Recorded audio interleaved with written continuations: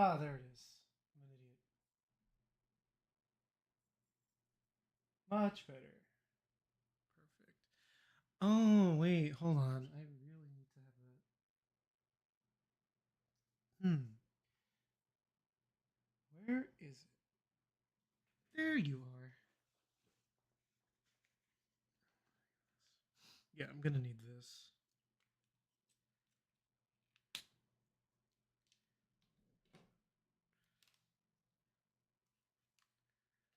Alright, let's see if it worked.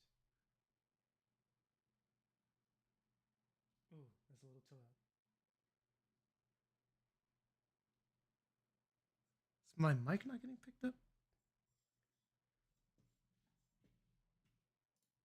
Hello? Oh no, it is. It's just really low.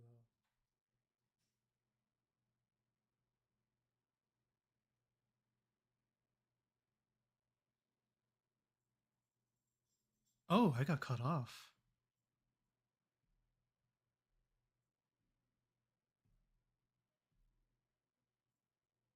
So that should be a 6-second delay.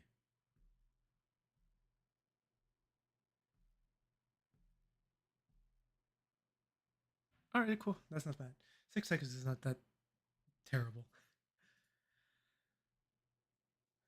Alright, to anyone reviewing this recording in the far future, if you ever stumble upon this channel, so essentially this is an art collab, but right now, I know of a couple of my friends are pretty busy at the moment, so they might show up later. If not, we'll just do a solo stream for the first get-go. Hopefully, we're doing bi-weekly when it comes to these art collabs, but on my end, I'm gonna try to do, what's the word? Like an art journal sort of thing, an art diary sort of thing. Um, Weekends, whatever I have days off, 2 to 4 hours of studying, drawing, so forth. Trying to get my, what's the word, progress in check. Be able to look at, the past, see how I've improved, see what I've missed out, or see what I need to have a refresher on. So, to anyone showing up or anyone reviewing this again, welcome. Let's relax, and as you can see, we're gonna start by learning how to draw the skull. So I'm gonna restart this, and let's go. I will be doing a lot of pausing and rewinding, so I do apologize for anyone watching this, but I will leave a link to this video. I should do it right now if I can. But I'll probably do it sometime during the stream. That way you guys can check it out yourselves. So here we go. Hey, here we are now with the bone lecture on head anatomy, in the anatomy series. So looking at now the skull. So what I've got here is the skull part of my full skeleton I have here at the university. And drawing bones, if I haven't said it before, which I probably have, is an ideal thing to do in terms of learning about the human body. Bones will tell you just about everything you need to know about human form. They're even more important than muscle. So bones are the way to go. So if you have the money, if you're really serious, and you have the money to buy yourself a skeleton, well, you really do yourself a service. I'll probably say that a lot, but I can't overemphasize how important studying bone structure is, because it tells you everything you need to know about human form, scale, proportion, and just how we're built, essentially. So we have the skull here. You notice it's a very kind of boxy form. Even though it's kind of oval in the front here, we get kind of a boxy front. We get a side plane here for the most part. This gets shaved off, and I'll talk about these areas in a moment. Then we have a top plane like a box. Notice the back of the head in the occipital region here is wider than the front. So this becomes like an egg form in the front.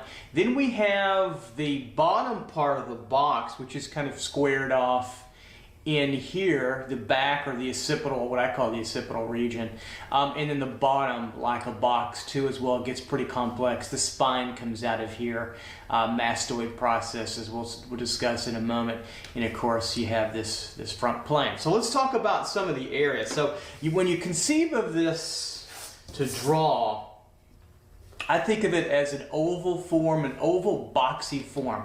It's very shaved off on the sides.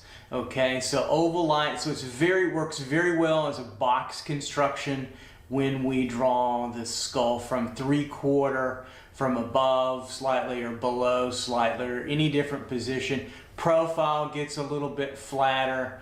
You notice that we're a little bit longer than we are wide. It's almost a true square. So let's talk a little bit more about what we're looking at. So when we look at parts to understand of the head structure, the area of the forehead's the frontal prominence right in through here. Then we have, of course, the brow region in through here. And notice it's very ridged, especially in men. It's very pronounced.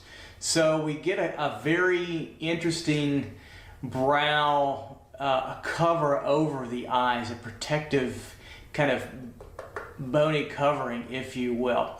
Okay, so we have the frontal prominence. What's important later on about that, it really kind of rises up and through here, but it's very much, you notice, on a curve.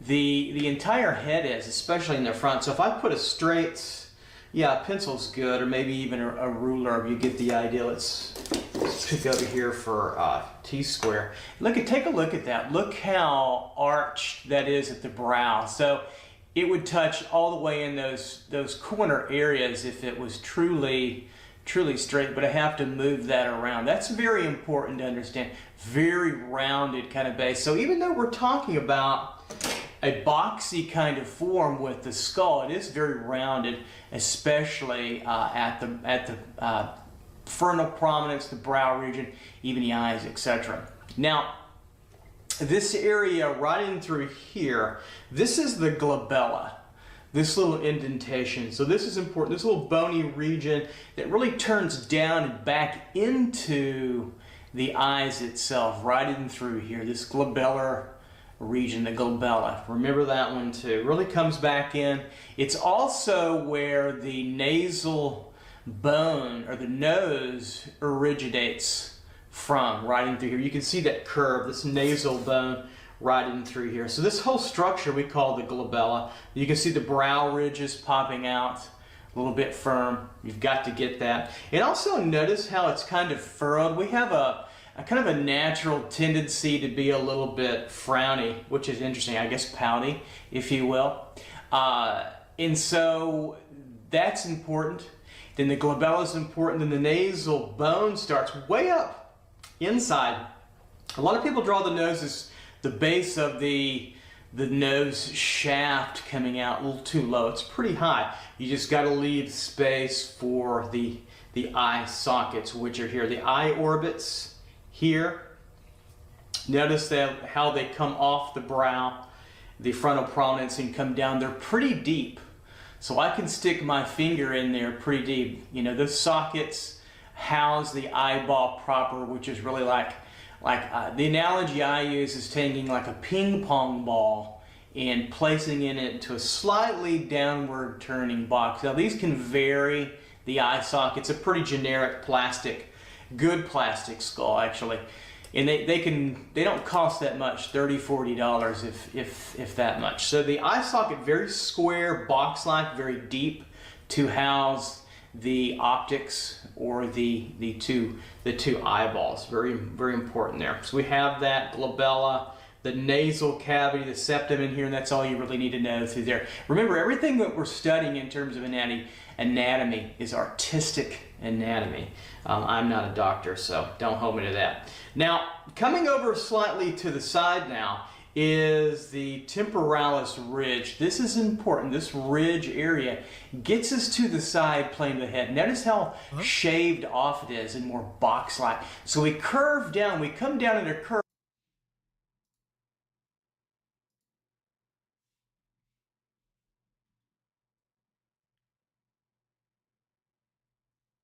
You still there? Hello? Oh, crap. Are you kidding me?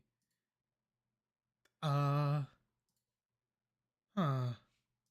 Hello? Hello? Damn it. No. Oh, wait, is that right? Hello? Damn it.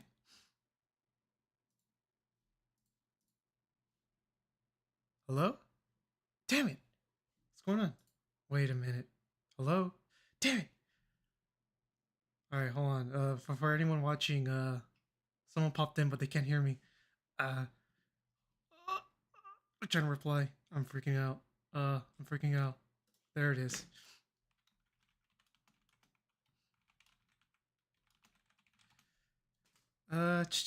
What is going on with my mic? Should be fine. This is working. I'm an idiot. I have myself on push to talk.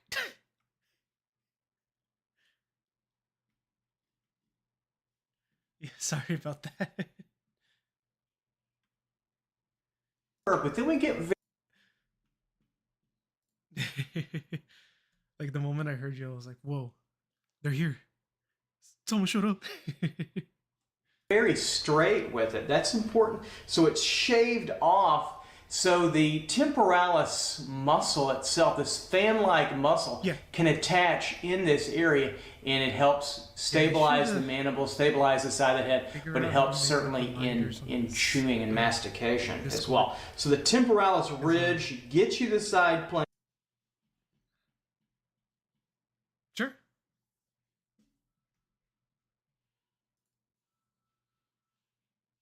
Okay.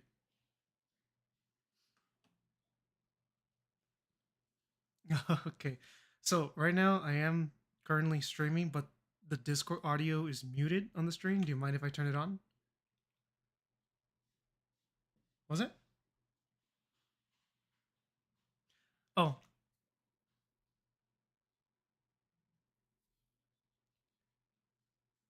There's a little echo, but I don't think it should be that much of a problem. All right, cool. So, wait a minute. Say something real quick. Okay, so it is gonna be through that. All right, so I'm gonna turn on the the audio for Discord. Is that okay? So your voice will be streaming too. All right, That's fine. there we go. Yeah, I started it off. That's why I wrote there because I didn't know how busy everyone was. So like, oh, you can jump in at any time. So I was just starting off with like anatomy of the skull. So I had a video playing. Of the head. So right I just woke up. No, I feel it. The zygomatic bone, the beginning of the zygomatic artery like maybe an hour ago. Oh, right? Yep, Yeah, I woke up at 3 because our schedule's like all weird right now. Yeah. Which is fine because then I wake up literally right before stream, so I'm like, huh, all right. But I wasn't sure if we were streaming today or tomorrow. Yeah. Is it always going to be Saturday? Yeah, it's gonna be Saturdays bi-weekly. If that's okay, you can That's show up fine. when you can. Yeah. Sweet. I will say, I am going to. What is that noise? I think your mic is like busting out. Oh, my mic's gonna go in and out because you know. It's the static like builds up and then. Do I have the echo? No, because I might have it. I have it as paired. Which one was it? The little apple. Okay, what about now? That's good. Okay. Also, I'll be right back. I have to get our Amazon Fresh order. If anything, you could just talk to Lino. I could get it. Oh, okay. Yeah, don't worry. Lino will talk to you just in the meanwhile, so you're not by yourself.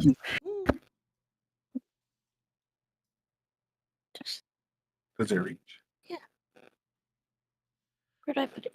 Here. So you never moved the rake.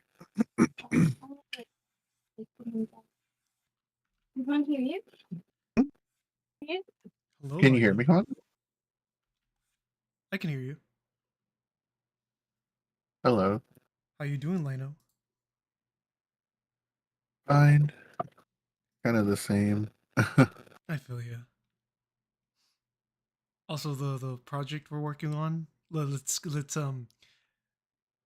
I mean, I'm already streaming it, so whoever goes back to this stream is gonna know. But as of right now, only you and Avi should know. I want to keep that a little secret. Ooh, wait, what? The project we're gonna be doing on Sundays. Oh, I was like, can't tell anybody. Yeah, I want to keep that a little secret, huh? So we could stay up for he can. Okay. Yeah. Okay. I remember that. So how you been, my dude? It's been a while. Yeah.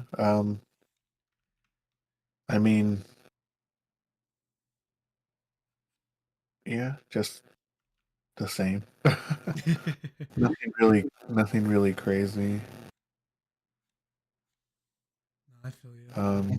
I haven't really messed with anything, honestly, in a while. I haven't doodled or made music or really anything, to Damn. be honest. Just been that stressed out. uh, I guess. I mean, yeah, I don't know. No, I I get keep you. saying, I keep saying like, how I'll do it eventually, but I never really get around to it. I know that feel. Uh, I modded my 3DS. That was about the only new thing I've done. And I connected it to that Pretendo thing that Yeah. they're doing. And when I got my 3DS, well, Avi bought a 3DS in 2018. Yeah. I didn't know Miiverse had. We didn't know Miiverse had already shut down by then. Oh. So she never got to use it or anything. I never Oh. got to use it either. But when you connect it to Pretendo, it just like it works again. What the fuck? Yeah, you could use Miiverse again. That's interesting. Yeah, you could even submit drawing. They have like an art community there. Ooh. You could post. But I just thought it was interesting that it works. You know, considering that Nintendo has pretty much shut down everything. I don't Oh even yeah. think there's online anymore, right? No, I don't think there is online anymore. Which is very surprising to hear that it works.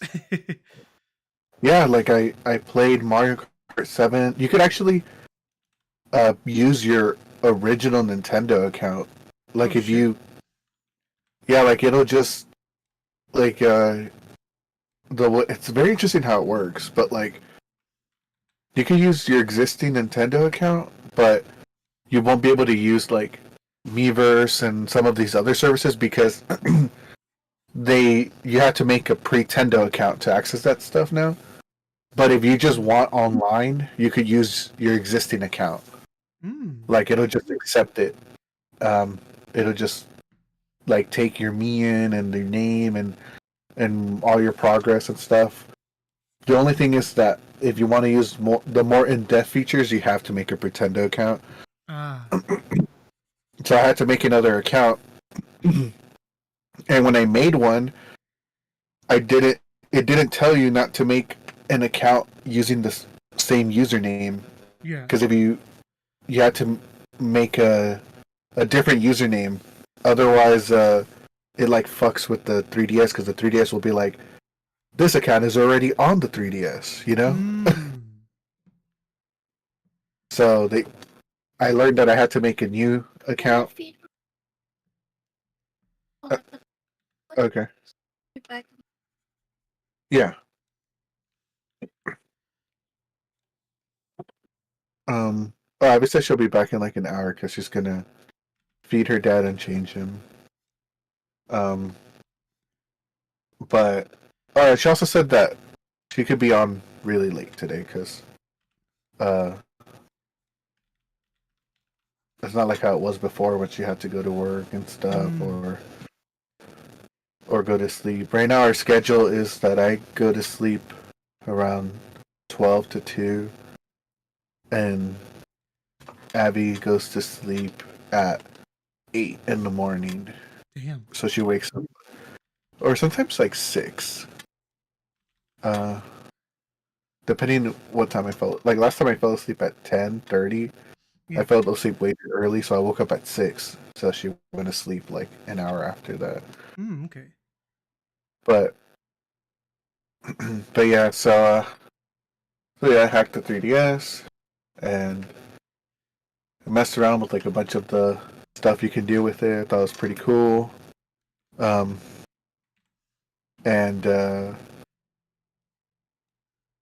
yeah, I guess that's about it. I put like a shit ton of games on it. Well, not just ones that I was interested in that I didn't own already.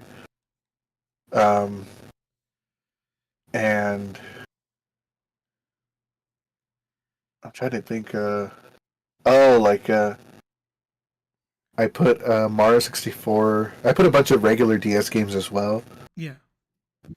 And you can fit a good amount because they're really tiny compared to the 3DS games. Oh, dude, yeah. Like I think what's the word?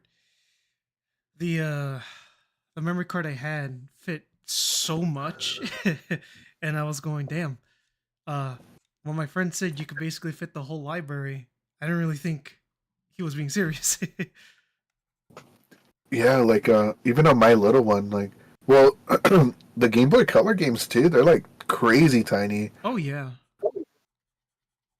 Some of them are like kilobytes big. It's insane. But yeah, like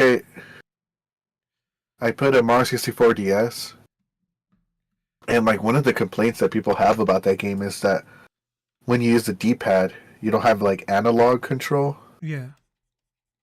Because like on the GameCube, I'm sorry, not GameCube, on the 64, when you like move the joystick like a slight bit, like Mario would just walk really slow, like he'll tiptoe. Oh. Yeah. And you can't do that with the D-pad. You can only do it with the stylus, but nobody wants to play with a stylus. Yeah. You know, like a platformer.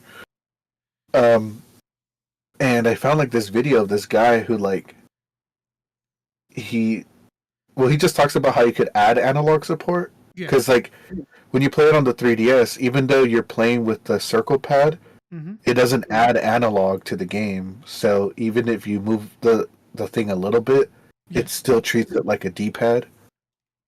And I was like, I saw a video that was like, oh, there's a way you could actually make it be analog. And I was like, what? And this guy made like it's like a cheat code you could put in the game, but it's a cheat code that lets you use the circle pad like analog. Yeah. And it's funny because a lot of people always debate which is the best way to play Mario 64. Is it the original, or is it with the Nintendo DS version, which has like updated graphics technically and more characters and more missions and more content and boss fights, right? Yeah. And a lot of people sometimes say that the DS would be the better port, but the analog kills it because it doesn't have it. Yeah. And nobody wants to play a 3D platformer with 2D controls, right? Yeah. But it's funny because I wonder if other reviewers tried it with this mod, if they would be like, oh shit, the DS 64, Mario 64 is the best way to play it now with the mod. Yeah. But yeah, I was messing around with that. I was just like looking up like which games were like good to play on the 3DS that I didn't own.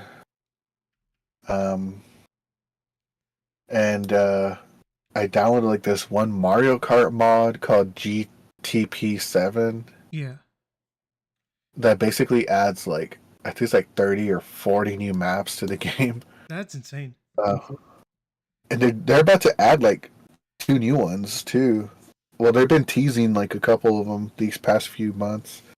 So I'm gonna assume that they're gonna add a new cup or something. Ooh. But it's insane how many maps it has. Like,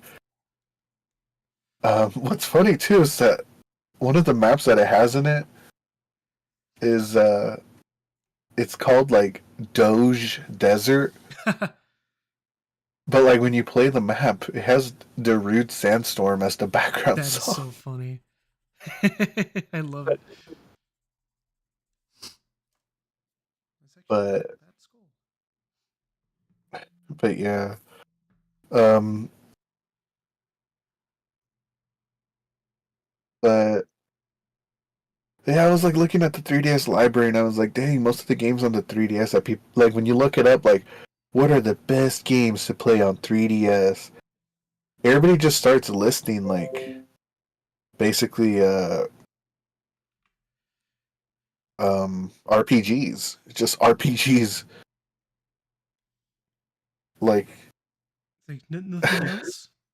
It's like yeah, that's how I felt like. I was like, God damn, like there's no other selection. Like the I went on like Reddit, like somebody had asked us like, oh, what are like the like now that the 3DS is like done, like what are like the top like your top 5 games, that like every 3DS owner must have.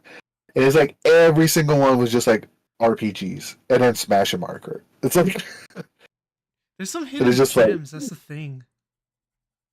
what are At the least in my RPG? opinion. That's not Yeah, too like shabby of a skull. Holy shit. I'm in pretty like deep. like let me see. I have my 3DS right here. Let's see which one I downloaded. Uh, I have 3DS.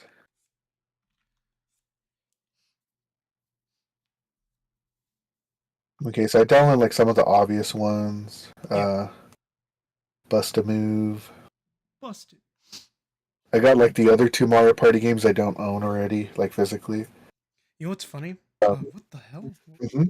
Why is my hand all stained? The fuck? Hold on. Did my no? Hold on. Is it my stylus? My hand is full of ink for some reason. I don't know where that came from. It's fresh too. What? I think Do a you have a pen pen blew in up. your pocket? No, I think a pen blew up in the. Let me check. Oh, oh, yeah, a pen blew up in the little carrier that I have. I hate when that happens. Yeah, it's a little I have a little like a pen holder. It's a little Yeah. cup that I got cheap, and I guess when I put my styluses in there, I guess I never noticed that a pen blew in there, and so now I'm full of ink. But that's fine. Not too much. Oh, fuck, what was I gonna say? Uh, so a friend of mine, he actually okay, why is this paused? That should not be paused. A friend of mine, he had told me that there we go. When he had modded his DS a long time ago, he decided to play Metal Gear Solid Snake Eater that was ported. And mind you, the port was awful. It ran really bad.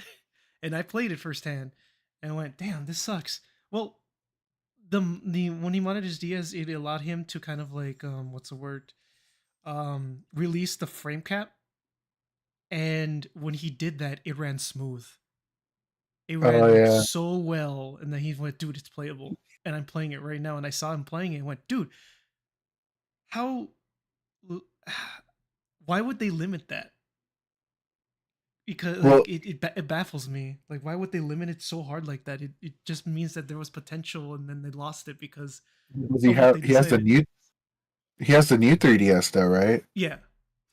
Yeah, so but Snake Eater has to be able to run on the old 3DS as well, right? Mm. or is it a Nintendo? What's it called? A new 3DS exclusive, or does Mm, it run on both? I would have to check online, but I know for a fact that I think it was could be a new 3DS exclusive. I would have to check. Let me look that up right now. Snake Eater 3DS. Let's see. For the Nintendo 3DS, it is a release February 21st, 2012. Oh yeah, so it was for the old 3DS before the new one came out. Yeah, because there's like this one video I watched Yeah. when I was looking about the Mario DS thing, Mario 64 DS. Yeah. Um, he was talking about in the end of the video how like you could uncap the frame rate for the 3DS for older games, and the one that he was talking about was Rayman for the DS for the 3DS, Yeah. and he was saying how like uh it's it's one of the shittiest ports ever made because it runs like shit. Like it's like it gets like 28 frames and then it drops to like 12 frames sometimes. But on the new 3DS, since it has a little bit more power, if you uncap the frame rate, it gets a solid 60 the whole game. Like that from basically from 28 frames to it dropping to 12 sometimes, it can get a solid 60. that But sucks.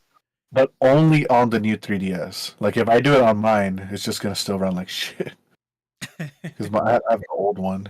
Do you Because have the your new DS is 3DS? gonna go like, dude, what the hell? I can't do this. Yeah, honestly, like it bummed me out because like I have the old one and there's some games that I wish I could try. Well, I mean I could still. The one I wanted to try it on specifically was they were talking about how you could play Okami for the DS. There's like a lot of people talk about. I never played the original Okami, Yeah. but I guess like a lot of people really wanted a sequel and it never happened. I think it's about to finally happen, Oh right? yeah, yeah, yeah. It is. It was announced late last year, I believe. I freaked out because I love Okami, although I've yet to beat it, but I still love it so much. It's a Um, beautiful did game. did you know there was a sequel for the DS? No, Yeah, I didn't know either until I saw that's that video. interesting. Um, but it runs like shit. That's funny. But with the mod that uncaps the frame rate, Yeah, it can actually run better. that's funny. Speaking of which, um, my friend helped me mod my DS a long time ago. So when I did Street Pass, I'd have the golden pants, and What the does that mean? I think if I recall, the golden pants were exclusive to uh, to Nintendo higher up employees.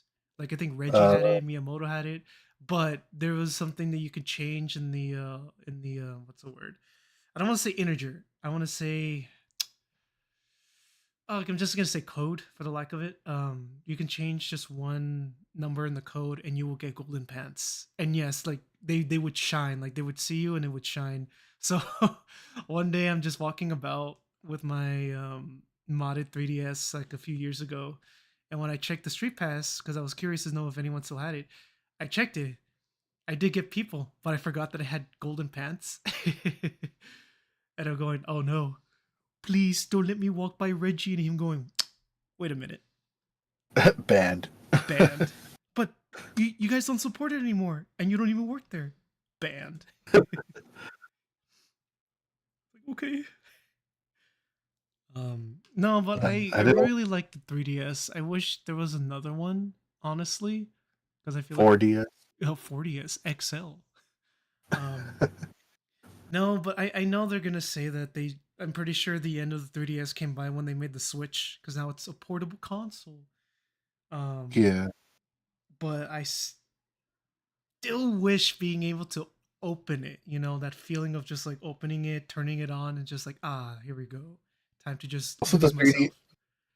the 3DS is actually portable. The Switch is not really portable. Like Exactly. it's not pocket portable. It's not. And that's something I liked about it too. I would when I got my 3DS, it was kind of like in the middle of its lifespan, or maybe a little bit almost towards the end. And mind you, dude, I Mhm. took that thing everywhere. Even at work, when I worked at the bowling alley, I would take that everywhere just to see if anyone had any street passes, and I would get excited, like, "Oh my god, there's people that have it! So cool!" And I feel bad because like that's just why I kind of want to start. Well, I wanted to start if they were continuing with it, getting it the moment it comes out, because I missed on I think it was Swap Note. That would have been so much fun, but they disabled the service after a couple of years.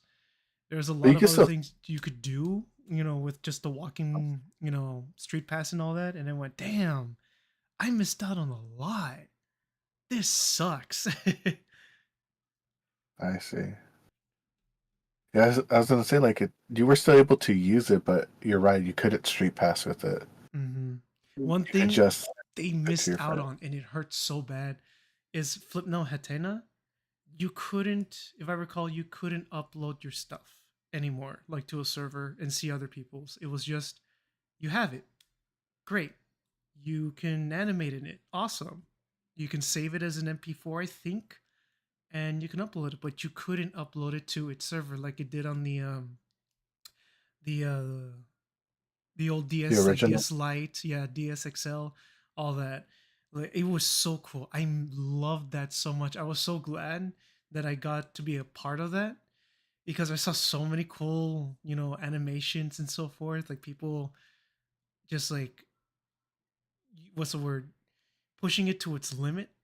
It was so freaking cool seeing it, and like, I know people have done already, community based servers already, but it didn't. It doesn't beat how it was when Nintendo had it up. It was so good. It was so much fun. Yeah. It was awesome, dude. And sometimes I wish I had the memory card for it, because I downloaded a lot of flip notes, because you could do that. But sometimes you can download it and edit them so you can see the process of it. That's if they have it unlocked. And some of the popular ones ended up being locked after a while by like the creators and such, but I had managed to download them before they locked it, so I was able to kind of see everything done frame by frame. And I wish I had the memory card that I had it all downloaded in, because I was looking through all the memory cards I used. I couldn't find any of them, and I really wanted to look at some of like the old classic ones that I had. My brother and I downloaded a lot, but don't know what happened, because we didn't delete them. They just happened to disappear for some reason, and we're kind of sad about that. But that's one thing I liked. It's the same thing with the Wii U and the Switch, like the whole Splatoon thing, the whole Miiverse thing. Loved it. Just showed up when it was gonna get canned, like a week later, or not a week later, like a year and a half later. And I went, damn, this would have been so much fun. I would have been all over it from the very get go, but I just showed up late, and it hurts. And that's what I kind of vowed to do with Splatoon, because they still kind of had it. But even so, I was just thinking, damn, no. It sucks. Like, it could have been a really, like, the Switch could have also been a really nice art tablet in a sense, but they didn't really utilize it, because I think you could actually use styluses on it. I remember seeing some stuff being advertised for it, but Yeah. it would have been so nice. It was so good. That's another reason why I like the 3DS, is that they had a lot of art programs. They had the the Art Academy. They had the regular Art Academy. It was so good. I loved it so much. I should replay those again, to be honest.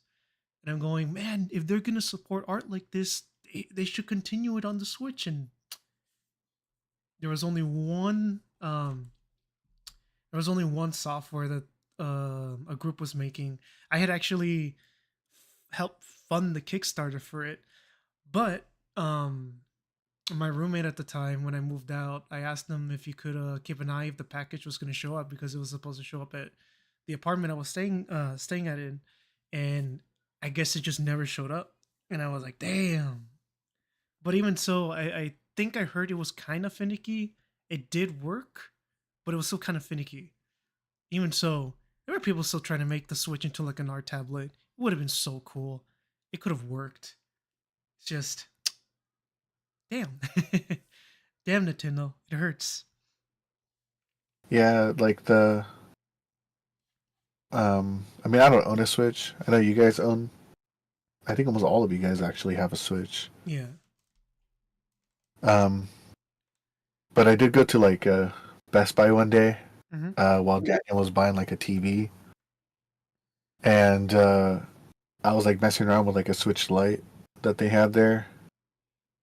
I was like playing Mario Kart on it, and then I like was using the menu, and at first Mario Kart looked really good on it. Um, and I like how small it was, Yeah. but it does feel a little lifeless, like the menu. Yeah. I really like how the Wii U. I like honestly I like how the Wii look, the Wii U, the 3DS. Like they have like a lot of I don't know, like the menu looks fun. I don't know. I don't know how to explain it. It It's had weird. personality. Yeah. Like, it had a really good personality. I know what you mean. Um, what was it? Yeah, like the 3DS ones, they just felt like it was like the theme of racing was there. I mean, it sounds weird saying it, but like even the menus had like, yeah, this is what you're in for. And in looking at the like the Switch Mario Kart, it's just a simple menu. Like, it's okay. But even I know like 3DS Mario Kart is like top tier. Loved it so much. It had a lot of personality. That's one thing I do not like. I mean, kind of still on topic, but kind of broadening it is how games nowadays don't have a personalized like menu system. It's pretty bland. It's just a little bit of color, but it's so simple. It doesn't really, what's the word? It doesn't bring out the personality in the game all that much. And I know people will probably think, "Oh, no, that's pretty dumb. It should just be all about the game." But it's like a menu can also keep you immersed because that's essentially why everyone loved, including Sakurai, loved Persona 5's menu because it was just straight up. You're still in Persona 5. You have not left the game at all. You're still in it, and that's what it felt like. You see the menus, you see like everything, and it literally just game is still screaming at you that you're playing Persona 5. And people were wondering with Reload if they were going to do the same, and they did. It screams Persona 3. It feels slick, it looks nice, it's beautiful, and I think in one of the interviews, Sakurai was talking about um I think the director behind it, the whole like, in charge of the menu system, he said that instead of having um user interface designs, I could be paraphrasing a lot, but instead of having people focus on user interface, he took or he had people who were doing character design do the menus instead. Or as well, not instead. So he took character designers and said, "Hey, I need you to make a UI." And they did. And honestly, that is a smart decision because the menu is a character in itself, and that is honestly Yeah. pretty genius. And it's really good. If you were to look at that infamous test footage of Cyberpunk, the whole the one line I hate the most is, "We've made the most believable crowd system to date." Like it's that video. If you see the UI, it basically tells you you are in Cyberpunk. You look at it in game, it feels bland. It's like I get it, I see it. It looks like a tablet, but the UI you had prior was so nice and slick, and the one we got is just bare, in my opinion, like bare bones. It's like Yeah.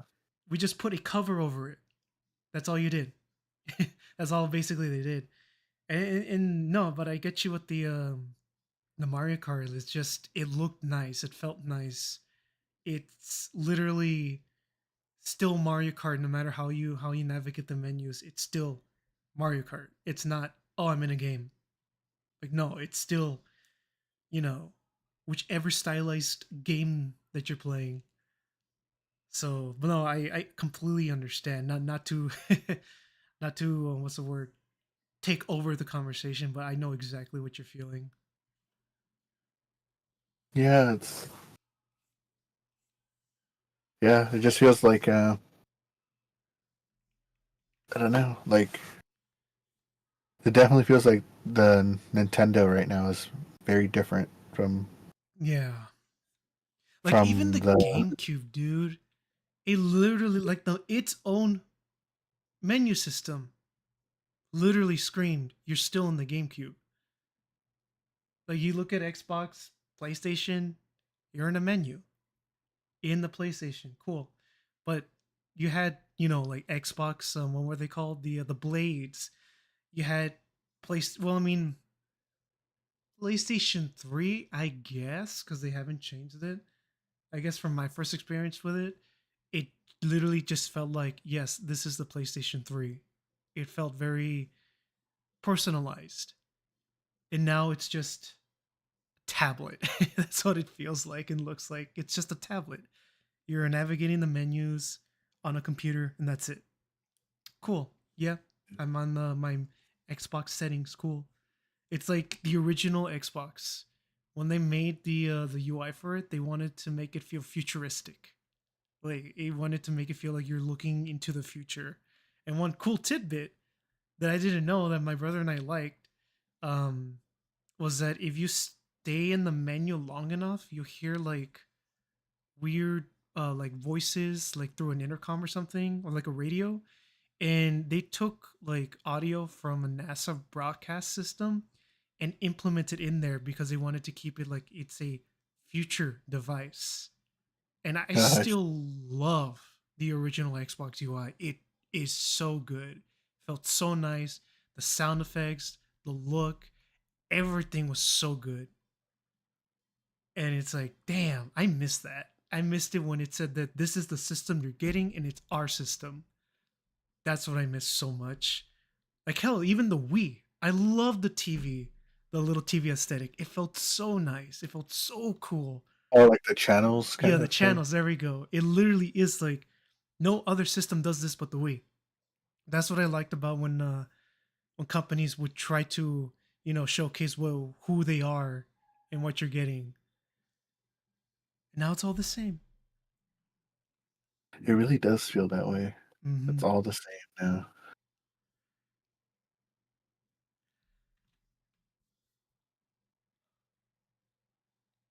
Yeah, like basically like the Xbox or PlayStation menu, um, kind of just look like when you're like on like your Android TV or something, or like Yeah, your TV's menu. essentially.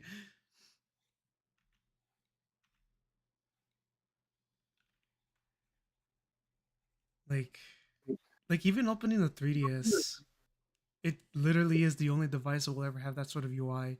And it was so cute. Like, you get in, like, one thing I always thought it was so genius is that when you bought a game and it's installed in your DS and it's in one of the little cubes, it doesn't just display the game.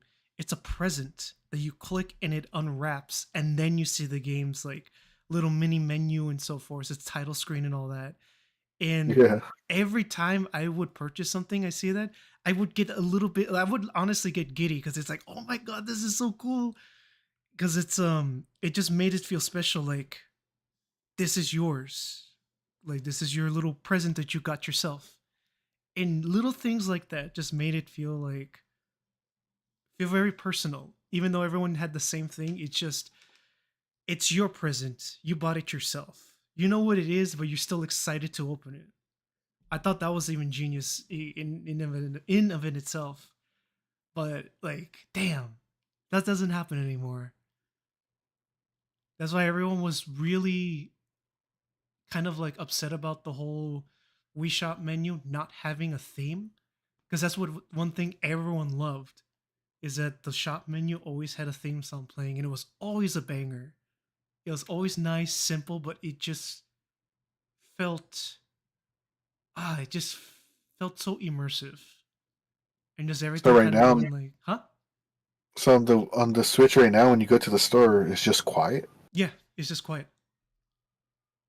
Dang. Yeah, I think people, I don't know if it's still online, but I think people may have found that there was a planned song for the theme or for the Wii shop. Oh, sorry, the Nintendo shop, and everyone's going, dude, it's so simple, but it brings the whole thing to life. Why would you get rid of it? It's too good. And it sucks because the fact that even people were willing to, wait and see what type of music your menu is gonna have shows how much people really like the little touches you did, and they just chose not to, and that hurts. It's like, come on, guys, don't lose your personality, please. But unfortunately, a lot of companies have already fallen for that. The only thing we have left are indie games, and mind you, I've seen some indie. Like I know there's one. I think it was like a detective sort of game. They are putting so much effort in their menu, their like menu system. It's so good, and I'm so glad that there's still people thinking that, knowing that menus in games are art as well. It is a character, and I'm so glad because it's so cool. Like it's a detective, so when you pause, it's a silhouette of them, kind of like hand on chin, kind of like in a thinking, and then the little thought bubbles are all like the menus that you can select from, and then they have sort of like a little like a little a pose or an animation whenever you select one, and it's like that's good, that is beautiful, I love it. It keeps you in the game. It makes you think the character is doing all this, not you. And it's beautiful. I keep seeing them like updating the UI, and that's one thing they were focusing on is the UI. It's like, dude, please keep going. It is really good. I'm so fucking jealous. I love it. So I'm glad there's still people who see it as like, it is a character. It does make or break your game in some hidden aspect. Yeah, I haven't really played that many new games to be able to think about the menus. No, So, I feel you. uh, dang, I can't even think of like the last game I bought that I bought specifically me. Uh, One thing I do like, um, it's the game called GTFO. I got it because of a couple of friends of from work. A friend of mine from work and his friend wanted to play. Even I like the UI. It's so simple. It is so simple, but it literally keeps you in the game. It's very similar to Super Hot, and even Super Hot has a really nice like UI. Its loading screen is also pretty cool. It's kind of like static on the TV, and then like it zooms in when it's fully loaded. Like that's cool. Shit like that is good. It keeps you like you are still in the game. That's what I really liked about it. I was surprised with GTFO. It, like I said, if you were to look at it, it's very simple, but it literally is like you're wandering into something that you don't know what you're gonna get yourself into, and it feels very claustrophobic. And I guess if I were to describe it, just like in the game, you're you're in a little literal in a you are in a little dark area at all times, and just having the little white selections of menus feels like that's your only light source, but it still feels eerie even on the character selection screen where you see the 3D models of your characters. It still feels eerie, like very claustrophobic. You're still with your team, you have a full team. It feels much more condensed than it was if you did it by yourself. And like for me, even something as small as that still feels like you're still in our game, you have not left. And that's what I liked about it. It was like, wow, it's so simple, but it's so effective. And like I can't really think of any other games that I played that kind of had that. Hell, even like Time Splitters 2 and 3, their menus are so simple, but with like the look of it, the feel of it, the menus and so forth, it still feels like you're still in in Time Splitters. I even think the only other good game that I feel like it's stylized. I mean, I would even say this is Street Fighter 6. You look at the character selection, you look at the loading screens, you look at everything about it, and it's just oozing style. It is so good. Like when I first saw it, because one thing everyone was scared about is the simplicity of the logo. When everyone saw how generic the logo looked, everyone got scared. But the moment that trailer showed, oh my god, I'm going like, damn, this is like Street Fighter Third Strike on steroids. Holy shit, this is good. And like even the loading, like when you're preparing a match, your characters kind of like walk down the like a little hall, and there's like they split this in parts because you can actually put this together and it's a full like small song, but there's like a rap in the background that you can hear that's basically describing what you're about to do in the universal sense. And when the loading screen hits, your character's having a stare down, and you can mess with like the facial expressions that your character can do. And even that shows like you guys are gonna go head to head, and it's gonna be one hell of a fight. Like even that, it's like, oh, that's so good, Capcom. Please don't fuck this up. It just literally screams like, yeah, we're trying to come back. How did we do, guys? Amazing. Keep going, please. Like, oh my god. Like I started watching Street Fighter 6 again just because like they announced that Mai from Fatal Fury slash King of Fighters is coming in as a guest fighter. And even after a few years, I think a few years after it came out, I'm going like, dude, this is just oozing Street Fighter. This is nothing else but just Street Fighter. It feels so good.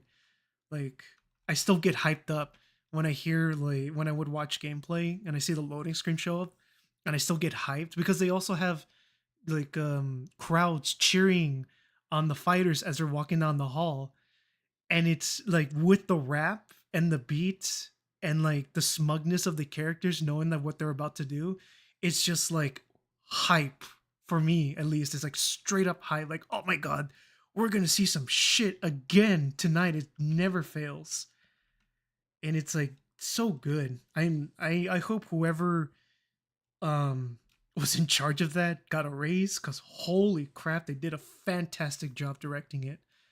That's the care I want to see in games when they're advertising their product as like, this is its own thing, no other game has it. It's so freaking good. Is that the Street Fighter where it lets you have like a custom character? Yeah.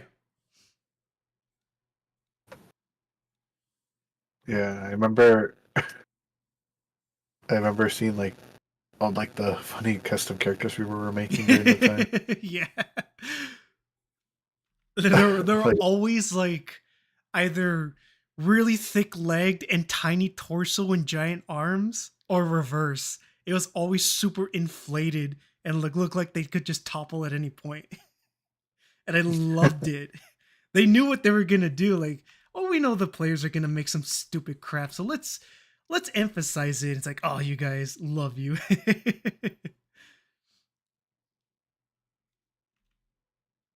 yeah, I remember. I think that's the one that I saw Oni plays do.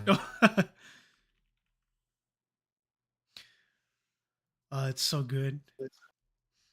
Fuck. I think the Monster Hunter's menu is good, but it's not like the potential it could be, I feel. But it still works. So I don't really have that much of a complaint other than that. But like, yeah, when I feel, I mean, I could be 100% wrong on this. There could be a game that has the best UI, but it just plays as garbage. But I feel like that kind of also helps determine what type of game you're in for if they put so much care into something like that. Because they didn't have Um, to, but they did.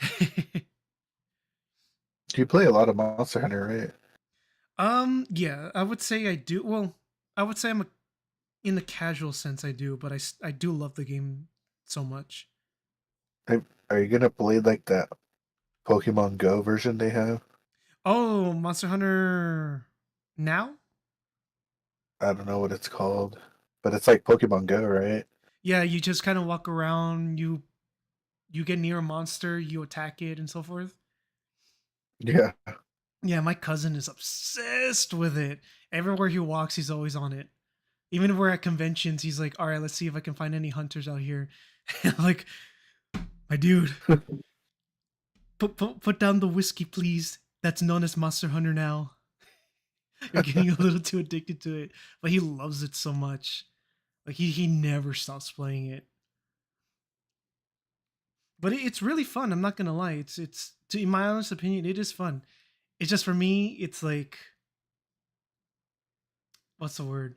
I don't know. Like even with Pokemon Go, I I'm so greedy when I say this. I wish I could do more than just stand there and press a screen. I like Hmm. I'm asking so much for this, but I wish like if you were to encounter a monster or a Pokemon in a sense, it will use your augment reality and like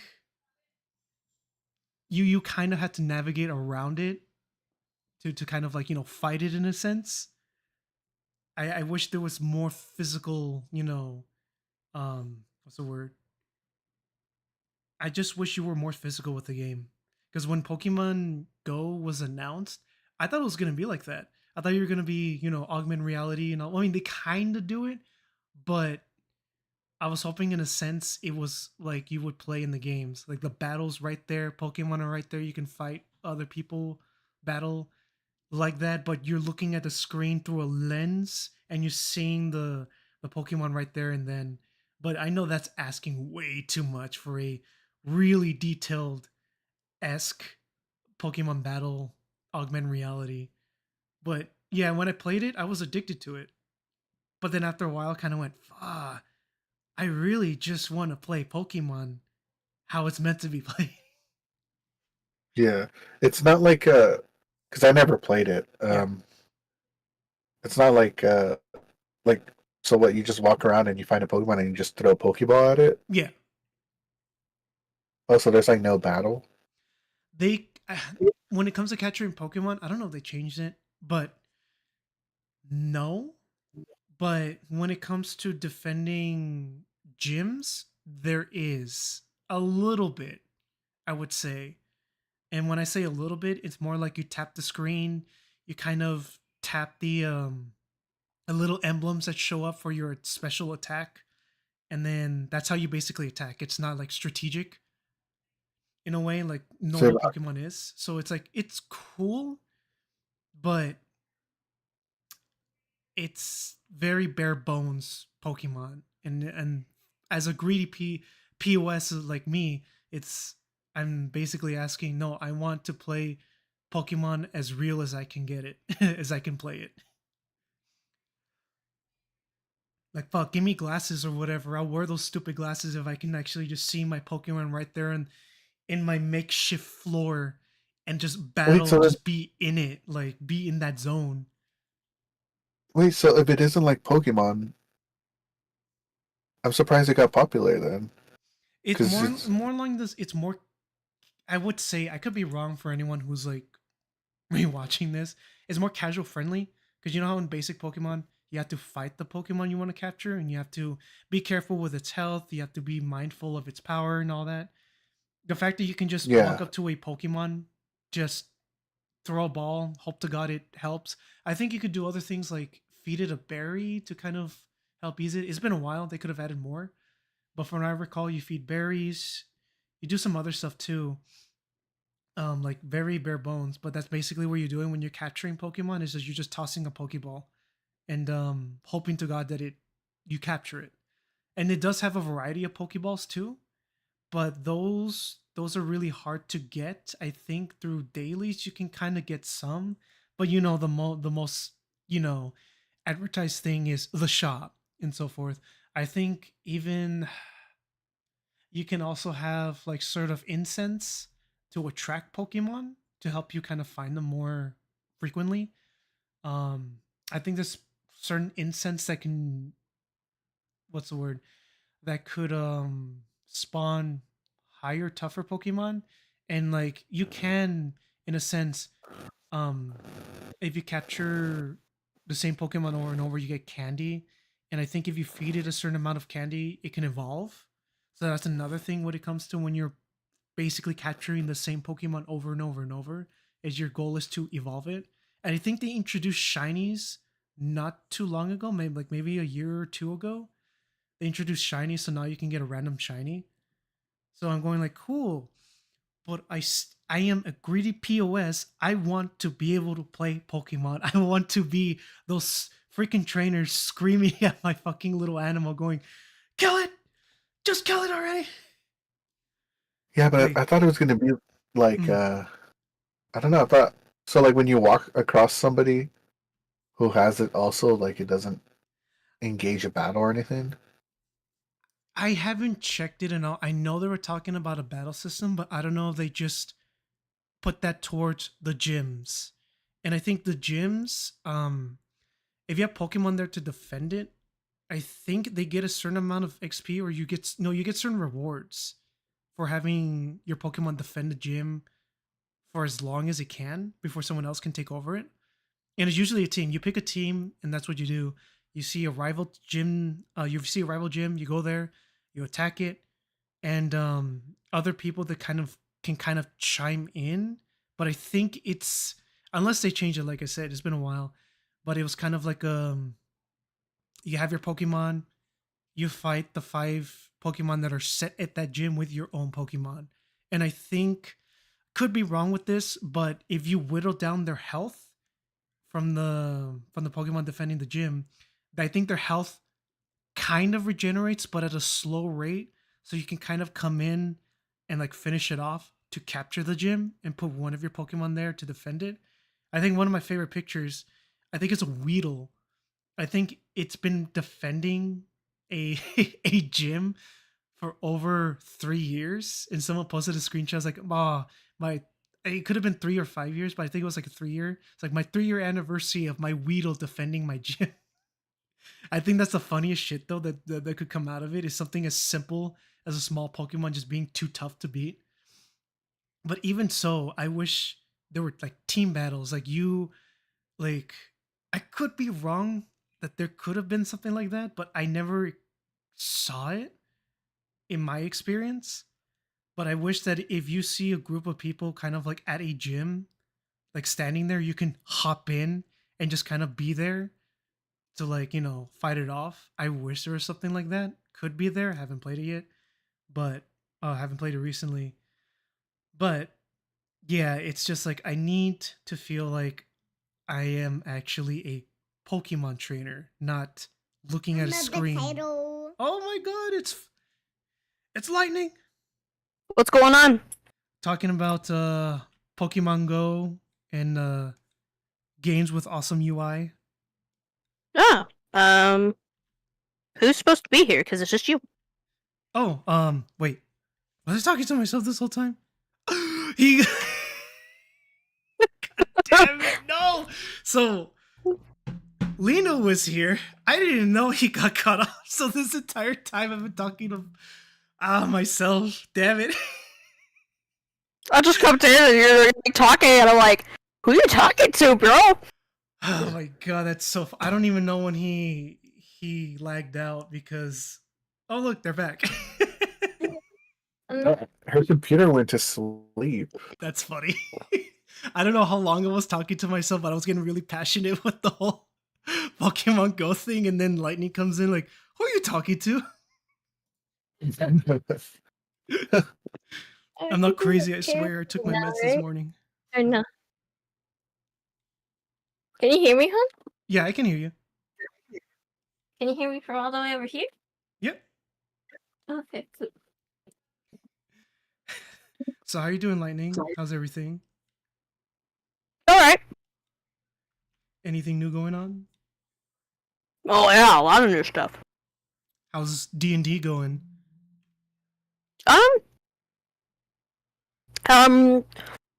It's going pretty alright. It's just right now, between the two groups, there's a little bit of a disconnect, and it makes it really hard when, like, one group only has 3 players, and if one of them calls off, they can't continue, and then another group has 4 players. And the problem is the balancing is, the 3 of us who are more experienced, had grouped together, and because of the distribution of people, all the experienced players are in one group, and then you have a lot of unexperienced players in another group. So there's a little bit of they don't get that benefit of the experienced players pushing the story, and the rest of us who have had some sort of role-playing experience or have done D&D in the past, we can go ahead and push that and really push on the DM and progress that story, but they don't have that. So they're getting 2 different experiences, and their experience isn't as enjoyable because of that. And right now, the DM doesn't know necessarily how to guide them through that to corner and cater to that experience, which is understandable. So yeah, it's going well. I've gotten 3 out of 5 character portraits done. Almost done with another one. So yeah. I can't wait to see how they come out. The first one you showed me, I'm like, dude. There's the other 3 right now. Go for it, because like the first one you showed me, I'm like, dude, how the hell are you not commissioning, like getting yourself commissions and shit? Because it's a lot of work, man. It really is a lot of work. Because, like, in the case of this particular one, I work around specifically the art community and those artists who do specifically vectors, and they put it out for free. The problem is a lot of the free websites are being taken down. Ooh. So if you go to look for vectors now, you have to pay for them. And this is no, a stringe on artists, but I do notice a lot of artists who are going on... Shit, what's that platform called? It's the new platform that I was recommended. Blue Sky? That and another one. And basically they transferred over from Instagram and, like, TikTok and other real platforms because of the AI thing. Or something? No, right? No, it's not Redbook. But basically they transferred over to the art platforms, right? Some of them went back to Tumblr and whatnot, so that way they can continue posting their art without having to worry about AI propagating. But a lot of them who do tutorials and whatnot post their brushes. And so you have those particular experiences and whatnot because they give that out for free. And some of them I have used are absolutely phenomenal. And they make sure that it's available for all platforms. So you're not just getting Adobe. You're not just getting...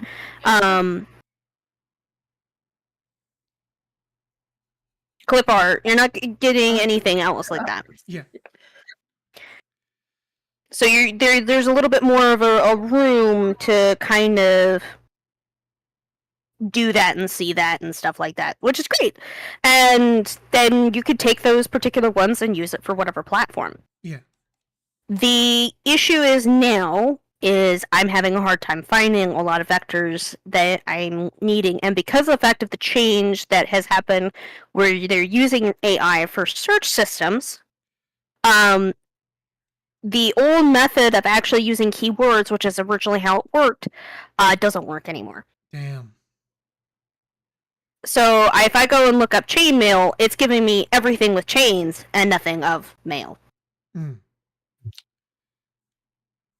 Alright. You gonna paste it? Nope. Hello? Okay, it's not doing it. Come back over here, grab this, copy image. Also, I apologize for not being on for the last freaking month and 2 months. Just a lot of crap has been happening, both health-wise and event-wise. It's like, wow, how did January become so busy? And then how did February become so busy? What is going on?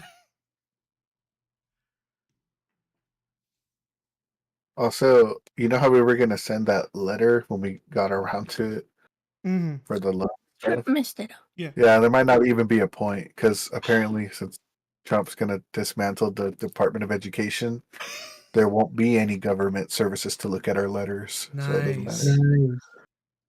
I love it. Don't you? Don't, Wonderful. I love it. Should have done it earlier, No, Lito. it didn't matter though. When we were working on it, it was already Biden leaving. So That's. Oh, can we curse? Yeah, go for it. I Yeah. don't care. Oh, because that's bullshit. I mean, we could still finish them, but it's a little Pointless. unmotivating. Yeah, because it's like It's like nobody's gonna look at it, so what's the point? Yeah, it's like, or hey, even if they we got a do, letter. It's like, cool. What do you want me to do with it? Yeah. yeah, it's like, cool, we got your letter. We're losing our jobs in 10 days. It's like, So can you So- get this through in 10 days? Sir. I mean, they already had started cutting funds and distribution to immigration services way beforehand. Mhm. I like when I had started. For those who don't know, my husband is an immigrant. When I had started the process of doing his naturalization paperwork, you could call the number that was provided online if you go to the immigration services or USCIS.com. And you would be able to go ahead and call that number and get help and information on it. There's somebody available generally for most of the week. Generally, of course, between 9 a.m. to 5 p.m. depending on your area, and you could go ahead and get services, and it would be also provided in your language if you needed to. It was a really good service to have. And of course, you could do walk-ins. You could go to whatever building that you had available, and unfortunately, ours was on the way far side of town. But if you did go, you could go ahead and walk in, or you could schedule an appointment, and somebody would be able to assist you through that and whatnot. After, unfortunately, with the 2020-2022 situation, those services were removed. The phone service doesn't work anymore. There's an AI now that will prevent you from doing so. Every time you ask to talk to a representative, it'll go into a loop. It gets to the point where if you, at any point, get aggravated with it and start speaking to it in an aggravated voice, it will go ahead and tell you to hang up, and then it won't tolerate this, and it will hang up on you. So the AI itself will hang up on you. If you go ahead and try to call back and try to do the workaround, it says, sorry, we have nobody available to speak to you. Please go ahead and schedule an appointment. The appointments are very limited. They have very shortened hours now. The amount of staff that was on and available at the time that I had first started the process to the time that I had finished the process was significant. I'm talking that there was the open lobby that used to be there for people to talk and whatnot, and used to be filled with people asking questions, and specifically those who were immigrating from South America or Mexico. Those chairs weren't empty. And there was only people kind of spread out, whoever had an appointment. And it was mostly people who got past the point and actually got permission to do naturalization. For the last step of the process, even though it was probably the easiest, I didn't want to deal with it. So, because I was working and dealing with stuff, and of course, with my husband Jin working for the company and whatnot, we were busy. I hired a lawyer. So one of the best defense lawyers in the case of, I should say attorney. I'm sorry, he's not a lawyer. He's an attorney. And he and his associate handle immigration cases. And they handle some of the biggest immigration cases in the case of what happened with the situation where people had to flee the Middle East. He handles those, and he's one of the big people. And I'm sure if you looked it up, where with the Middle East judge, where he basically stopped in Arizona, and he's trying to get his daughter and his wife, who he had to leave behind into the country, and they won't let him go ahead and immigrate. Yeah, it was a whole big deal. He handled that case, and then also he handles the situation that unfortunately the previous administration of the 45th, they had suspended the ability to become a citizen through your active service for your country. So if you did service in the military, there used to be a program that you could go ahead and, if you were immigrating or did not have a born citizenship, you could go ahead and serve the country through an extended contract and earn your citizenship through there. They ended that particular route in like 2016, 2017, I believe. Oh, wow. Which was originally Jin's original route that he wanted to do. He was finishing up college. He was in psychology. He was going to go ahead and go into the Air Force. And that is the reason why he and I kind of became associated. And he was going to finish his career that way. When they canceled that route, he basically ran out of options, and with my own health concerns of having to do so and my medical write-off from the military, I could not continue. So we both kind of ended up stuck in a situation. We figured something out, and it worked out. Not everybody's benefited from that. And the funds and the cuts that were cut to those who were trying to immigrate was deplorable, and on the fact that during the situation where he was going in for his last screening for naturalization, basically to be approved, right?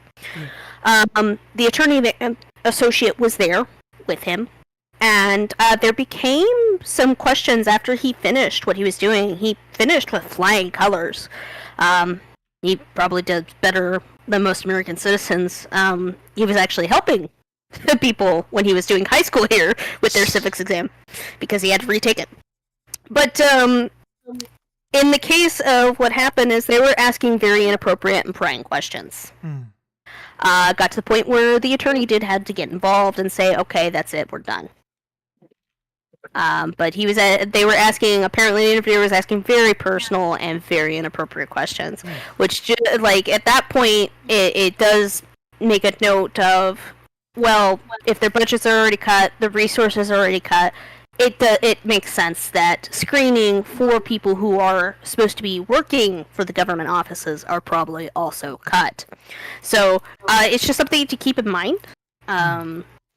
That unfortunately this has been going on for quite some time, and this is just more dramatic and more recent because of the fact that of unfortunately how everything was voted on this particular last year. Yeah. So, that is to say, all hope is not lost. If there is something that people need to understand, is if there is something that is very uncomfortable, that you are not happy with, go ahead and make your voice heard. You can send letters to your senators and whatnot. They'll get them. Will they read them? Who knows? But they'll get them.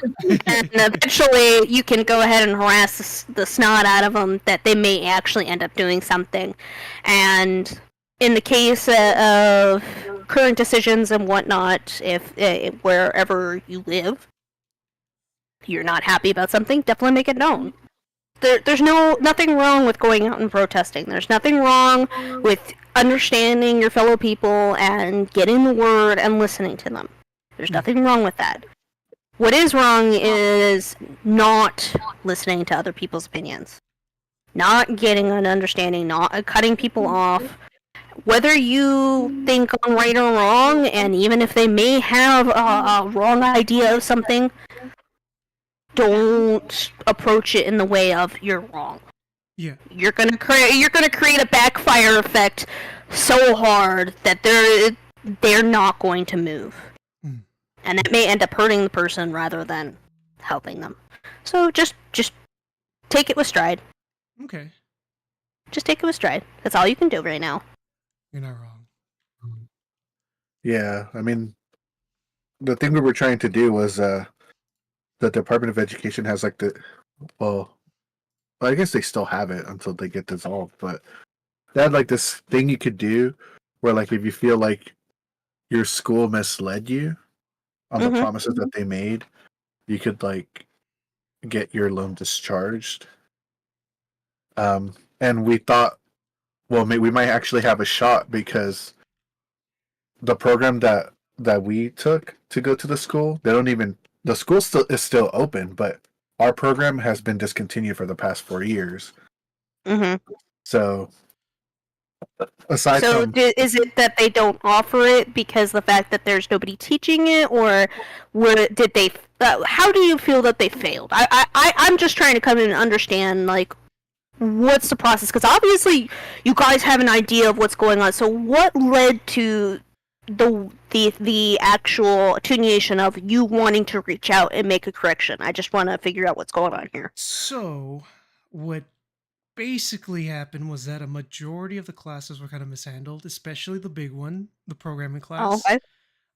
So first we were supposed to learn, like for example, Unreal. Then Mhm. they switched it to I think Unity, and then they switched it to ActionScript, to the point where they just sprinkled some knowledge of, excluding Unreal, mind you. They only sprinkled knowledge of ActionScript. Well, our main thing was ActionScript, but Unity and GameMaker, and they told us to Right. choose which one to use. And we're like, no, we were told we were going to use Unreal.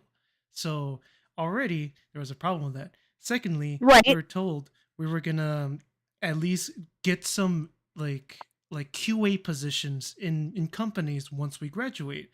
Well, the guy who had all those connections had left in the middle of our semester, or in the middle of the program. So we basically lost every possible connection that was there. And they just told us to go on Craigslist to look for any sort of jobs within our criteria. Then we got a new like a new head. That first month, mind you, we were basically in our last 3 months of the course, and it was a 2 year course. And when this new head came in, he was bringing in first monthers, and he basically asked, "What do you guys want to do?" And their first thing was, "Let's make a game." It's like, "All right, let's jump you, and let's start on learning an engine. Go ahead and pick an engine, and we'll start learning from there." So, and we were in the same classroom as when that happened, and we all looked at each other, going, "That took us months to even touch an engine, even though we were asking when are we going to do it." And they mentioned Unreal, and we don't know if they actually did it, but he mentioned that they'll see if they could. What kind of also basically solidified that this program was not what they promised was that when the new head came in, we asked them, we told them we basically told them how unfair it was for all of us to kind of just be shoveled in like everything at the last few months. And as he's hearing us out, he basically told us, well, you guys do realize you guys are the guinea pigs of this program, right? It's like, what are you talking Mm. about? It's like, yeah, you guys are basically you guys are testing it out. And we were not told that.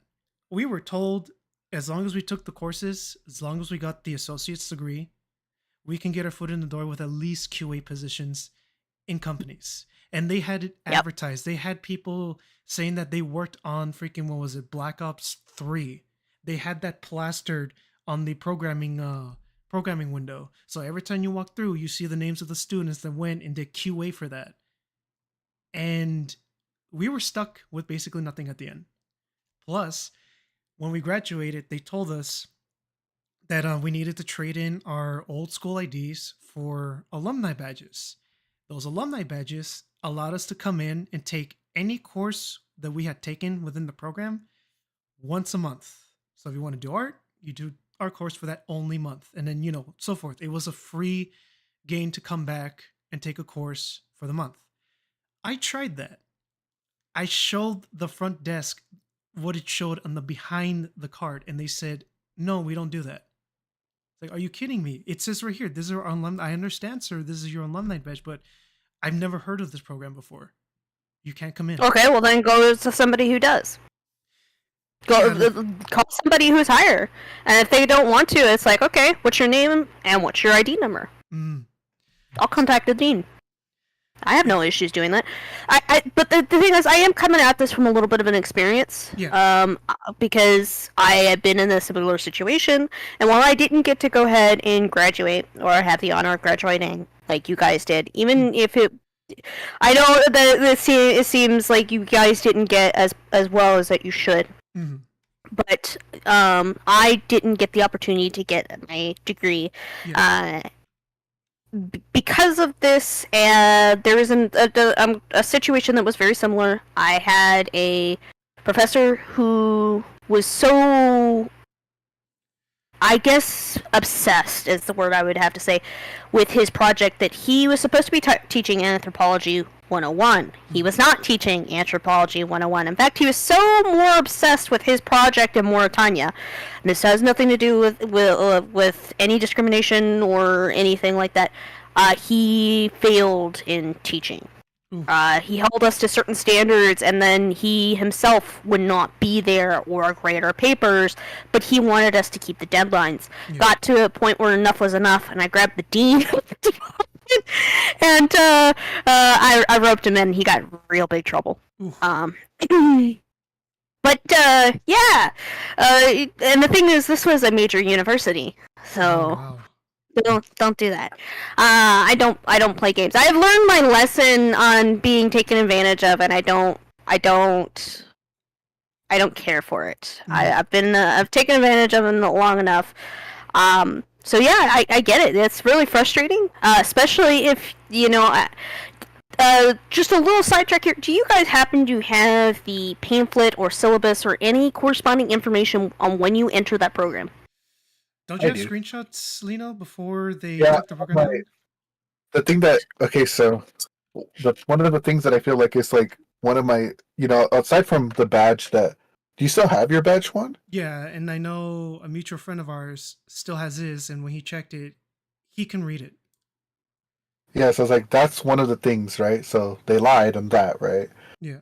But another thing that I have too that I feel like would help in that case was that, so when you take the program, they tell you these programs are specialized so that you basically, everything that you learn is going to be applied at some point, right?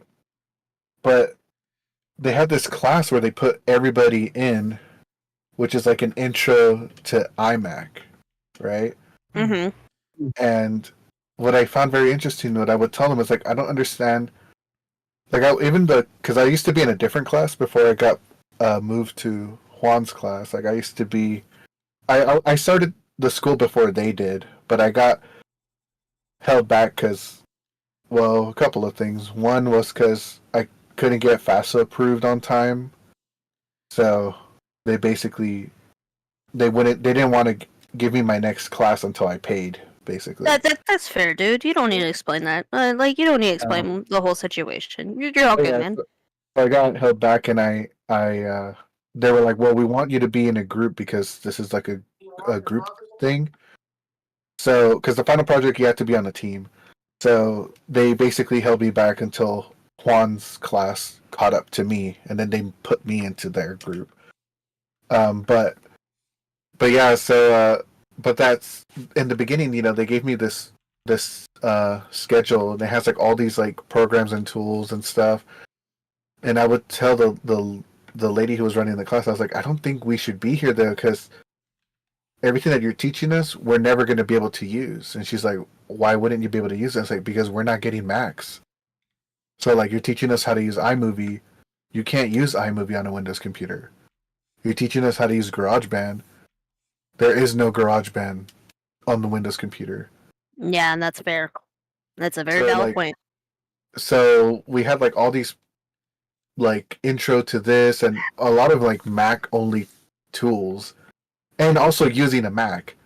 So they were telling us this class is helpful for you guys because some people might not be tech savvy or might not know how to do all the shortcuts and stuff. And then I would tell her, that's the other thing.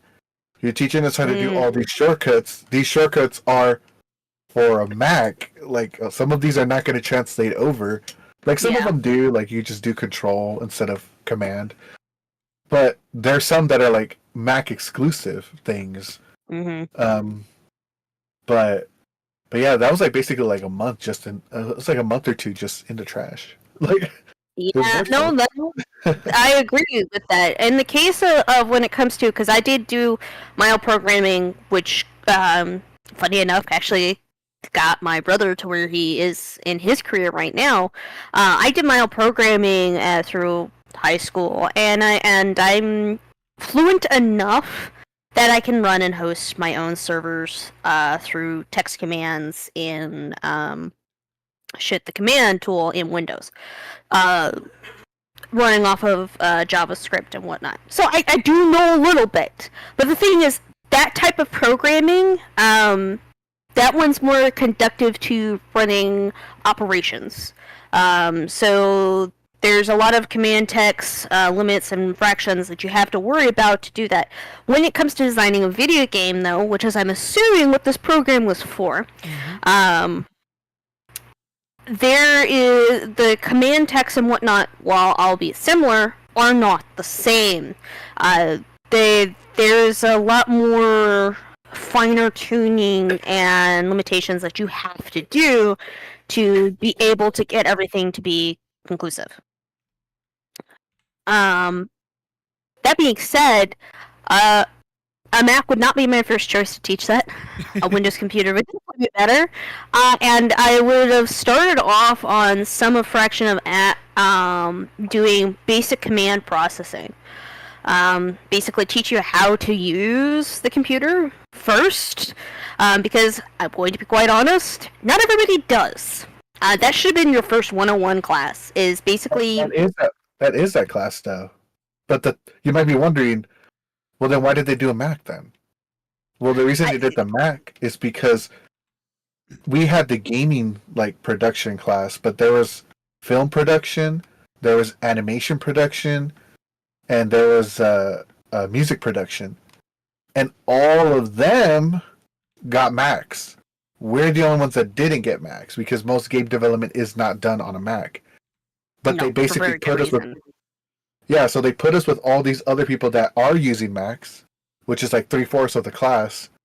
But 1/4 of the class is basically learning things, especially once we got our computers. It was like you were bringing this computer and it's like you can't even use it for the class that you're in because the lecture does not correlate. Like you're going to be like, open iMovie. It's like, well, I don't have that. You know? Yeah. Man. So at that point, those programs should have been different, and that should have been a specialized program. There should have been a dedicated computer lab. Maybe not necessarily where you give them the little iMac pads, but that are assigned to you. But essentially, just a computer lab, old school style. You sit. You go ahead and work on them. Here's the programming. We're going to go ahead and use a share folder. Everybody can dump their information in there once they've done a project. Things like that. Just to keep it kind of in the general idea. And it would have just been so much better to kind of just start off with the basics of teaching you about HTML and marketing tactics before moving into video gaming, because that's part of it. Like, that would have been something a lot more easy to translate and then start getting into working in smaller programs before you touched things like Unreal Engine. And they could have just done it where it's like, here, I'm going to give you a day where you're going to have access to Unreal Engine. Have fun. Do whatever the heck you want. I'm not expecting you to know anything, but I want you to get to familiarize yourself with it. And that would have been a great way to at least start it. Just give them time to figure out where things are and mess with it. Because that's what you have to do with the new art program. Every time you go ahead and update or do something, or you get like, new Adobe or something like that, you're going to have to familiarize yourself with it. There's all these different tools and gadgets and things like that. And that would have been a better way to approach it. But it really sucks that you guys didn't have that. Mm-hmm. So I definitely see where you guys are coming from, especially because that that they did fail you, and they're also not upholding what was given to you either. If you were supposed to be allowed to go ahead and do things for that program, and if that program doesn't exist anymore, there should be still something else that they can offer to their alumni students. Mm-hmm. Also, that thing you said about familiarizing, they did do that for us, but that's the part that Juan's was trying to tell you, that they were changing it every month. So, like, you know how you said, even with an art program, you got to spend time with it, probably a couple months on it. Imagine if, like, this month I give you a new art program that you've never used before, and right when you're getting used to it, next month I say, all right, now stop using that one, and here's a new one. And then the next month after, I do the same thing again. Stop using this art tool or the other one, and now here's a newer one. No. Where everything's like completely different. And then on the fourth month, it was again. So first we started with Unreal, and then No, we didn't even touch Unreal. Well, for the class that I was in, we got to like move stuff around, Wow. but and like kind of like make like little like walkable levels. Mm-hmm. But then after that, it was the mustache. Then I got held back, and then I got put into that class again, but it was this time with you guys, and it was different. Yeah, the It was mustachio fucking with thing. mustachio level design. So they had changed it already, just between the class I was in and the one that you guys were in. But then they did mustachio, and then after that we did Flash, and then we did that class with Karen, which was the game maker.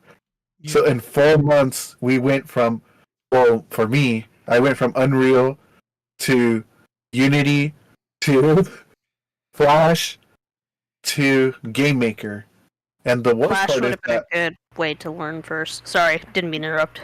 No, you- well, we did end up learning Flash, but the problem is that the thing I ended up telling the teacher too, and I told Sean afterwards too, which is like I was bringing up to him, I was like, I don't know if we should be learning Flash because I feel like Flash is gonna die because everyone was moving over to HTML5 at the time, and I only knew because I was already, well, back in the day, like before I was in school, I used to like work on my MySpace profile a lot, and then that got me into like customizing my profile, and then eventually I learned about how to make a website. So I was seeing that Flash was kind of, it looked like it was going to be like slowly phased out. So I told our teacher, I was like, I think we should probably learn JavaScript because I think Flash might not exist in a few years. And he said, even if it doesn't exist, it's still useful to learn it. But I kind of disagreed because I didn't know at the time. Because remember, we did, well, for me, I did Unreal. Well, Unreal only level design. We did not program for that. But basically, we did Flash and then Unity. I learned after the fact that Unity script is basically JavaScript. It's just with unique, like certain like what's it called, syntax that you could use to like define 3D elements that obviously you wouldn't be able to do in JavaScript because it wouldn't understand what that means.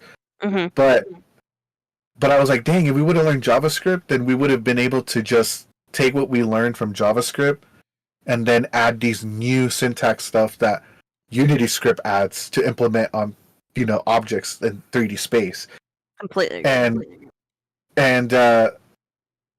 what's crazy is that by the time we got to the end of the class, Flash was basically dead.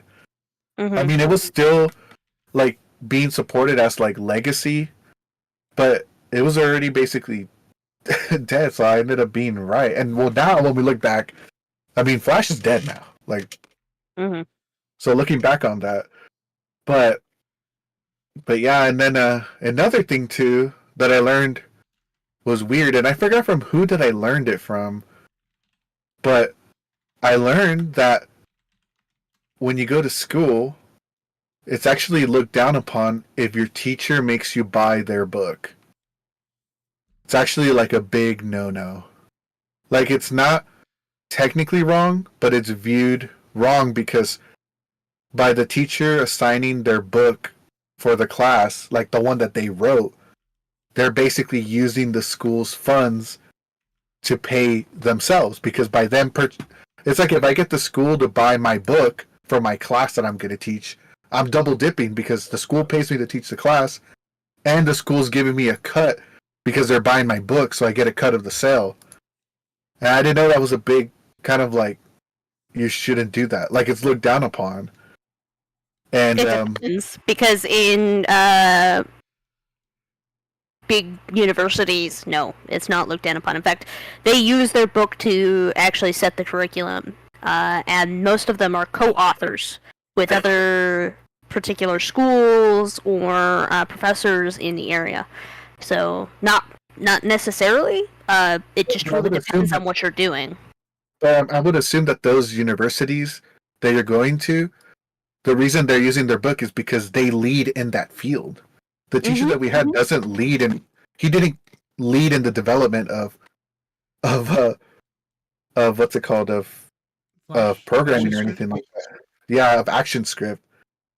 Like, he didn't create Flash, or he didn't lead the development. He just has an intro into Flash, which is like, there are tons of.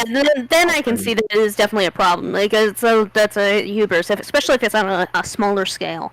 And in the particular case of, like, I will say this, just speaking from having done Flash. Flash is great when you're just learning how video games work and how they operate. Designing your first Flash game, even though it's not used, is actually very good for you to get the idea of what is supposed to be of elements in a game and what you are doing to do. So it is, as a first baby step tool, I think that it is absolutely great. Doesn't matter that it's dead. It's kind of like DDoS, okay? Which is old school. But it is a great step in learning how things operate. Now, what should have been done for you guys is you guys should have had a separate programming class, and gone into computer and electronics classes on top of that, which would have been a sort of computer engineering degree, but specifically for video game design. And so you would have had technically 2 degrees at that point, one in computers and electronics, and then one in arts, which should have happened. That would be the normal standard. I am letting you guys know that right now. That should be the normal standard. Because knowing how computers work, again, with syntax and coding and identifying errors and things like that, knowing that information and how components work and how to optimize things is incredibly important. I can tell you right now, those who are going into the industry right now do not know any of that, because good lord, is Monster Hunter Wilds currently at 6 freaking gigabytes of visual RAM needed for the minimum settings. Jeez. 16 gigabytes right now for the highest settings. So, that's completely outrageous. We don't know if it's going to stay that way, but that's an example of poor optimization that we're seeing in video games at the current moment. Knowing that that is something that should have been given to you guys and known as a tool, I'm very sorry to hear that you guys were not given that, but I am not surprised considering the games that we've been pushed out. Smaller game companies that we've seen have been developing better games than AAA games, and AAA games are basically saying just deal with it. I don't necessarily agree with that tactic, but I do think those that have a passion for those games have left those companies. They're not there for their next paycheck. They do move on to smaller companies, which is how we end up with gifts like from Larian Studio, who has really set the precedent for a lot of video games and what to look for. I do see that Ubisoft is struggling right now, and they're trying to get any aspect that they can right now. And with the failure that I will call it a failure based on previous sales and per capita of Assassin's Creed games, they've kind of lost direction on where and what their audience wants. So we'll see what happens. I I hope that it does work out for you guys. I do. I know that you guys still feel like, oh well, there's no point in doing this. I would still go ahead and try. Okay. There's no harm in doing so. Later gets there, it gets there. If it doesn't, it doesn't. Doesn't mean that you didn't try. It just means that the odds weren't in your favor. That's okay. You'll still figure something out. There will be still ways to do stuff. I am putting out right now the most positive energy that I can because I can't be there right now. And with the flying scenarios currently worldwide, Yeah. I can't exactly get to you guys either. So if I do, it's putting myself at risk, and I'm just gonna have to watch from afar for right now. No, that's fair. Honestly, I very appreciate your help and all that. We should honestly we should still try it. Yeah, I encourage you guys. Exercise your right to go ahead and say something. It is a privilege. Do so. While you still have it, make noise. Yeah.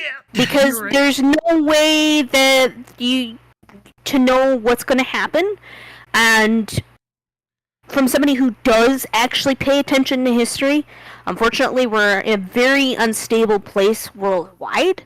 This isn't just happening in the US. US is right now the loudest, that is for sure, as it always has been, but there's a lot of instability and tension that's been building since literally 2016. It is not anything new. It's just, it feels a lot heavier. And it's with the uncertainties and the stress and the environment, it does weigh down on people. Yeah. But I always encourage people, take a breath. Nothing. You are still here. You feel the air in your lungs. You are still alive. As miserable as you fucking are right now, it is up to you to improve upon it. If you do not improve upon it, why are you living? This isn't to be condescending or negative, but if you want change, you have to be that change. True. And that was... I know that America was not built on the best of intentions when it first started out as a country. Doesn't mean that you can't make it that way. True. Thank you, Neil. Yeah, it's been crazy this past 2 months. Yeah. I know, we're only 2 months into the year. How do you feel? Not ready. Oh, I know I'm like a month late on this light. Is it too late?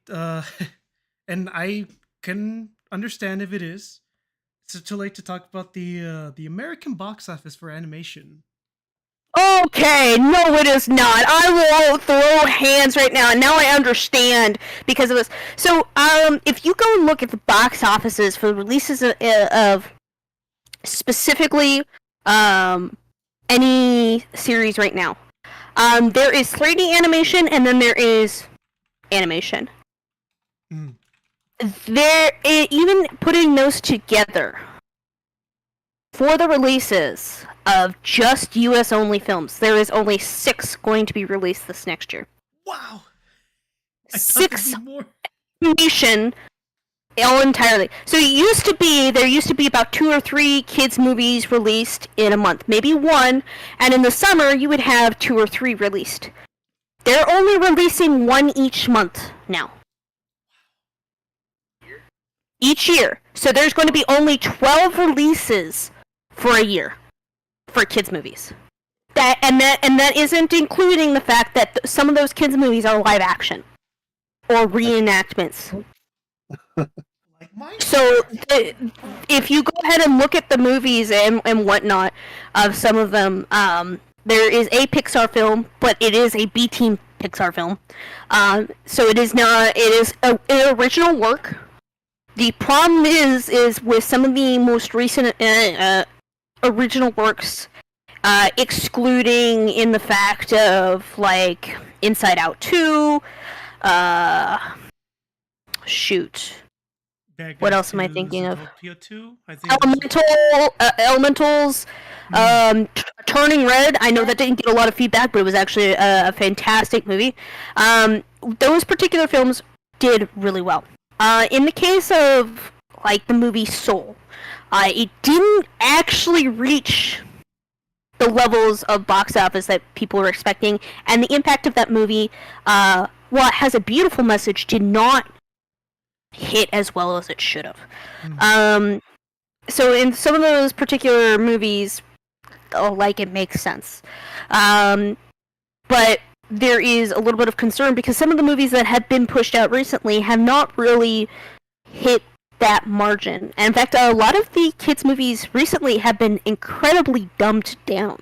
Yes. I don't know if you guys have taken a look at the most recent Wallace and Gromit from, is it Arman Studio? Airman? Something like that. Now, if you compare it to Curse of the Were-Rabbit or their previous short films, even Shaun the Sheep, the actual quality of animation, not of the actual claymation. Claymation was fantastic, but the delivered and storyline was not there. It did feel like it was originally supposed to be a short, so just like one of those classic 30-minute shorts. Instead, it was extended out to a movie. It was really drawn out, and on top of that, the delivery was not as good as compared to some of their other stuff. I still enjoyed it. It was a good breath of fresh air considering what we've experienced. It's definitely better than most other things that have been put out recently. But it still was dumbed down compared to the level of humor that is normally associated with it. And it's clever and tactical humor. But I do fear that maybe people won't understand it. There's also the fact that some of the famous lines from the character, as in cheese, and crackers, and let's see, what else? Chuck, those were never mentioned by the particular voice actor for Wallace. I am surprised. Holy crap. Which is something that I kind of sat there at the end of the movie and I was like, man, he didn't say anything. I was looking at my husband like, Jim, what happened? Well, he didn't say the line. And he looks at me and goes, oh my god, you're right. There was no cheese in there.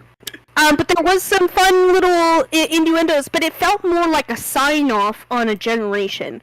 That's what it did feel like. It did feel like it was more of a bittersweet goodbye, because they did do notes of their previous animation projects in there. If you are familiar with their projects, you will catch them.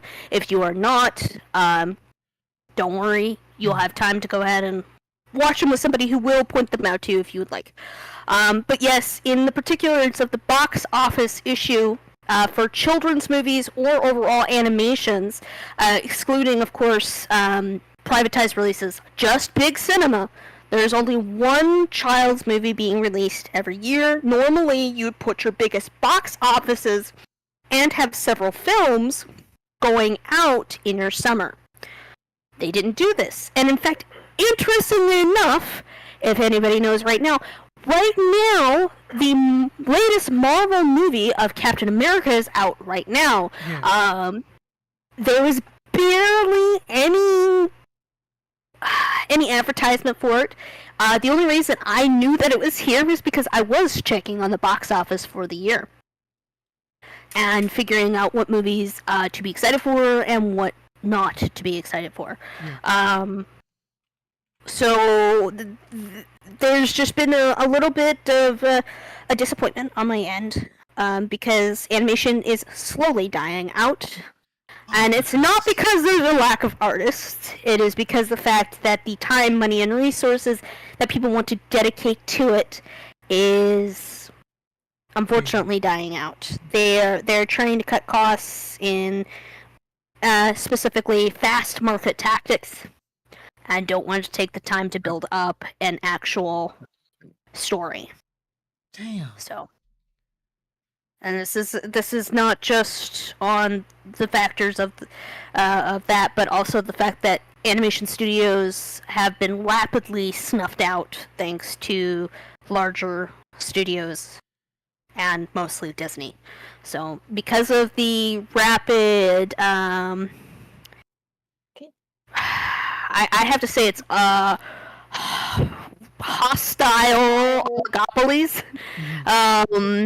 Because of that and the hostile takeovers and just dismantling whatever resources, taking whatever they can, and then just getting rid of it, it's caused a lot of issues. It's gone to the point, though, because of the rapid. It's very interesting. The rapid tactic to switch and change from catering to children for certain medias and going and focusing strictly on adult media. Which is really weird to hear that, because you can do both at the same time. It's not that hard in a sense. You just gotta be careful with what you're writing. Like, well, the thing is, it used to be when you had quote unquote children's movies, there used to be a tag G for general audiences. yeah. Now, if anybody knows how the American system works for grading it, the American system of grading cinematics is specifically done by a board of people. And it's a private board. It's not. There's no regulation on it, or what's. It's just a creative fraction in Hollywood. I'm not making that up. But the G for general audiences used to generally apply to the fact that if an adult was watching it, yeah, and they watched that movie, there would be jokes in there for them.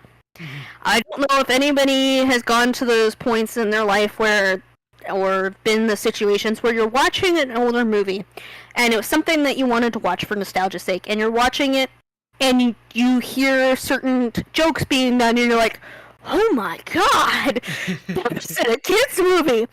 And the thing is, kids don't understand it. They just see the adults laugh. And and the thing is, those are jokes that have secondary meanings, innuendos. So the kids are only going to see the primary aspect of it, the upfront face value. The adults, on the other hand, are going to see it for the underlying value, and it's going to hit very differently. But those particular jokes is the reason why it was G for general audiences. There was something there, quote unquote, for the whole family. There doesn't matter your age range. There was going to be something that could entertain the family and create a family environment.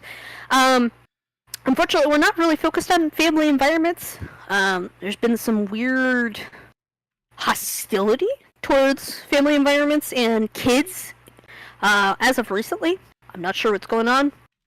It's not just a U.S. thing. It is happening in Europe and also here in Taiwan and Japan. So I'm not sure what's going on, but it's very uncomfortable. It's just a really weird aspect that has happened on the world right now. So, well, we'll see what happens. I'm hoping that we kind of get back on track and we do have more of those family environments, and because honestly, there shouldn't be always adult this, always kid that. There's a blend of worlds. Eventually, you're going to grow out of one and into the adult. Huh? Yeah, as long as you just keep it down. Sorry, Jen asked me a question. But yeah, I mean, we'll see. We'll see how everything happens. It's just one of those unfortunate things that the animation industry and you just can't separate anything from anything anymore. It's not just a separate aspect. It's all connected. And I know there's probably somebody in the background going, it was always connected, like some conspiracy theorist. No, it wasn't. There used to be separate issues, and they used to stay where they were, and it just didn't stay that way. Yeah. Oh, that hurts so much. Better Mm-hmm. the last time we spoke. Yeah, that's why I kind of like whenever I see like those small creators be able to like create a pretty cool show without being like Restricted. dependent on like a large, like on a large studio. Yeah, it's Like I know Hell of a Boss is like for mostly like older people, but I think also that other one, what's it called? Hasman Hotel. No, because that one's technically through Amazon. Oh, okay. But It is through Amazon. but the Like a Pomni Daisy? girl, Digital Circus. Yeah, Oh, Digital Digital Circus. yeah, like I'm like that's good for them, like that they're able to like make that and not have to have like that oversight, I guess, on them. Um, but it is tough though, because like YouTube ads, they don't pay that good. But then again, there's like not really an alternative. Most advertisements don't pay that good at all. Yeah. And with the rapid, unfortunate grab for monetization and the demonetization of people, it makes it difficult. It's because it's like sometimes like I have like this somewhat like growing cynical way of like thinking, but I try to like keep it to myself. But like I feel like I don't think it's the people's fault. I think it's a little bit of companies like Facebook and Google's fault, where they somehow convince the world that the internet doesn't cost money. Like they make money through other means, by acquiring your data and stuff. Yeah. But they don't make that public. So in your eyes, it appears like Google Drive is free. Like Facebook uploading all your pictures is free, But in reality, like those things cost money. So whenever like a creator wants to make like their own platform, and then they have to endure these costs, and then they say, hey, like I want to make my own platform, but it's going to cost this much. Everybody just goes like, well, YouTube doesn't charge you money. Yep. Or they'll be like, well, I'll just use an ad blocker if you put ads.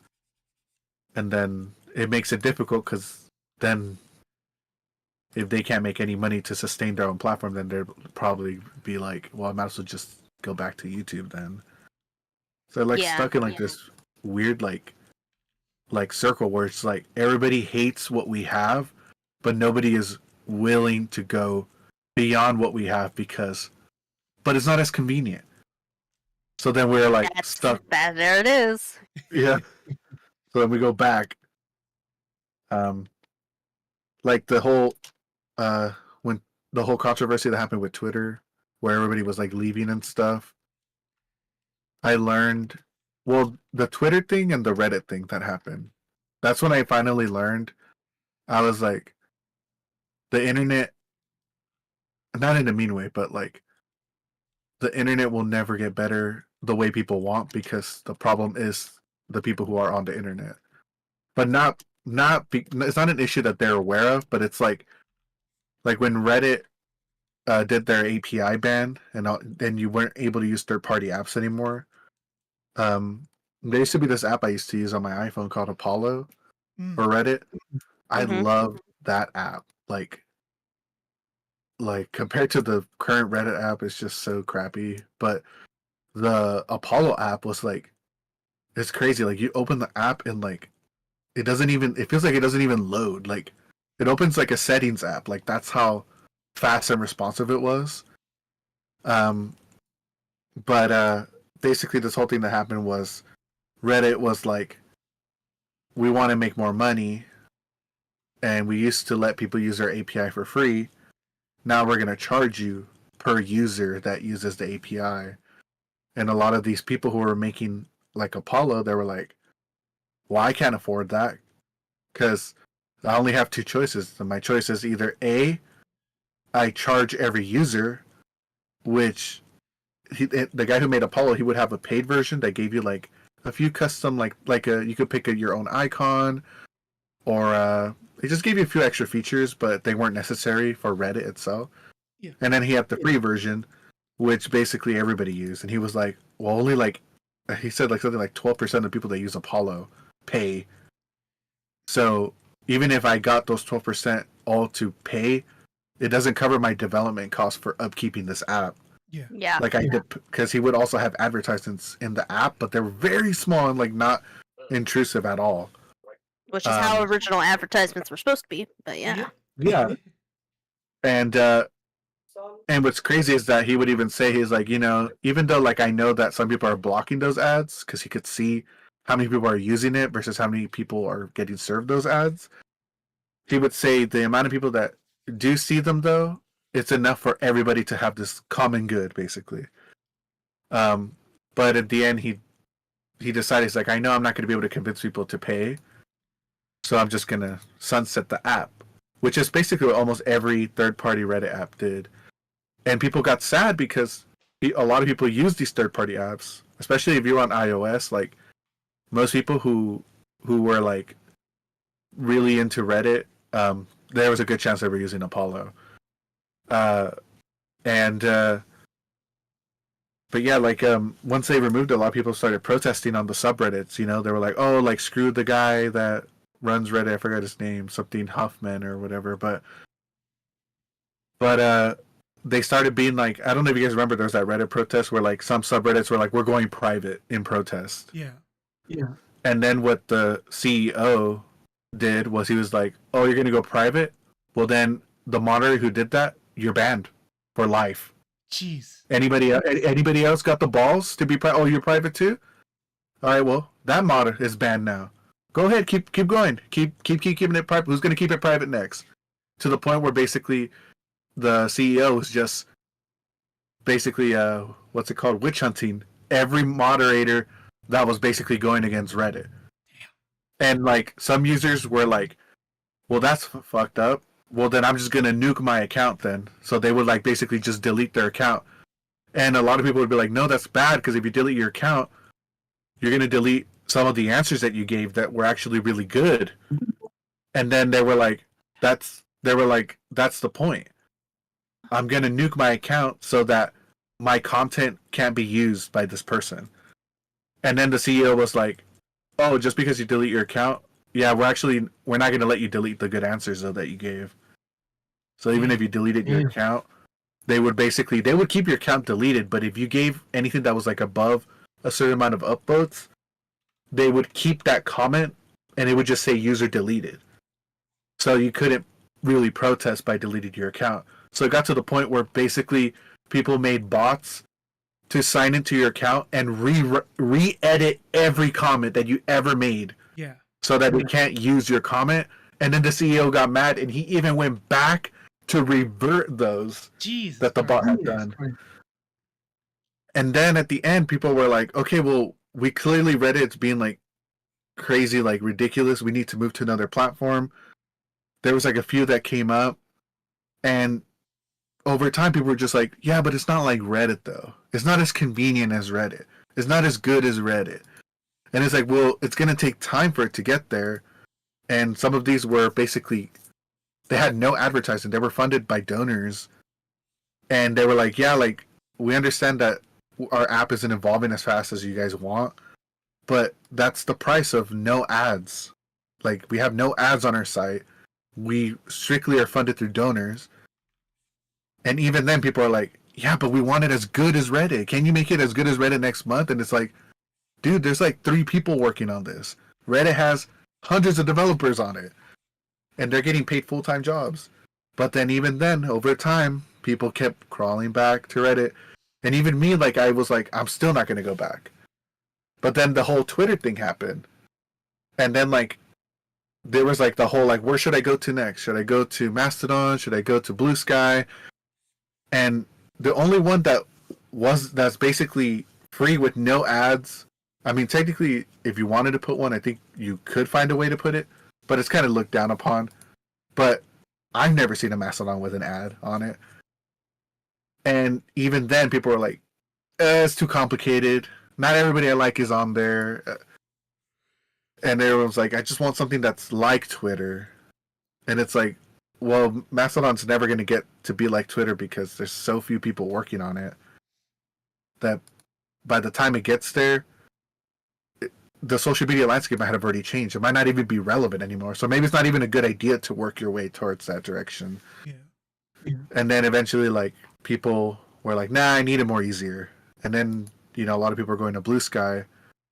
But a lot of people, even myself included, I'm like, it's going to be the same thing. Like, because it's still owned by one business.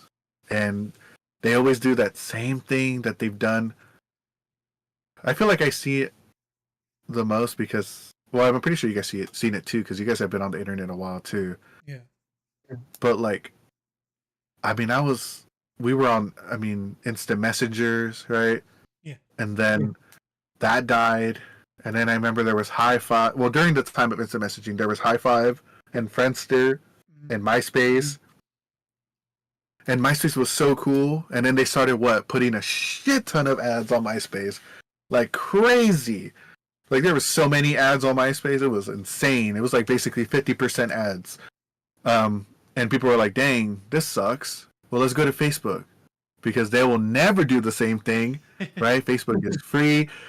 And then here's where we are now. Same with Facebook. Bunch of ads. Now you can't even see your feed in chronological order anymore, right? I guess. I don't know if they ever reverted that back. And then now they're talking about that they're going to add bots so you don't feel alone. Like they're going to be commenting on your thing. It's like, what the heck? Stupid. Right? God, that's Yes, so. right?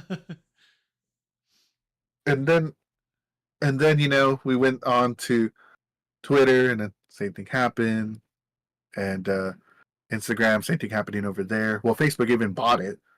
Yeah. And it just feels like we've repeated the cycle so many times that I'm just so sick of it. It's just like, all right, I just wish like Blue Sky could tell me like, hey, we're gonna be good from this year to this year, so like, don't get too comfy. Like within, I think even less than a year when Blue Sky went public, I checked my Blue Sky. I'm already getting followed by bots, like a crap ton of bots. I went, oh, okay, yeah, it's Twitter 2.0. It's getting there. This is really bad. It's just getting so fucking annoying. This is why I kind of just resorted back to Newgrounds, because yeah, I was about to say that one. It's like that's why it feels crazy how like I was gonna bring that up too at the end, but I kind of forgot about it. But like from all that era that I talked about, from AIM all the way, how I was saying High Five, Friendster, yeah, and then Facebook. Oh, sorry, MySpace.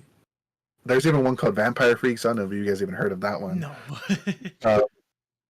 And I'm ashamed to know what that is.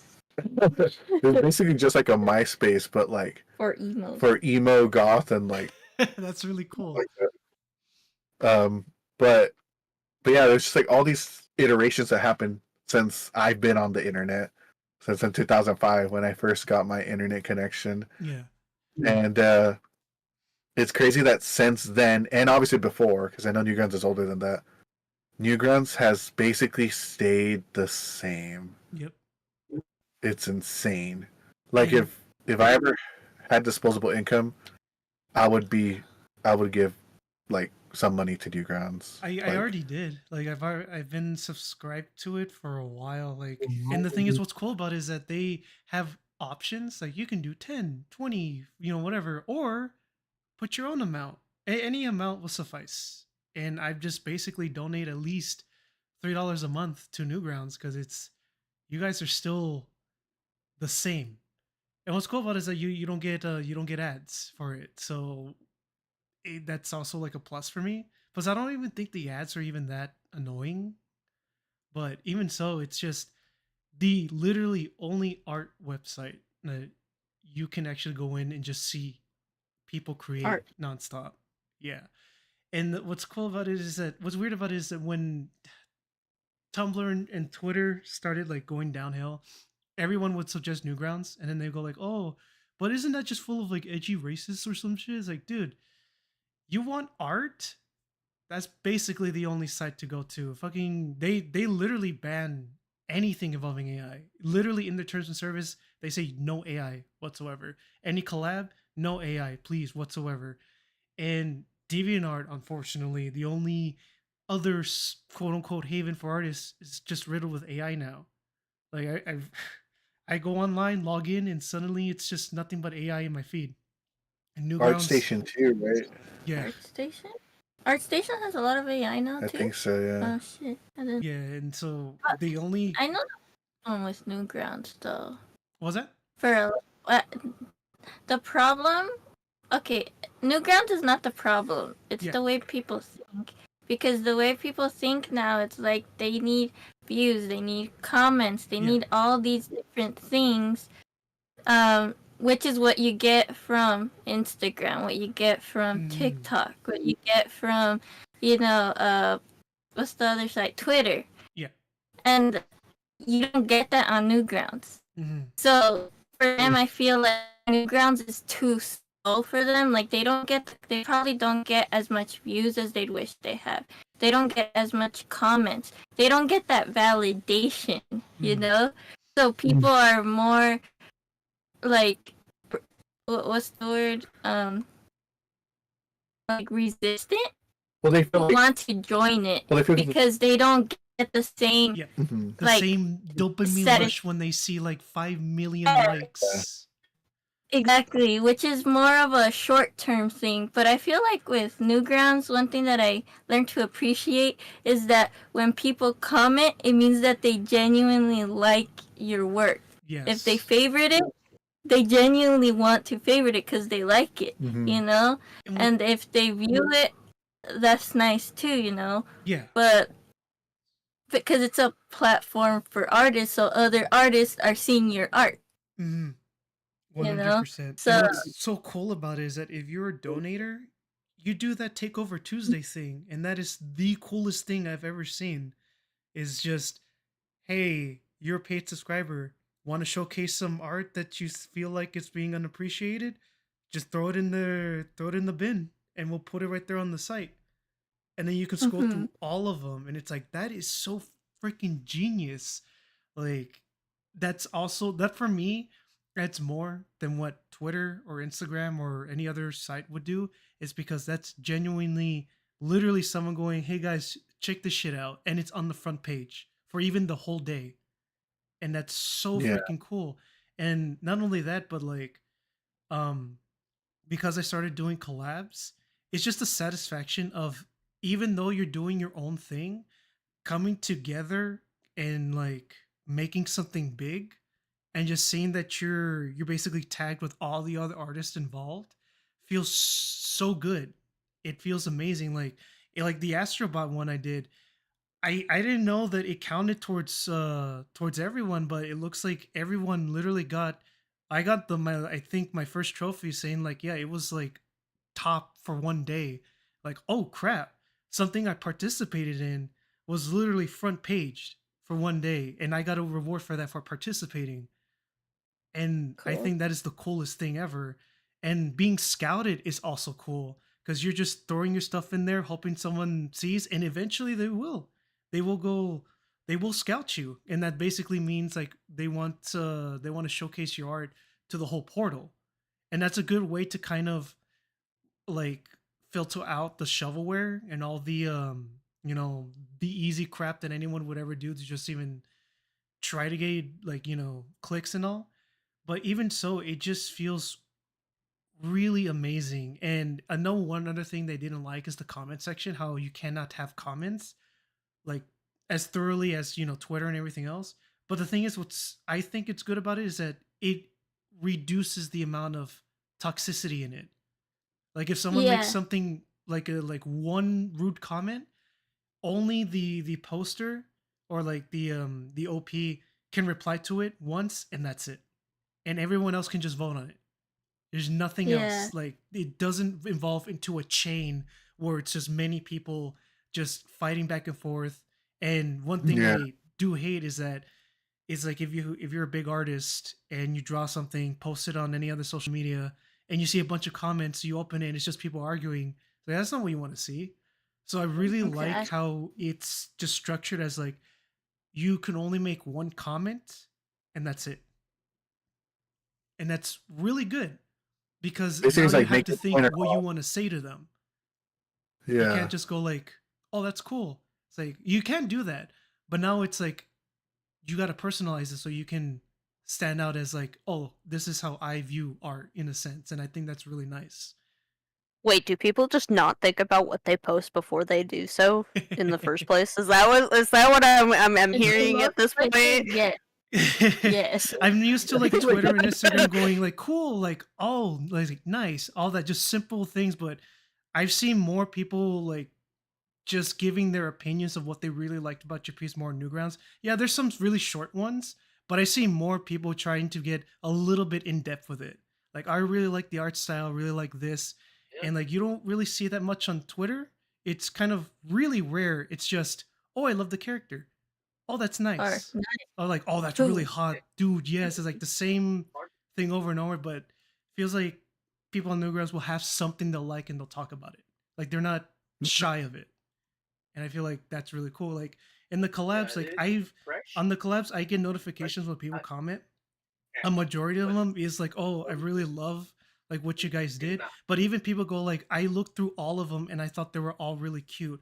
Like I really wish I was on this collab because Yeah, I saw so I would everyone's work and it's really generally pro. amazing. Like they are more detailed that I when I've noticed, and it's so freaking cool.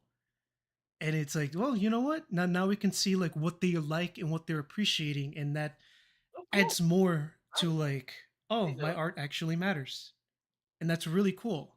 Oh, okay. So that's my experience so far with Newgrounds and so forth, and it's just really homey.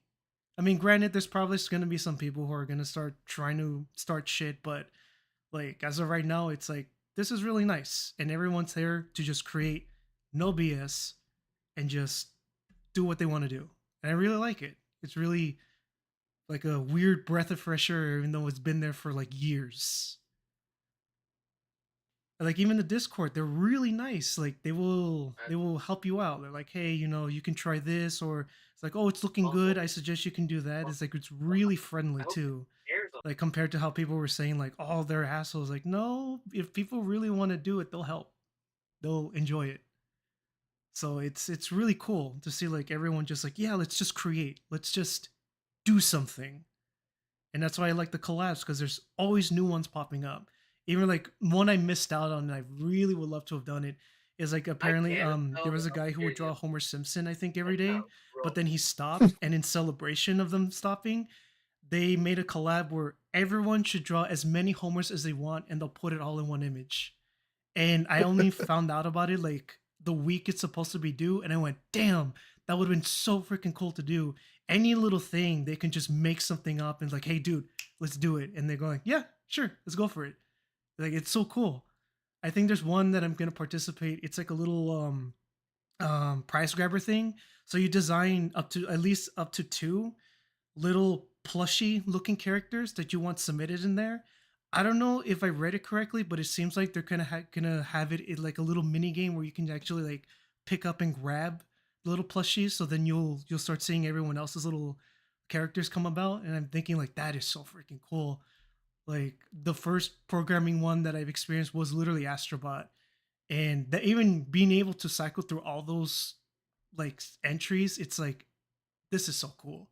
Like I've never felt more engaged in a project, even if it's as little as it is. It's so nice and it's a good feeling, and it makes me want to continue creating, continue tackling, and getting out of my comfort zone to see like what am I capable of doing, and it's just really nice. So like I have a lot of reminders on my phone of like this collab is coming up.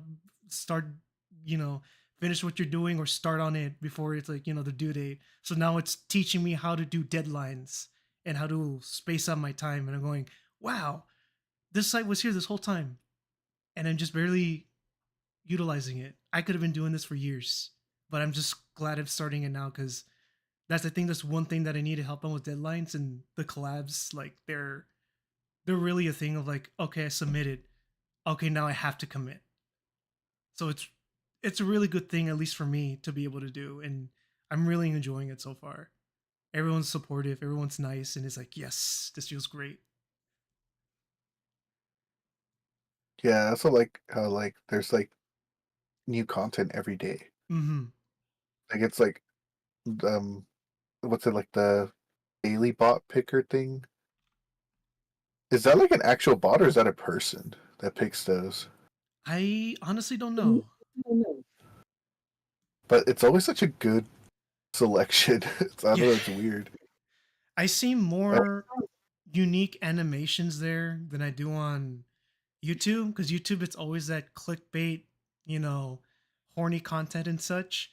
But on Newgrounds, at least you can see just like wackiness, and it lets you filter it. You can remove those type of contents and just focus on like this the creativeness, the humor that you want to look for.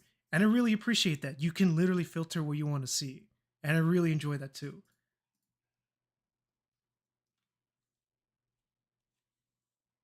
yeah, like for me, when I used to post on Instagram or SoundCloud and stuff, Hmm. like you get all these plays or likes, but they feel empty. I don't know how to Mm. explain it, but I think it finally became clear because like almost like 2 or 3 years ago now, I tried like TikTok, Yeah. right? Like I was curious. I was like, well, everyone's talking about it. Um, and like I did upload something to it just to see like what the difference was Yeah. versus like uploading elsewhere. And I will say that you do get responses. I don't know if it's just because how many people are on it. I think I will say I'm pretty sure it has something to do with the algorithm because that thing is pretty dang good. Because Oh yeah. I remember when I had tried it, it like shows you a bunch of random videos at first when you make your new account because it doesn't know anything about you. But you just search up like one or two things, and by the third thing you search, it basically it knows you.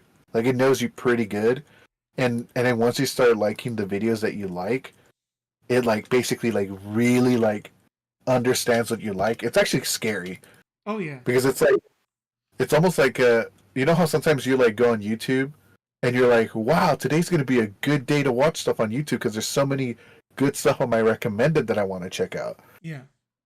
But then like after you finish that, you're like, and now there's nothing to watch.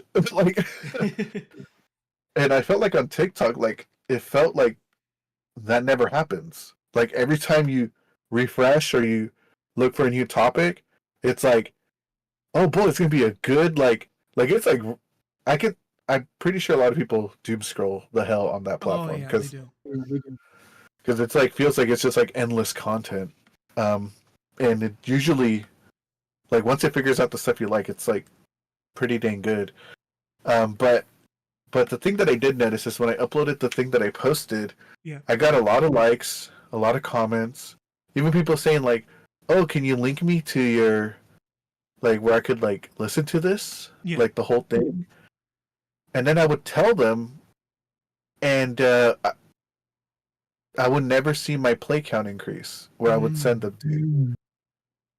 You know, like I would send them to like my SoundCloud or my Bandcamp, and like they would like my comment, but I would look at that link all day, and I would look at my plays, and I'd be like, it never went up.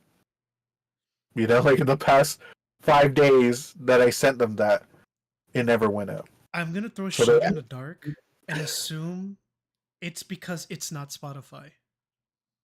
That's my only yeah, guess. but the thing about okay, I understand everybody's on Spotify, but it's really hard to get on Spotify. It's not free. It's not free to get on Spotify, and I honestly, I'm gonna say the truth. I don't know if it costs money to stay on there. I'd have to ask Pablo because I know he did it for his thing. Yeah. Um, but yeah, it's like yeah, I know everybody's on Spotify, That's my but only guess, because I mean, I've only ever heard someone mentioned SoundCloud maybe twice in the last, no, at least most 4 times in the last 2 jobs I've been working at, my current and my last one. I would only hear like, yeah, man, just check out my SoundCloud or check out my Bandcamp. But from some of my like experience, I had some coworkers here that would showcase like the music that they're doing, and like, oh man, where can I hear it? It's like, oh, I'm trying to get on Spotify, and that's the thing I would hear. It's like, I'm trying to get on Spotify. So Costs it's money. yeah, I know it's weird. So like, I would assume that's the only thing, because my only guess is because not only is it more convenient that they already have it, but they can put you on the playlist. They can keep the likes there, so they can always go back. Like, oh, my music. Oh, that one guy I checked out. He's on Spotify. I'll check him out. It just feels like no one wants to go the extra few seconds to open up another app to check out your content. Some I people know. will, but because it's so convenient for Spotify to be a big thing now and it's on everyone's phone, everyone's computer, they're not going to look at anything else. It'll I be know. I just rare. wish I wish it was just easier to be on Spotify. Yeah. It's like do you guys know how it works or not really? My only understanding is that from what a friend of mine did, he had to subscribe to a publisher, and then Mm-hmm. he linked that publisher to Spotify. And then um after a while they got their music on there and they had to showcase that they were making music. So I think he only did 2 3 albums, I believe. And then after that he kind of just focused on his own career, but his music is still there. He told me it did take a while and that you have to kind of show that you are making music. It's not like, oh, I'm gonna put one song. No, he did the other option. He actually made an album and put it up there. And it is like kind of like a yearly subscription. I forgot what it was called that he used. He told me about it. Um Was it but yeah, Songkick, yeah, CDB? Soundkid. Uh, CD Kid. I think you around that name, but yeah, he told me he had to go through that. I honestly thought it would be pretty simple to just go like, "Hey, I'm an artist. Can I upload?" Like, no, you have to go through a publisher in a sense and mhm. have it, you know, work through them, and then you'll get your music on. I'm going, wow, that is a huge roadblock that's gonna take a while to go around. And even I'm like, I don't know, Bandcamp, SoundCloud, feel like it's much more lenient. So Yeah. it's weird. I feel like I know you guys probably will not agree or maybe might feel indifferent to this comment, but uh, Spotify has like devalued music, like for a lot of artists. Probably not the big artists, because they still get like a ton of plays, Yeah. but a lot of like the smaller artists, man, it is rough out there. Like that's why a lot of bands like focus on selling the vinyl now. You've probably seen Mm. that a lot, right? Because they get more profit from the vinyl than they would get from a few plays. Yeah, and the plays, isn't it like what, 0.06 cents? Something like Yeah, that per play? yeah. I think Apple's the one that pays. I think the Apple and Deezer, right? I think is the one that pays the best, I think so. which is which is like 10 cents or something a play, Mm. Yeah, something like that. Spotify, it's really so low. I think, didn't you Pandora post a too. chart, or was it Pablo that posted a chart Yeah, of like how many plays you need to even earn $1,000 or something? And is it a yeah. ridiculous amount? And you can't cash out until a certain amount of money too. Hmm. What's funny is So that, let's say you have, go on, uh-huh. go on. Sorry. But I was just say like you could have like $50 in there, but if you didn't like if the cash out is $100 and no one ever listens to your song again, your $50 just gets stuck there in limbo. Limbo. What was it? I think I remember hearing about years ago when Spotify was still kind of fresh. in order for a guy to kind of this guy, what he did was that I think I could be thinking this wrong, but I think he made an album where it was just basically just nothing, but each song was like a second long. So when people would listen to it, the plays would just rack up, and they would just get a shit ton of money from that because it's just like basically old YouTube. It's just like, well, in a sense, not old YouTube, but it's just, oh, they're playing all the songs in the album continuously, but they didn't check the algorithm of like, oh yeah, these songs were just a second long. That's why they're getting so many plays. It wasn't until for a while that they found out what they did. I think they took out their album because of that, and they changed the policy, I believe. But yeah, that was one exploit. Was just 1 second, nothing, whole like 12 song album of that, and just let people put that on repeat, and there you get your plays. Dang. Yeah. And So I remember funny like was. someone did something kind of like that too on the Apple Music. Oh wow. Uh, but it was more when not Apple Music on iTunes. Okay. Um, basically like when you have a iPod or an iPhone and you have music on it, whenever you connect it to your car through USB, not through aux, but like through the USB port, Yeah. it'll always play the first song in alphabetical order as soon as you start your car. Which at first you'll be like, okay, we'll just pause it, you know? Yeah. But imagine you drive your car like maybe like 3 times a day. Imagine hearing that like 3 different times a day, the same song. Now do that times 7 days a week. Now do that times 4 weeks of a month, and now Jesus do that a Christ. whole year. And that was me. It got to the point where I actually deleted the song off my phone. I was just so tired of hearing it. But I remember when I used to watch Rooster Teeth way back when, like 2016, 17.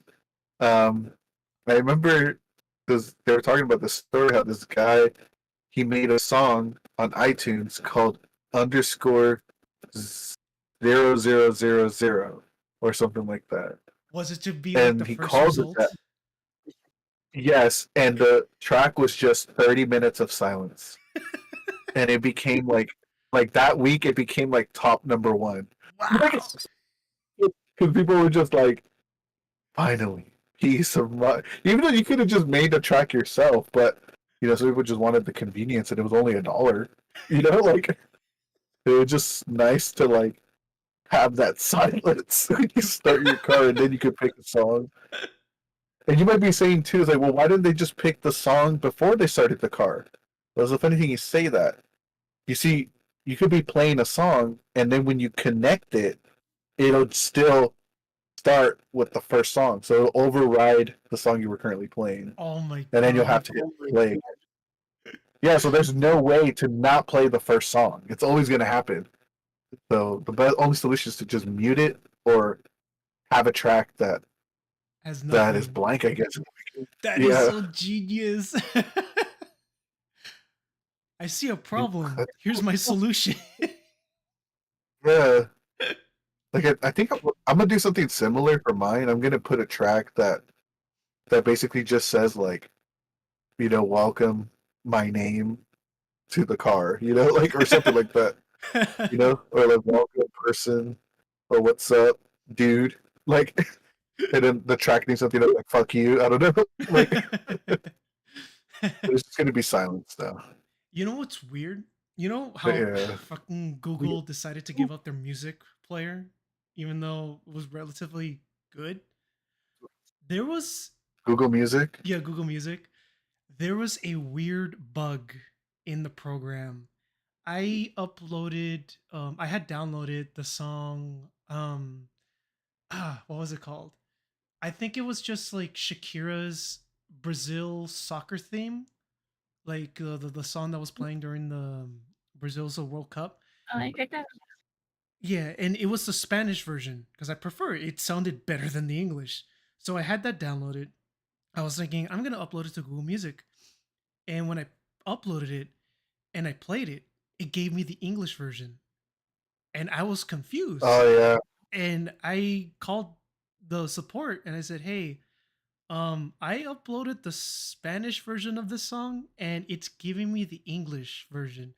And he was stumped. He went, "I don't think that's supposed to happen."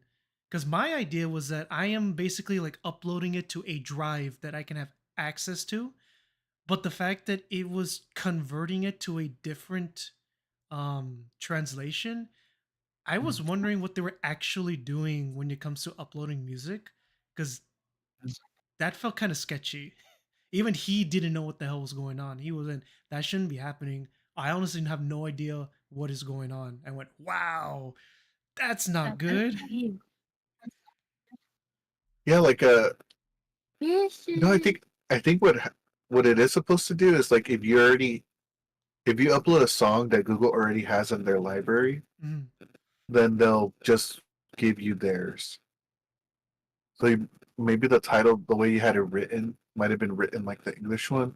Oh, Because the wow. way I found that out too is I uploaded a really shitty version, like a shitty sounding version of a song, Yeah. because I downloaded like a low quality version of like um off a certain site with a Yeah. lemon on it, and but I wanted the song, and when I uploaded it, it like sounded better than the version that I owned. And I was like, what the heck? What is the version I uploaded sounded like really low quality? Why does this version sound better? And then I learned that if the song is one that they already have, that they'll just give you theirs. That's so But it also weird. fucked me up too on one song. Yeah, because I uploaded this one demo version of a song that I had for this band, and then when I uploaded the demo version, it gave me the full release version, so it sounded different. Huh. I was like, what the fuck? Basically the same thing that happened to you, except it was in a different language. Yeah. It just didn't sound like the right song. And even up until Google's unfortunate like end, they still never fixed it, which I always thought was funny. And even though I retitled it as Spanish version, it still gave me English, and I went, "That's funny." Gotta put Latin X. What was it? There was something else I remember. Oh, one thing I despised so much. I don't know if they still have it. That I despised so much that Apple Music did was that if you had like an album in your phone, in your MP3 player, whatever, you had it there, but you had deleted it from your computer or you moved it from your computer, and when you synced it, it would remove that album from your device, and I went, that is the stupidest thing I have ever seen in my life. Why would you do that? I understand you want to sync, Yeah, but why would you remove it? Wouldn't you just make a copy of it? It didn't make any sense to me, and I almost lost some songs that I had previously was given by my cousin, and they removed it from the computer, and I went, that's bullcrap. Luckily, he managed to give me some of the copies of him again, but ever since then, I just stopped using iTunes. I went, no, because I liked seeing my number count of like the songs that I played, how many times I played them, and the syncing was pretty cool until I saw that occur, and I just decided, no, I'm not gonna risk that. I don't want to accidentally move a song from my computer and it removes it from my device. Like, I'm not gonna risk that, especially if it's a song that's not on the internet anymore and it's really hard to find. yeah. Yeah, that's why I never sync my iTunes thing either. I, Dude, I've always been scared to sync my phone to the computer Yeah. ever since I once did that, and it literally wiped my phone. Oh God. Well, my iPod at Yeah, the time. yeah, because It wiped my iPod. yeah, because did you sync it with like your friend's computer or something? No, it was my computer. Or did you remove the stuff or something? No, like literally when it said finish syncing, Because I think James, like, you know, he told me how to do it and stuff. And I don't know if there's a button I was supposed to push to like prevent it from doing that. But at the time, it was like in the beginning when I had my iPod, so I didn't have too much stuff. But it wiped the iPod. I know, but how'd you get the stuff on the iPod? From iTunes? No, from the like internet and Exactly. stuff like that. When you put sync, it's gonna sync it with the iTunes. So the iTunes has nothing in it, then your iPod will have. Yeah, but I didn't know that. It's such a dumb thing. How do they do it? And ever since then, I was so scared to ever sync my phone to the iTunes. It should've Until done Lino what- told me that. It should have done what Zune But Music yeah. did. It would say, "We noticed that there's some missing songs. Would you like for us to sync them or keep them?" That's why I stuck with Zune Yeah. Music. And I went, "Wow, Apple, are you dumb? If Microsoft could have done that, why couldn't you?" Because the fact that it literally said you are missing, you know, a song from your computer or from your device, I will go, "Oh shit, what song is it?" And it would tell me what song is missing. And I would check to see if my device had it or my computer had it. And if it did, I would just tell it to resync and it would just sync up. I went, "That's good. I like that convenience. It shows that, hey, buddy, you're missing something here. Do you want to fix that before we do anything stupid?" It's like, "Oh, yeah, let me do that." I like that. That's why I stuck with Zune Music, and it hurt so much that they stopped, that they literally shut down years ago. I loved Zune Music so much. The UI for Zune is really nice. Yeah, that's cool. It's really nice. I always thought it was Because we still have the Zune that belonged to my dad, Yeah. and just using it is just so nice. Yeah. It looks It's cool. so different. Yes. Yeah, It's but I an love it. experience. I know that like people are like, oh yeah, but iPods. I'm sorry, I had iPods. They do not compare. Yeah. No, oh my they god, don't. Zune was so good. I still had my mom's 80 Honestly. gigabyte Zune, Y'all better and it, oh my god, it just felt so nice. The cover art was nice, the easy selection, the sliding was nice, the clicking, like everything was so So small. good. Like, oh my god. And then they stopped it. Microsoft, I would still have a Zune MP3 player if they still released them. Loved it so much. They didn't give it a chance. But what also Wait, hurt, I remember you talking about this, Lino, is that people thought it was stupid to subscribe to a music service to listen to all the music you want. Now we're doing it. And look at them now. I know. It's so dumb. Like you can find comments from that era too, just so Mhm. It's crazy. like, I would never. No, people were like saying like, why would I pay $5 a month to subscribe to a service? I think it was $7 though. Yeah, it Like was $6.99. It But it's got like up to $12 at some but it's point. like why would I pay $7 a month to subscribe to like a plan where I can't even own the songs? Because like with $7, I could just buy a CD and I own all the songs. And it got so bad to the point Microsoft did this thing where it was like, okay, well, when you subscribe, every month you get to keep 2 songs permanently. Oh shit, I didn't know that. Yeah. And even then, people were still like, it's dumb. And That look where is we so are much now. better than what Now- Spotify does. Yeah, it's like imagine if you pay for Spotify, but then like every month you get to keep 2 songs permanently. And then eventually you build up your library and you could be like, I don't need to pay for this shit no more. yeah, you'd be like, I kind of just want to listen to the songs I already have. I'll unsubscribe for like 2 months. Yeah, it would basically kind of bring you back every now and then, which would be pretty cool. But that hurt. I didn't know about the 2 song permanent thing. I remember when I saw it, I literally thought to myself, wow, $12 a month and I can listen to all the music that's available without having to worry about buying it for $1 each. I thought that was a steal back then. I wanted to participate in that because then I can go. And the thing is, they did that with new releases too. New release was part of that subscription, if I remember correctly. And I thought, dude, listening to a new release day one without having to pay for it, that's so cool. I'd probably have still been subscribed, but then they didn't give it a chance. And then Spotify came out. Ah, they were so close. They always stop it at the finish line. Yeah. It hurts. Just like how we talked about Mixer. If they had just stayed for a few more months when Twitch did the stupidest decisions ever in that year, they would be a primetime competitor.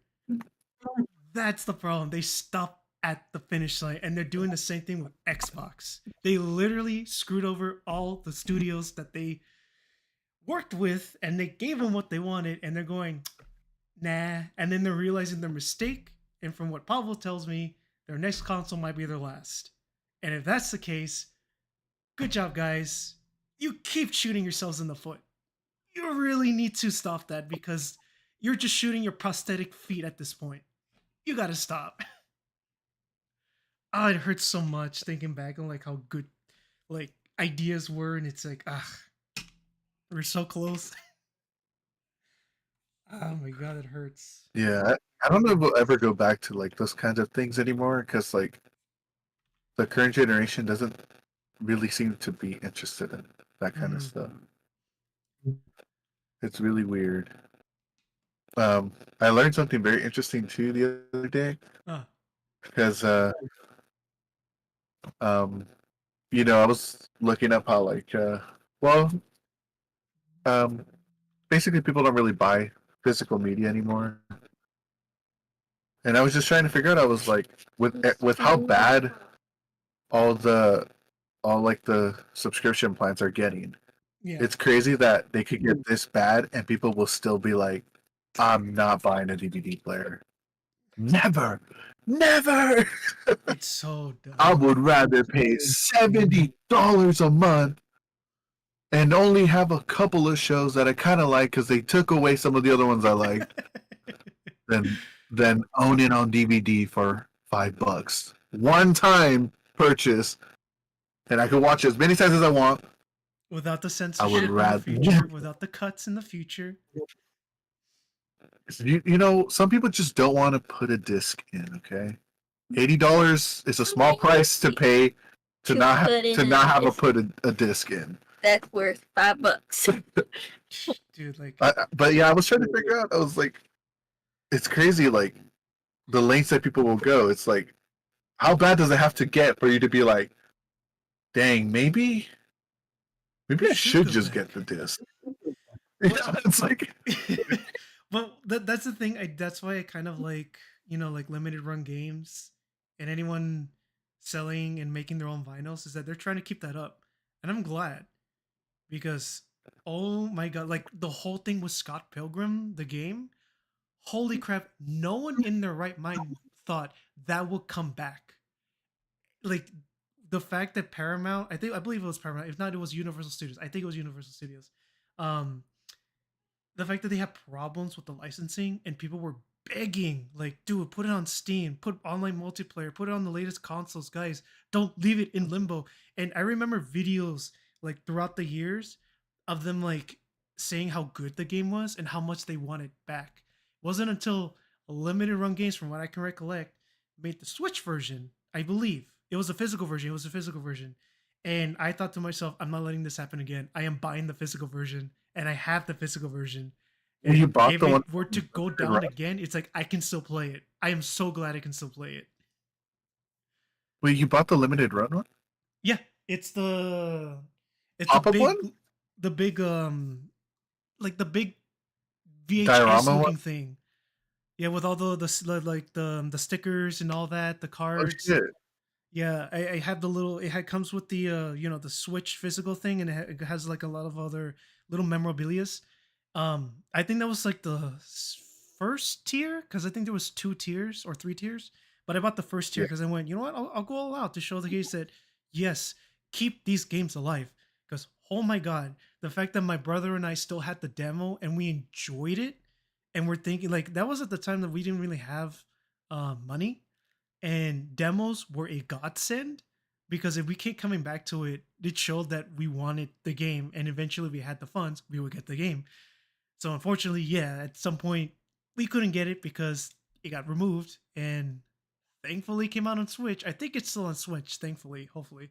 But in all cases, just like with what Valve did, showcasing that when you purchase this game, you're purchasing the essentially a license to play it. You don't own it. So I'm keeping an eye out for games that I really want to keep. That way I can buy the physical, and if at any point they remove it, like some studios are doing nowadays, I can always go back to it.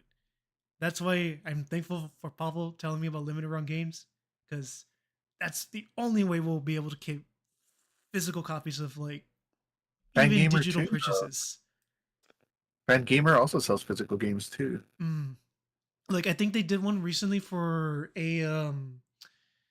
a scrapped shunting game. It was supposed to be between Pirate's Curse and their, I think it was like Risky's Revenge. It was supposed to be in the middle of it. So what they did was with limited run games, they made the Game Boy like the Like, Game Boy version of it that was supposed to come like out.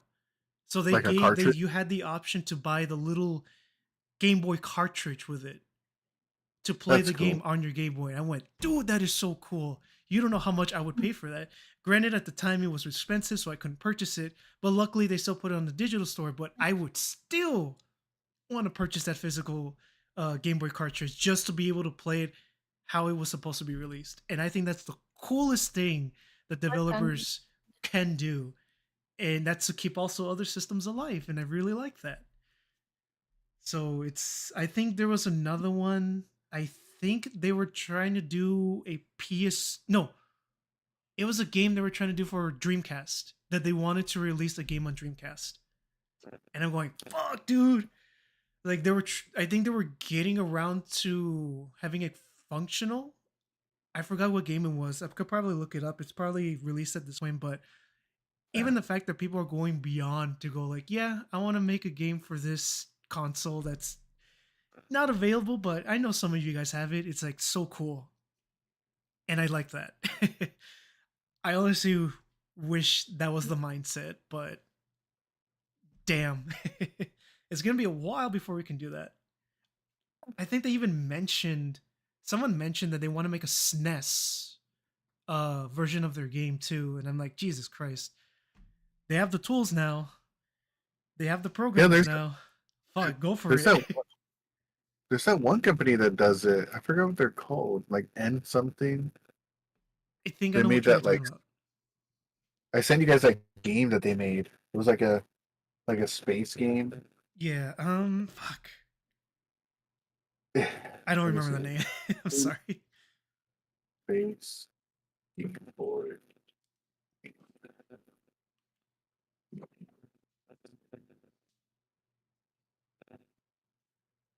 Oh, I think I found it.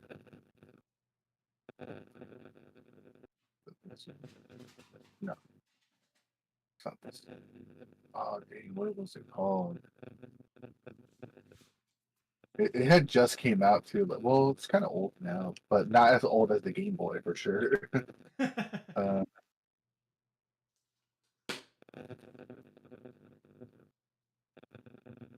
trying to find it. It's like a kind of hard game, I think.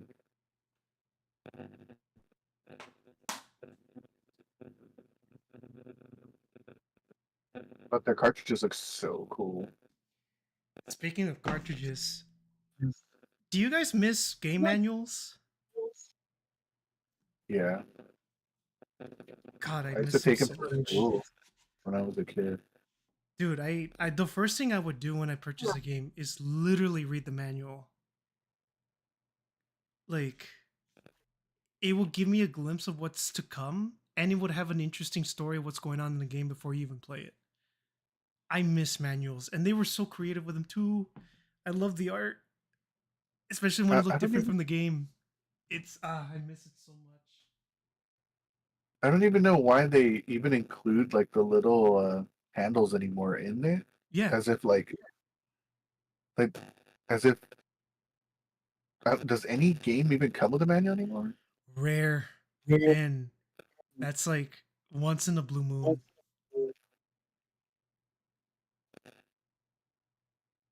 But But yet even every box. so, it's That's why I kind of dislike the Switch cases, because it looks like there's potential for like at least a little mini comic of the game, but it's just empty, and you just have that tiny little cartridge. And I'm going, you guys could have just saved plastic and made it smaller and make the game art a little bit smaller too. Gonna make it half the size of that, and I would have been fine. Like 3DS size. No, I mean the case itself. Like give like half the size of that case, and it would have been fine. You guys would have wasted so much plastic.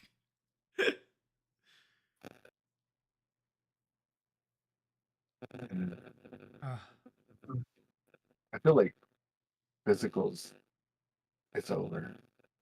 no, there's people that are gonna keep it alive. I mean, vinyls came back. For the love of God, vinyls came back. I keep saying I know, this, but and I'm gonna call it somehow. And it's a stupid take. Somehow, laser discs are gonna come back, but they're gonna include the Blu-ray fucking film on it, and they're gonna go, wow, we could store so much in this. I know Peter Jackson is gonna utilize the shit out of that, and James Cameron too. So it could see that happening years later, and I mean decades later, because I know there has been a small rise in um, laser disc collecting, and I noticed that when I started collecting laser discs, because I think I showed you, I have both. Um, what was it? What was it? It's the comedy show the movie that you showed me, Lino, the one with the police cruiser going through everything. Not Top Gun. It's oh, Naked Gun. Naked Gun, but I think I have both Naked Gun 1 and 2 on Laserdisc. And they are selling Laserdisc. I see more record shops having more of those springing up. And I'm going, this is interesting.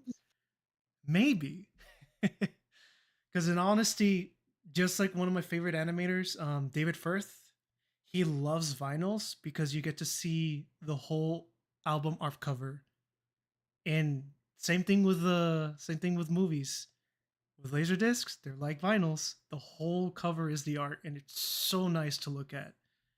And I'm going, yeah, this feels nice. I'm still looking for a laser disc player so I can actually play the discs that I have.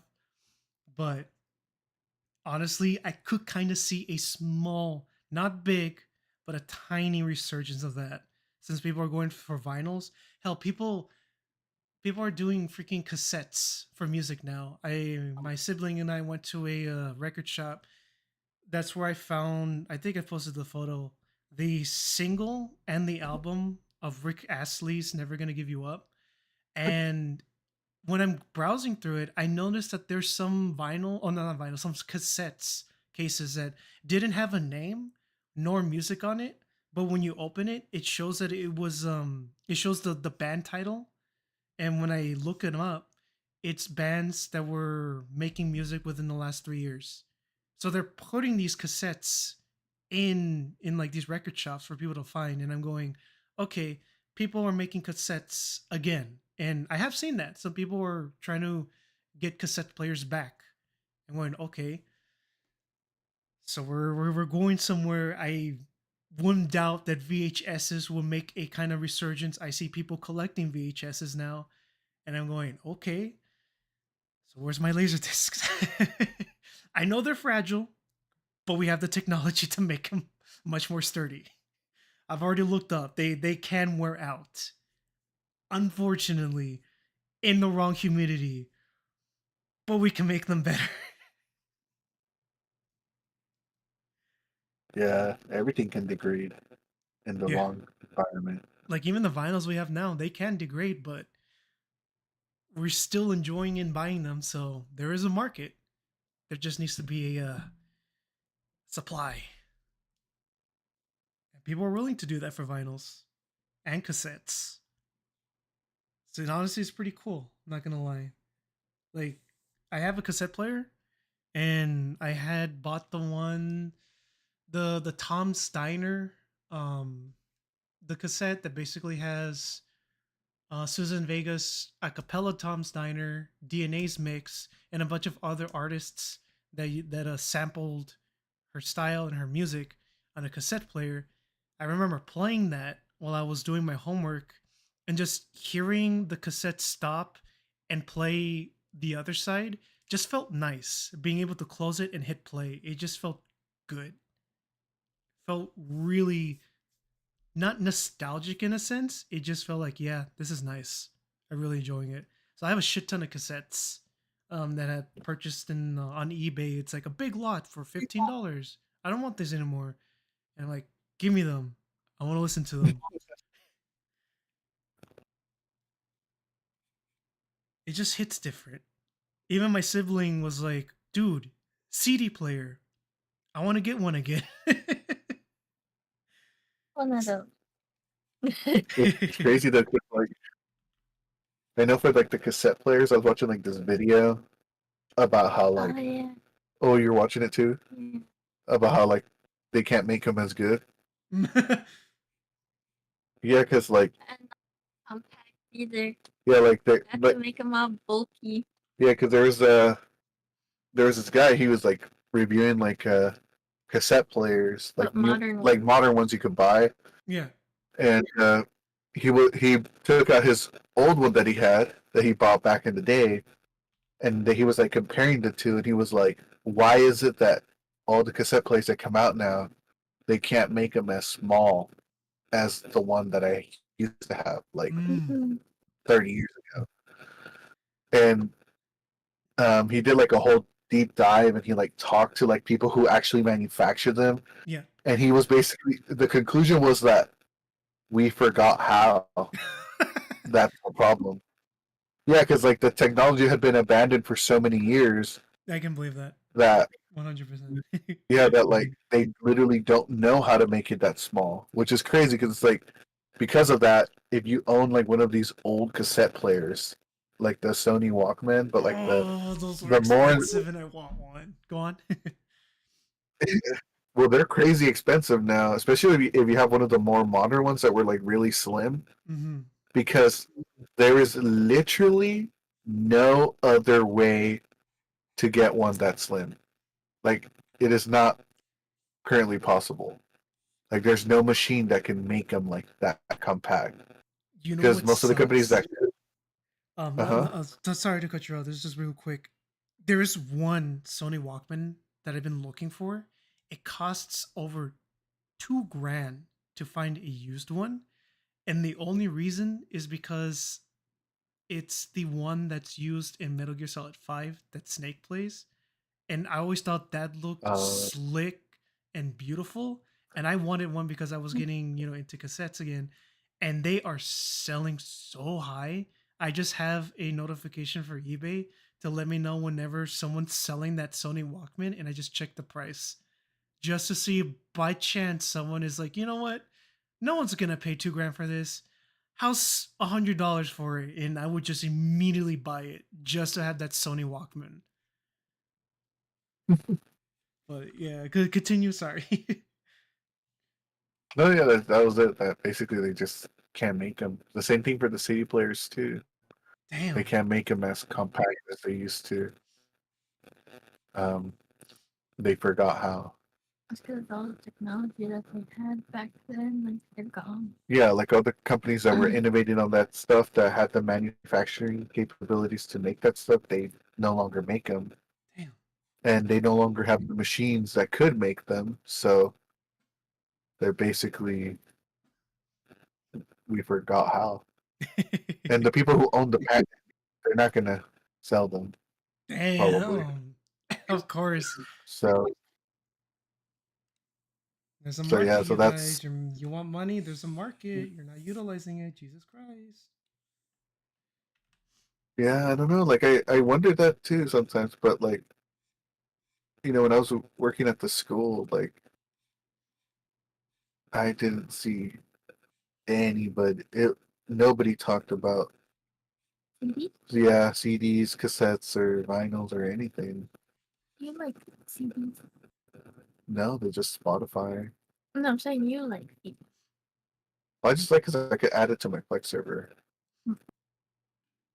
so Yeah, but you have it. so I get to back it up in case something horrific happens to them. Especially some of the rare ones. To me, I view like a CD almost like a very fancy USB stick. Mm. Um, but I do like the booklets and stuff. Um, I don't know. I think it's like the way I view like CDs and vinyls and cassettes and stuff like that is I view it as like you're buying like a physical representation of the music, Yeah. and the boxing and like the booklet are all like the wrapping, Mm-hmm. you know? It's like this beautiful like like 3 course meal. It's like you look at it, it's like in its case, right? And then like obviously like in a CD for example has the jewel case with the cover in the front, and then it has the sidebar at the back, and every CD has that.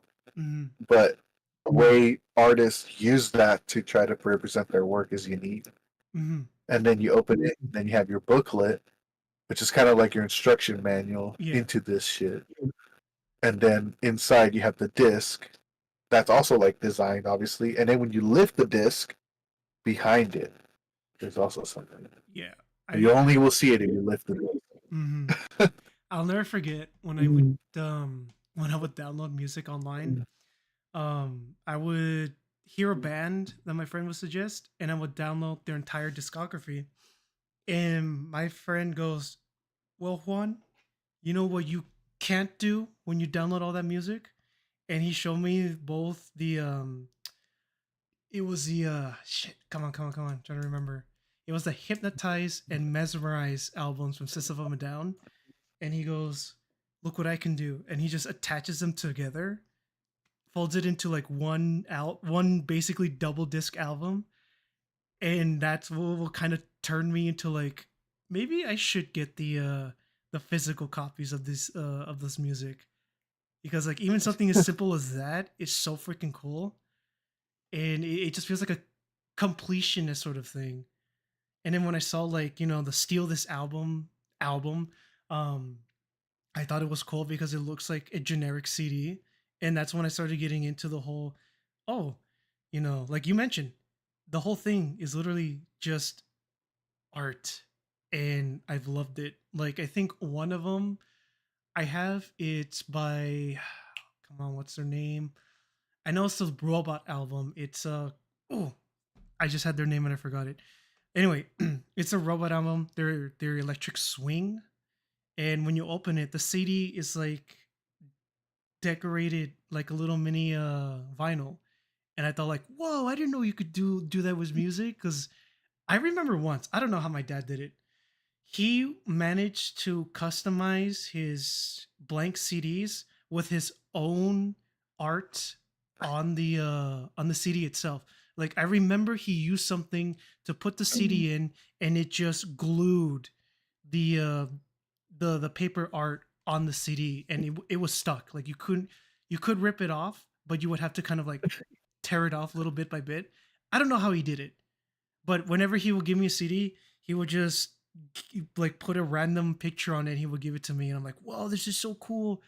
To this day, I still don't know how he did it because I saw him put it in a machine, and it just printed out the CD like that. I just picture your dad with like a glue stick, like like a drawing he made of himself, like stick figure, you know. Honestly, I would have loved it either It's way. like It is so cool still, but damn, like, what is like I that picture damn band? Uh, I don't know. I have this little thing where it's like, if I don't know the band, I need to say it out. I just have to type in this song real quick. I think also like people Caravan Palace. There we go. Anyway, continue. um I think also like a lot of the people who listen to music mostly listen to singles. It seems like, because like okay, like when I was younger, When you no, I'll even were say young. I still like um I still like some of 50 Cent songs that I listened to back then. Mm-hmm. I don't listen to them anymore, but I still think they're catchy.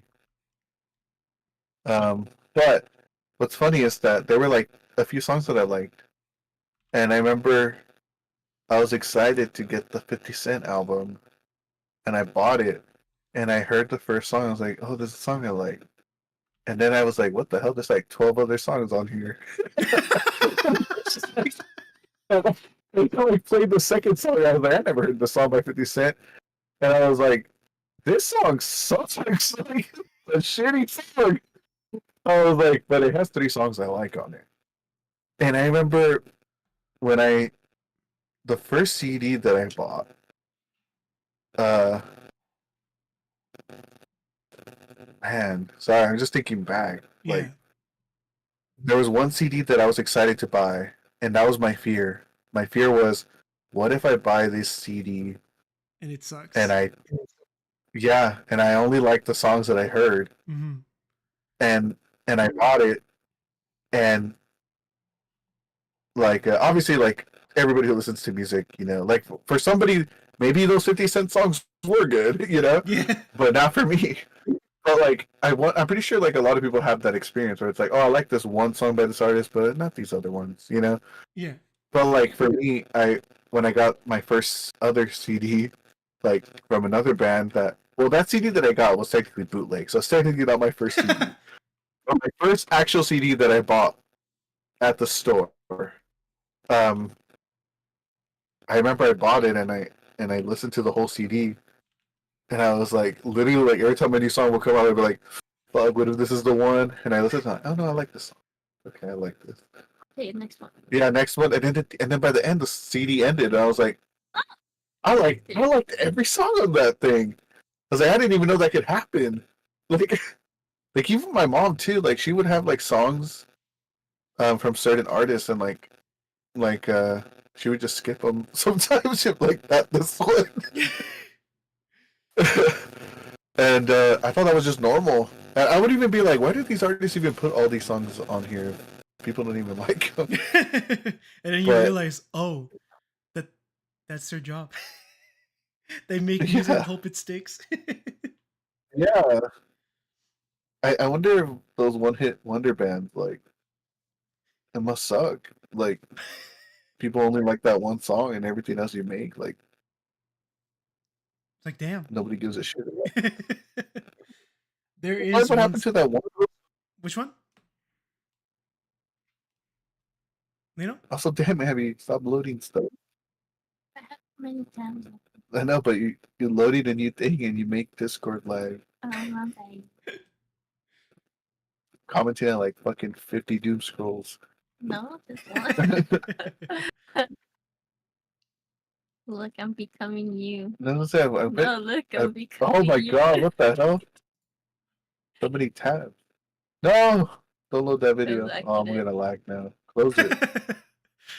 Don't let that video. Oh, I'm gonna laugh now. like it's it is like something you do not want to do right now. Like, oh no, I'm gonna laugh. Abby, why are you loading 5 videos at the same time? Yes, you are. Because I opened one. Accident. No, Also, how are you doing, Sorry. Light? We apologize. The conversation just kept going and Oh, going. just no. I'm listening. It was because of the fact that Jim was on another call, and I didn't want like his conversation picking up because he was reconnecting with somebody we haven't talked to in a while, Yeah. and good friend, and we wanted to make sure that they were okay, and they wanted to make sure we were okay. So we just talked to them for a little bit. And he's really loud. He apologizes. So he just wanted. Okay, I'm apologizing on behalf as is his negotiator here. But yeah, we just want to make sure that like he didn't show up. Really. Okay. No, that's fair. Yeah. No. This long I've time been ago- listening. Do you have This is a long any takes on any of the subjects we covered? Like any stories you want to add to them?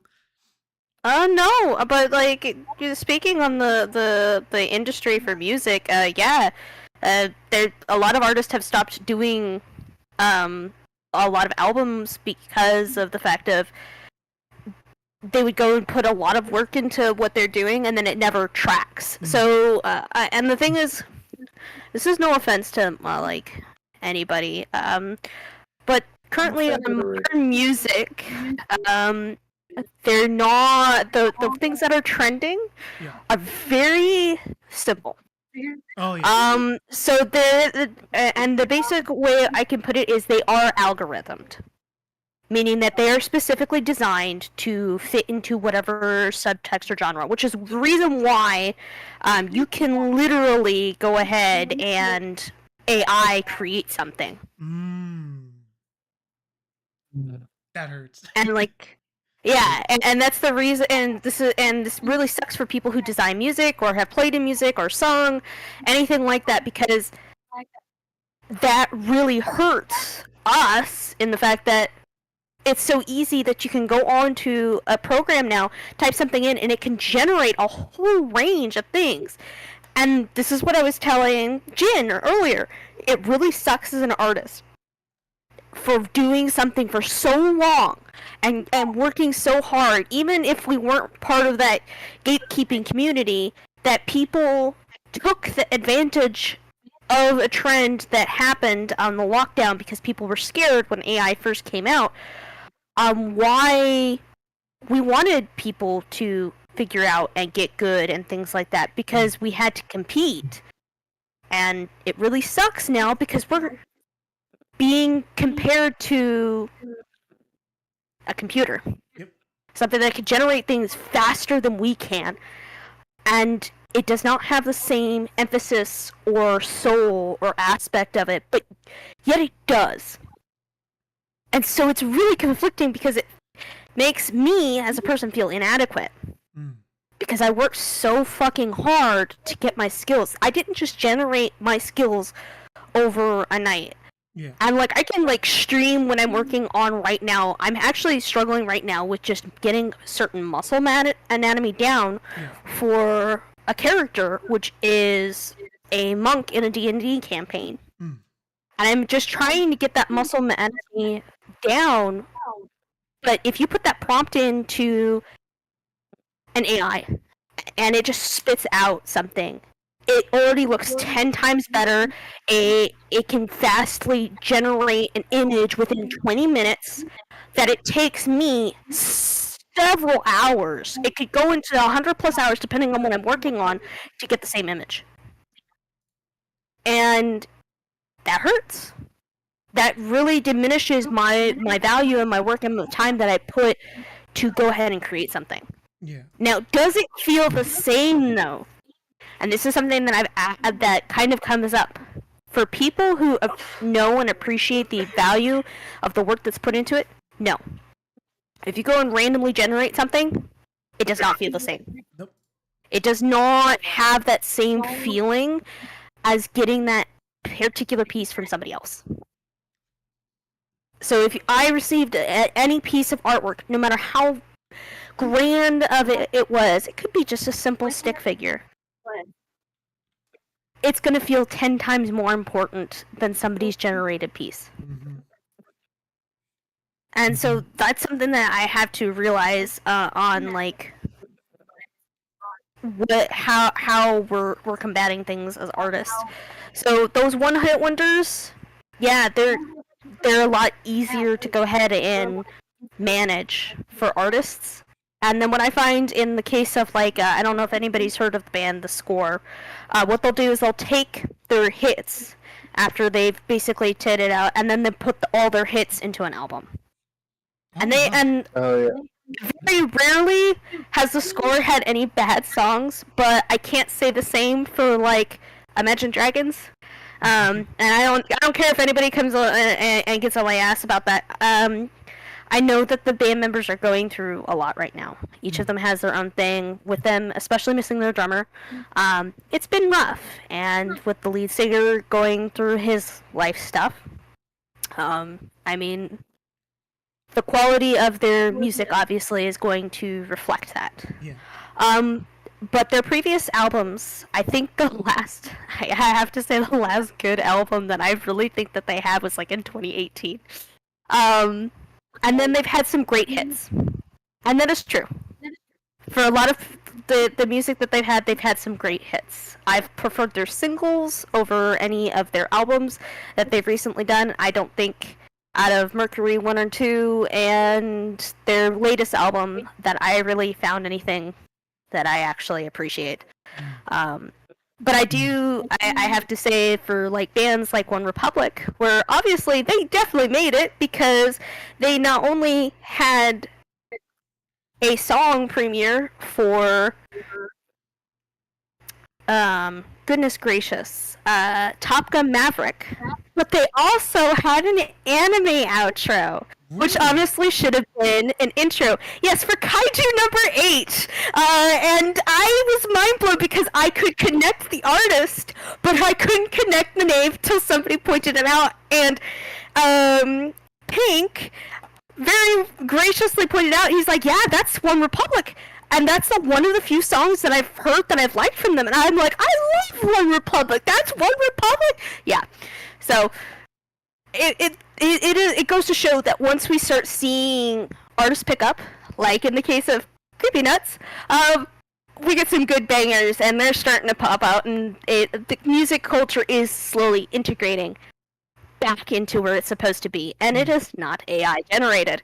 So good luck trying to get rid of anime. That's not going to work for you. I feel like that's the one thing that, like, currently in the animation industry that is still kicking. So yeah, I mean, it's just, I have hopes. I am sorry to hear about your guys' own struggles with getting your music out. It seems like I know a lot of people who do music, and I love listening to music and being involved in music and doing stuff, but I don't have the, I can't say talent for creating music, but I love listening to music. I can tell you what aspects are going to pretty much do well and whatnot regarding the trend and whatever you're going for. I know for some people who like certain aspects of music, and some people who don't.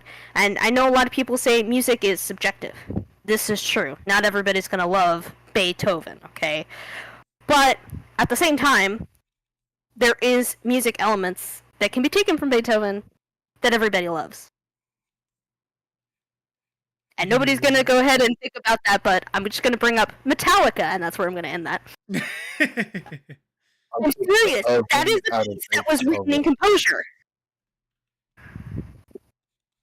And AC/DC, like, hello. Sorry. All right, I'm done being a fangirl over here. No, so. Go for it. It's fine. You heard us basically fangirling on everything that we pointed out. So go for it, if you want.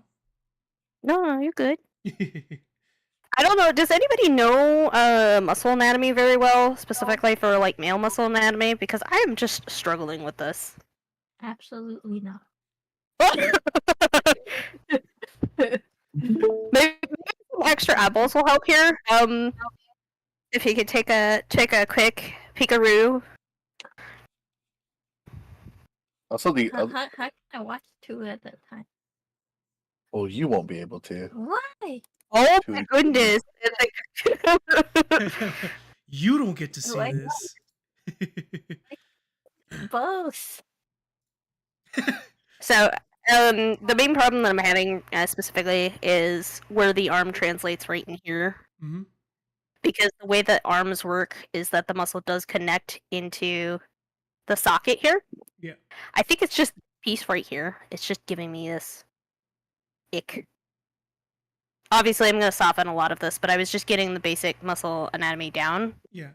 I'm just staring at that hand. It looks so good. I know. Jesus Christ. So I'm just trying to get that taken care of. I think I just need to simplify it, and I'm just overcomplicating stuff for myself. I think it goes like this. Oh yeah, no, that makes more sense. Because that is just too good. Okay, you want to know my secret, guys? If you're ever struggling on hands, take a picture of your own hand and then go ahead and like copy the actual shapes of it. I did that once for an animation. I know that people are like, oh, don't do that, don't you? No, it's okay. trust me, if you're struggling with something, do it. Get the basic shapes out, because at that point, like, I was struggling and I was like trying to figure it out. So like I had going back and forth. I wish I saved a picture of the original hand because it looked like garbage. I'm gonna be quite honest. But getting it nailed out and then getting the muscle anatomy nailed out afterwards is easier. So like it's just don't be afraid to do something to make your life easier, and just practice. I mean, that's pretty much it. I like drawing hands. Hands are See? so much fun. I have to practice on my hands. I like that's like one of the few things that I would like to practice on. You say that as that is like the most beautiful hand I've ever seen drawn. Okay, as I said, I cheated with that hand. Don't, like, this hand is a cheat. It's a cheat. It. You can tell because of the fact that the way that the lines are compared to the rest of the body. It actually flows really well with the arm. I'm not gonna lie. Yes. Like you the freaking the tendon that's right in between the palm coming out to the arm is like that doesn't look like you cheated at all. No, I cheated on that one. Don't grab that ever tendon, feel that. though. It's not considered cheating. So I cheated. I will hands down say that if I cheated. And the way I say that I cheat is, I guess you can't really say it's cheating. I used a reference. It's basically using the tools at my disposal. So no, it's not cheating. But I say that I cheated because I didn't do it for. Don't ever say you cheated using reference. That's the point. I'm gonna say it. Disney has done that with Alice in Wonderland and Little Mermaid. You're good. Okay, you're good. How long? Hey, Jin, how long is his ear supposed to be? Medium. So not like all the way out here. Give him the Frieden ear. Healthy? I'm just gonna do this for right now, so that way I can. The other ear would be approximately right about here. So stick out like this, which means you probably will not see it after we put hair on him. He's not gonna be bald. Dude, I hate Yeah. that when you work so hard on something just to hide it. Well, remember everyone.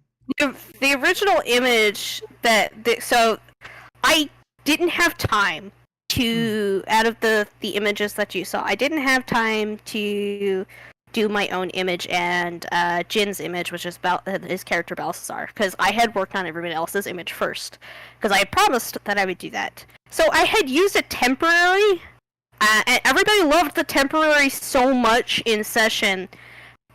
Because of the way that the system works, and it makes your character kind of look like a coin. Let me see it. Where is the original? This is Belisar. Here we go. This is the original image that I had used to make it. That's beautiful. So I have on our right here. This is the character who's a dwarf, Airman Trudis, battle-hardened veteran. Has gone through a lot of life lessons, and is 87 years old. So, in dwarven years, this would put them at like 27 years old. And then, if you go and look at the left, you have Balthazar. Now, Balthazar, he is a cocky, flamboyant. He's still considered pretty young in elf years, and he's very entitled. He's very selfish. And so this character, out of sheer boredom, after Amern stopped in a village to basically an outpost to get some supplies and whatnot and continue their journey, Balthazar noticed Amern, thought, hey, this person's interesting, I'm gonna follow them. Basically just decided he was going to quit the guard, drop his letter off without really telling anybody, raid the actual guard's lock post, and then just take off. So, again, very selfish, very egotistical character. So, I had done this because I was already, to be quite honest, Jim pissed me off the other day, so I was a little irritated with him, so I drew his character being an absolute jerk, gave the character the absolute most punchable face ever, and then drew the other character where they're just absolutely irritated. Now, in the finished image of Aaron, that particular image ended up where the character looks a lot more, yes, they're irritated, but a little bit more mournful of the fact of the situation that they're in, which was completely unintentional, but it worked out. So currently, I'm just trying to get Balthazar to kind of look, and I've got like so many different images here, but trying to get him to be a little bit more fluid than what he was. So that's pretty much all I'm doing. I'm just trying to get this done because the original outfit that I had put the character in was too covered. So we're gonna go a little bit more full exposure on this, and that means I've got to go ahead and actually do skin texturing, which, to everyone out there, the hardest thing that you can learn how to color is actually not metal, it's not textures, it's not fiber, it is skin. That takes a very long time to do, because it's not a flat color. Skin is multiple colors, and it has different ways that it reflects light and refracts light than a piece of cloth does. So I can 100% agree with that. yeah, that's my pain right now. So that's what I've been working on, is just kind of getting these down. And yeah, I mean, anybody else working on any cool projects? I'm currently just studying skulls. I was very surprised in the second one because that is an angle I always struggle in. It's a lot better than I thought it would be. So I'm an idiot. I just moved my skull. Shit, I gotta redo this now. No. What do you mean you moved it? As in, like, I was trying to turn it in the same angle that I have the second one in, as though I was trying to show you guys, even though I have no camera pointed at it. And I realized the third image that I have, where it's facing forward, I had it at an angle where I can just barely see the curvature on the other side, and moving it literally just ruined it. So now I have to painstakingly go and like realign it. Oh my god. Now I know how Spencer felt when they moved this claymation. Jesus Christ. You guys never saw iCarly, right? Oh, yeah. Do you remember that that one episode where Spencer was making the claymation for something? And I guess Carly's new boyfriend comes in. It's like, oh, dude, look at these like characters, and he takes them off the stand. And Spencer comes in going, "No, you just ruined all my work. Like you could just put it back. Like no, you can't. No, you can't." And so he had to scrap everything, and the entire duration of the rest of the episode is just him just trying to painstakingly catch up to what he lost. So it's like, oh, that's what it feels like. It hurts. It really does. Yeah, oh my god. Like, I remember, speaking of claymation, remember the intro for Beastars? Where it was basically stop motion, and it was like really beautiful? My friend, when I introduced it to him and he was watching the episode, he goes, why don't they just do the episode like they did the intro? And I told him, dude, that is painstakingly hard. He's like, but it'd be worth it. You have no idea how delicate that is, especially with Japan having constant earthquakes. They would have to spend a lot of money to have a building that's stable enough to keep it in that same position. Because if a single earthquake would happen and it shifts, the whole scene is ruined, and you have to redo it. And he goes, and this is speaking from somebody who fucking lives in those types of environments. So, and then he still argues like, but it'd be worth it. No, it hurts. It hurts so much, dude. Claymation, stop motion, it is a huge, dedicated passion project that anything can go wrong. And expensive. Yeah, it is expensive, so delicate that, oh my god. Like, and every time I see any claymation, like when I saw the new Wallace and Gromit, I'm like, Oh my god, you guys are so fucking talented. Like even Robot Chicken, I think they're still going. So fucking talented. Jesus Christ, the fluidity and all that. It's Also, too god good. saying that it pays off is technically not true because Leica has been losing money for like the past three main films that they made. Yeah, and it hurts so much. And that's what goes back into the conversation about specifically, though, animation projects and whatnot. How, the appreciation that goes into it. Are people actually paying attention to that? Yeah. Are they actually going ahead and appreciating the work that is going into these things? I have to proposit that they probably aren't. A lot of people don't understand the value that goes into these projects. I don't think that people understand the work. It used to be there was some sort of appreciation and dedicating to artists and their work. And I don't think that appreciation really exists anymore. I think because of the fact of how AI has kind of taken things over, I think a lot of people kind of go, well, if a computer can do it, it can't be that hard. Yeah. Now that when you mention like people looking out for that sort of like quality, I just remembered a scene in Home Movies where it was like the guitar scene where his teacher was asking him to do certain things on the guitar. And one thing that you see in the comments is people going, dude, it is so accurate how they animated it, especially when they told him you need to fix your check your B string real quick. Even people pointed it out, the fact that they literally animated the correct knob that he was twisting. And if you see Home Movies was basically like MS Paint in a sense, but the fact that even something like that is like looked out for, people will appreciate it.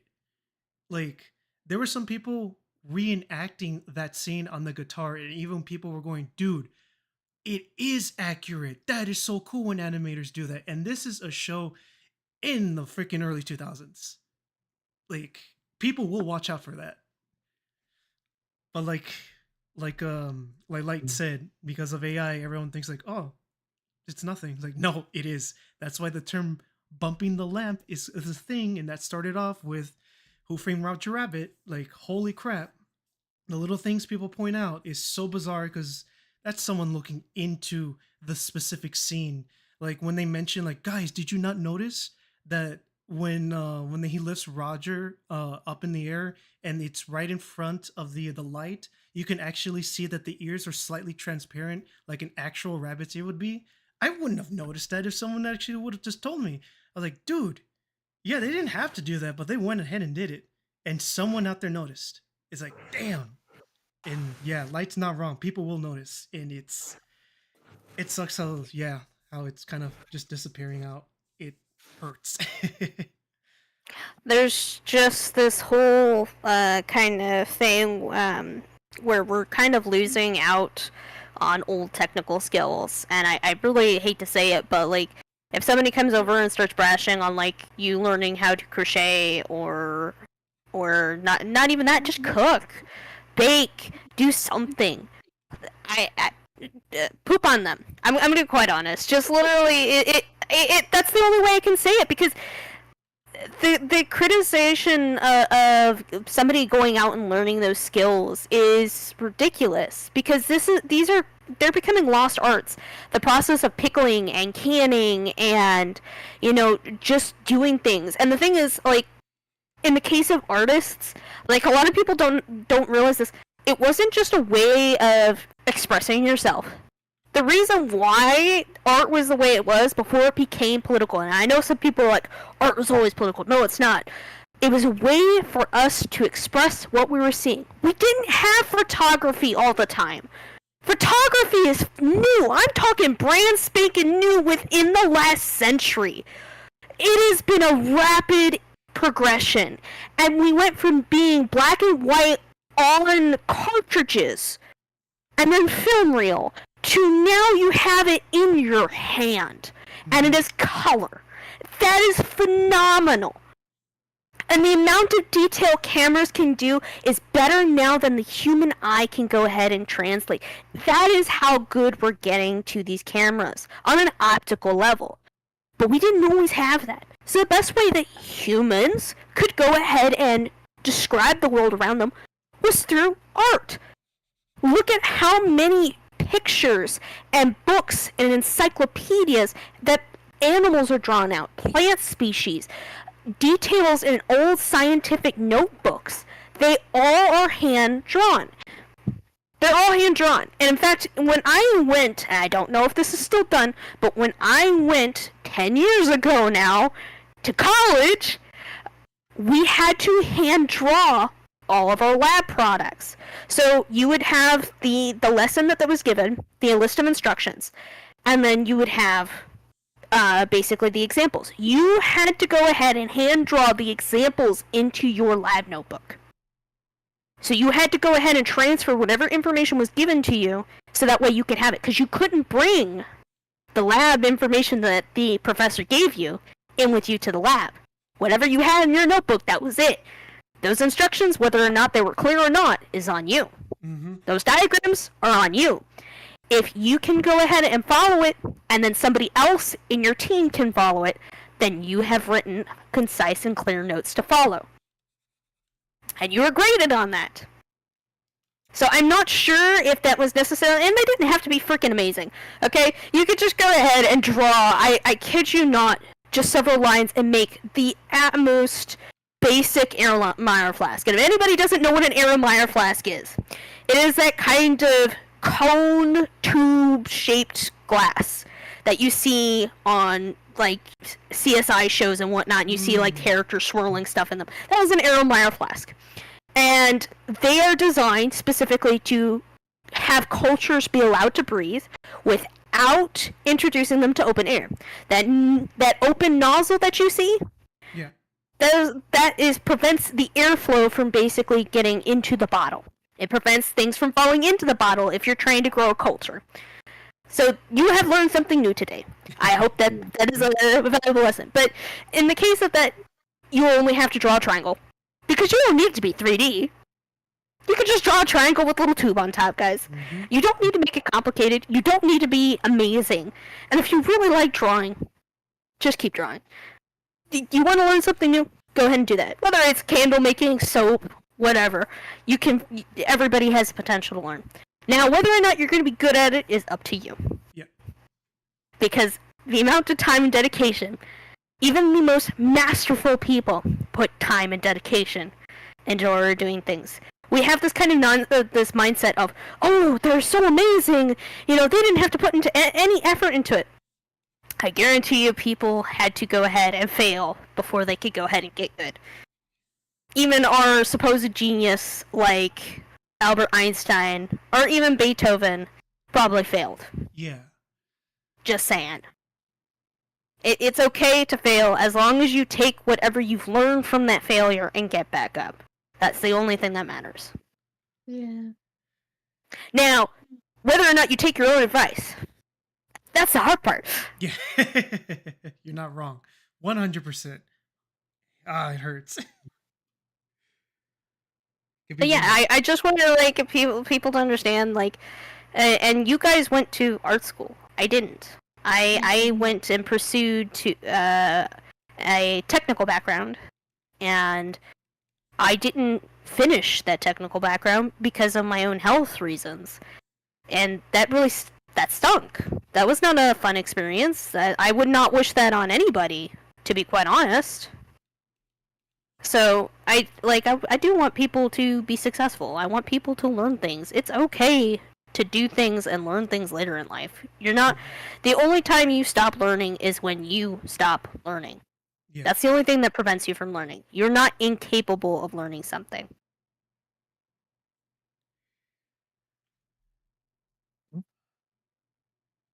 Car.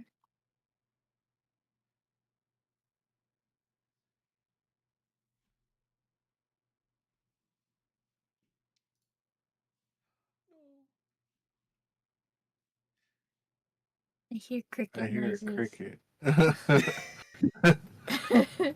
No, like No, literally. literally in our room. Oh my god.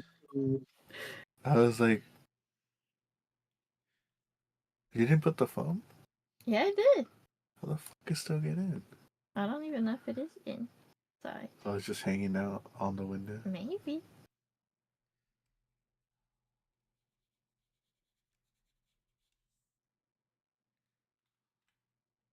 Dang, that's just loud. Wait, I hear two. They're fighting. Maybe they're just outside, right outside the window. They're like building If we're lucky. they're building this house, right? Uh-huh. And there's one part where all these very little houses are, right? Uh-huh. They're building this big house. And people are being like, I'll bet it'll be white with black trim, with oak accents and a huge front door. As always. I kind of want to write, but it's gonna look good, bro.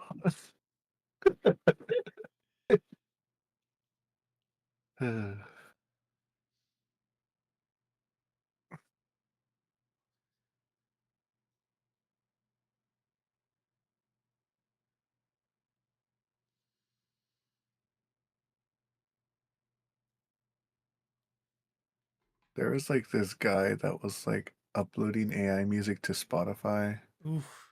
and he was like, he bought like 50 phones and like 50? yeah, it was just like playing his own AI songs Oh my god. to get money. I mean, I get it, but That's one way. He made like a shit ton of money. I could look it up how much. Hold on, let's see. oh, don't give him anything, my dude. No. I need to know. No.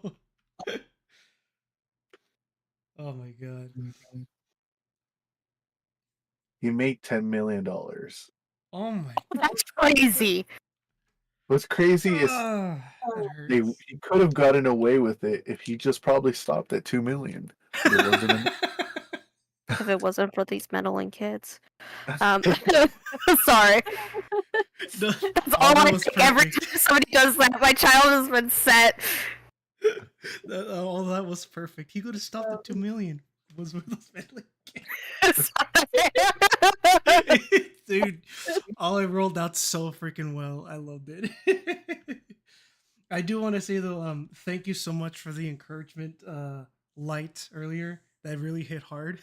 It makes you think. I will say, I've told this to some others, especially my coworkers, because they were wondering like, "Oh, are you gonna get the new Monster Hunter coming out?" And I told them, "Well, this year I've told myself that I was gonna reduce my game time and use that more towards my career. So I'm gonna be disciplining myself to draw more and study more before I can even play the game. I think I even told Pablo when we were recording once that I am so tempted because on my art class, um he had us attempt a project, kind of like a scenario. You know, you could do anything and he will give you critiques on it. I chose the hardest one, which was make a comic panel. And upon doing it and submitting it, gave me some good pointers, suggested a book that I've actually had, started reading it, loving it, and I couldn't put it down because it's like, oh my god, I'm learning so much that it got to the point where I'm more tempted to pick up my iPad or even get on my drawing tablet on my computer than I am to like play games. And I'm doing something right.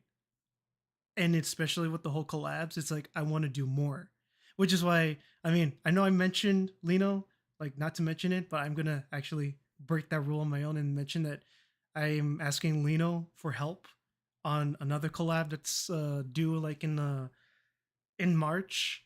Not gonna go in detail in it, but it's like you mentioned earlier in your encouragement about learning something new. See, you know, it's better to do it now than never. And that's one of them. It is literally outside of my comfort zone and out of my knowledge, and I'm willing to attempt that because I've been so interested in it.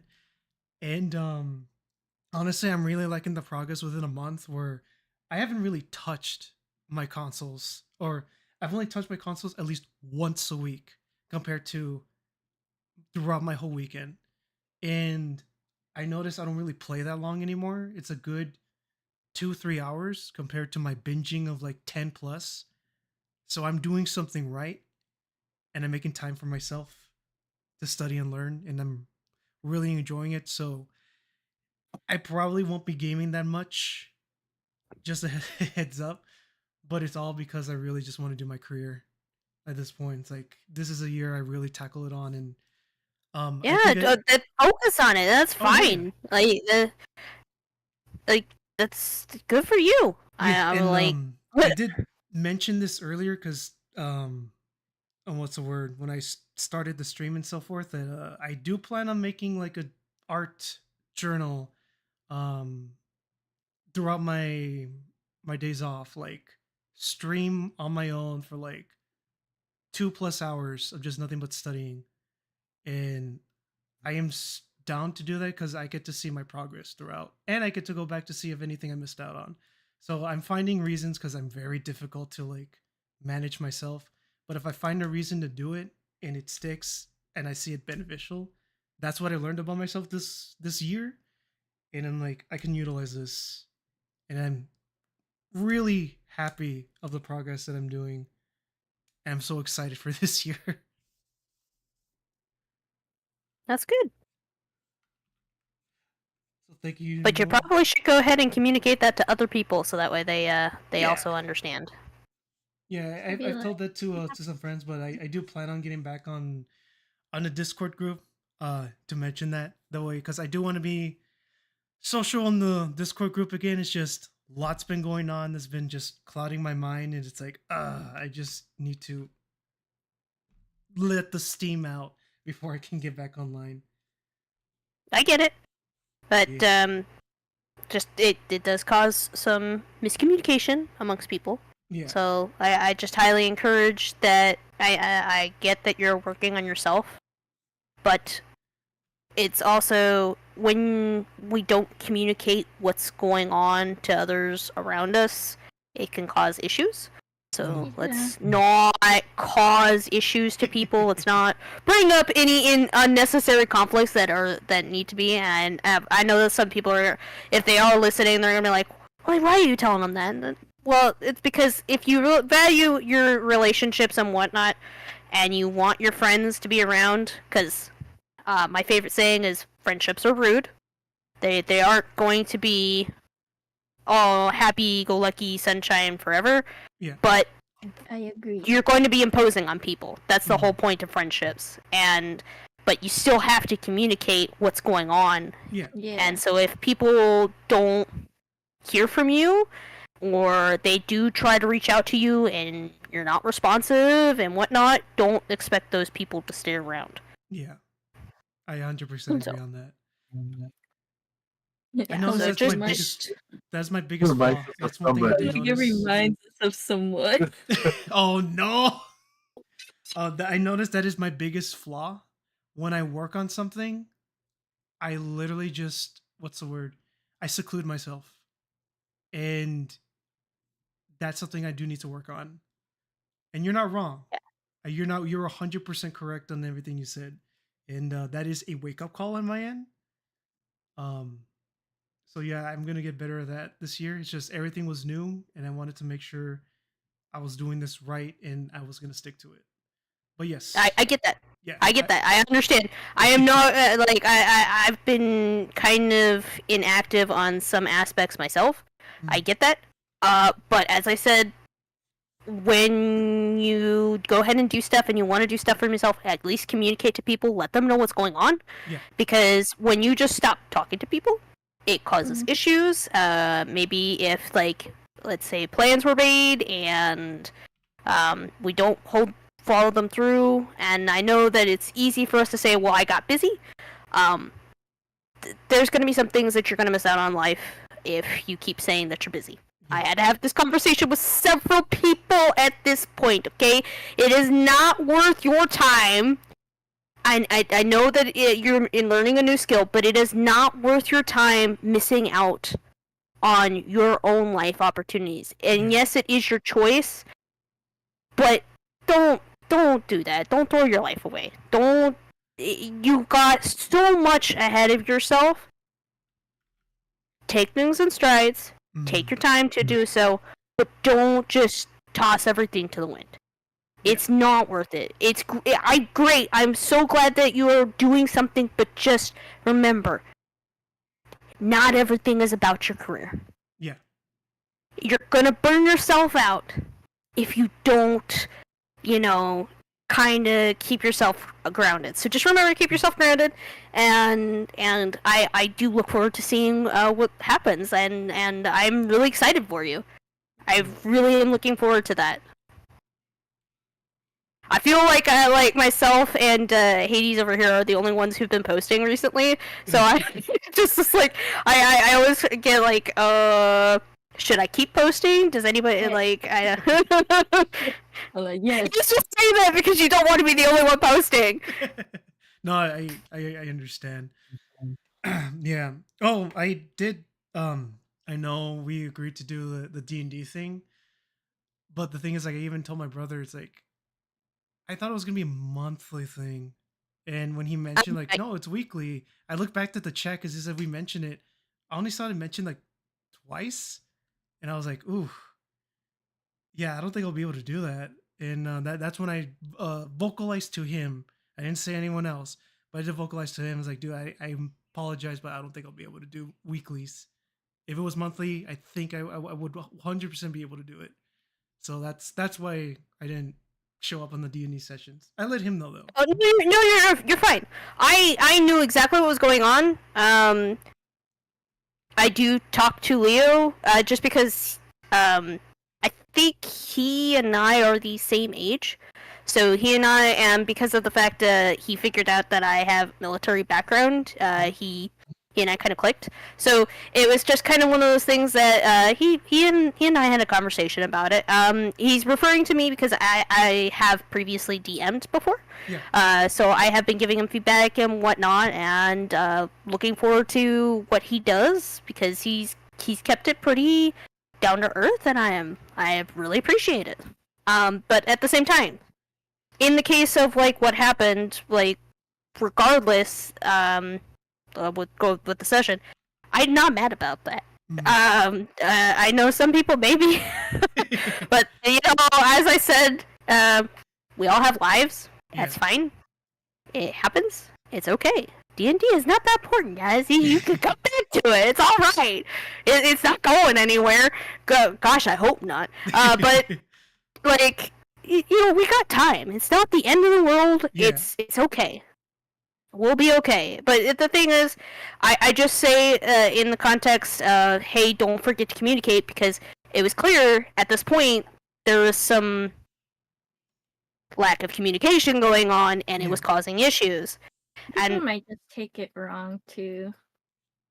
Well, it's not just that, but when you have somebody who's supposed to be talking to you just disappear, okay, and then they just not talk to you for a good period of time, and then you go and ask somebody that they're supposed to be close with, hey, how's such and such doing? And then they're like, oh, I have no fucking idea. And you're like, well, what do you mean you don't have any idea? Well, this, that, and the other. Okay, so are they alive? Are they dead? Like, what's going on here? And there's at that something. point, at that point, it's, well, I don't know. I'm like, what do you mean you don't know? I guess this comes from being like that older sibling aspect. I'm just used to asking how people are doing. I like, hey, what's going on? Not everybody does this. I get it. But at the same time, gotta tell people what's going on, man. Otherwise, they're over here assuming that you died. For reals. Like the picture that I posted in the voice chat replies. Yeah, exactly. Like, just just keep that in mind. It's okay. You're not in trouble, okay? It's just you gotta communicate, and that's the one thing that we're all lacking right now. Like in between groups, I think the reason why we're in the state of being that we are is because there has been a lack of communication, and that has been causing a lot of issues. So if we could just, dial it back, get back on track here, we're all right. It's okay. It's not the end of the world. It's all right. But just keeping that in mind. I just want to make sure, because, I have messaged you a couple times, but I haven't heard from you. And I knew you were busy, and I knew something was going on, but, nobody knew what was going on. Yeah.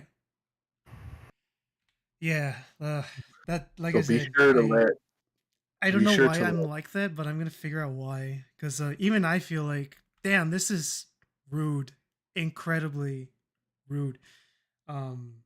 That's crazy that you could realize that. But somebody else didn't. Yeah, it was like this is what I'm gonna say, and I'm gonna admit it. I am starting this year. I am considering myself a hypocrite, considering the fact that I gave shit for someone who did the same thing to us. Yet I did the same thing as well. So Not as long. regardless, I still did it. That's how I take hypocrisy in a way. It doesn't matter how long, just as long as if you did it, you're considered that. So, Yeah. At least I knew you were alive. yeah, essentially. So like, I can see that. Like, I was feeling something wrong throughout all of January, and then even throughout mid-February, I'm going, something is off with me, and I'm going, yeah, this is I'm prioritizing a little too much, because Light did basically call that out. I was prioritizing, and it was exciting. It was new. They literally fucking called it out. Jesus Christ, Light. Sorry, I'm just it was just because there was some concern amongst No, the it's group, fine. and I just wanted to make sure that you were okay. And I wanted I am gonna talk to you privately after the stream. No, but I just wanted to make sure, like, hey, and because this is a good point to call out towards just general, and this wasn't to like put you on the spot, and I'm sorry No, if that's no. how you feel. I Like, apologize in my greatly. perspective, Um, I am glad you were also the one that caught that, because now I am for sure that what I was thinking of was it existed. Like, I wasn't being paranoid. I wasn't overthinking. You solidified that. So now that I have that confirmation, I can now work on that, because I'm always kind of overthinking, and that's something I'm trying to also like hold back on, is overthinking. My sibling knows it. My whole family knows it. I overthink a lot. Like, even when I'm talking, I'm thinking of something else, thinking of scenarios, possibilities, and such. So having someone confirm what, even though you stated it first, being able to say it out loud and see that there's a parallel with someone else to saying it, confirms it enough for me that I gotta go, all right, now I gotta fix this.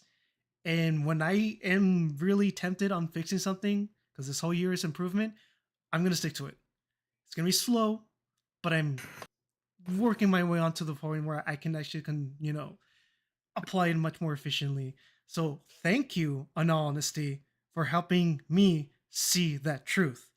Something was wrong, had a feeling, you called it out first, I confirmed it. Now it's something that I can tackle. So now I'm comfortable to say, like, yes, there's a problem, I will tackle it. So do not feel like you put me on the spot. No, you did actually the opposite. You helped me out.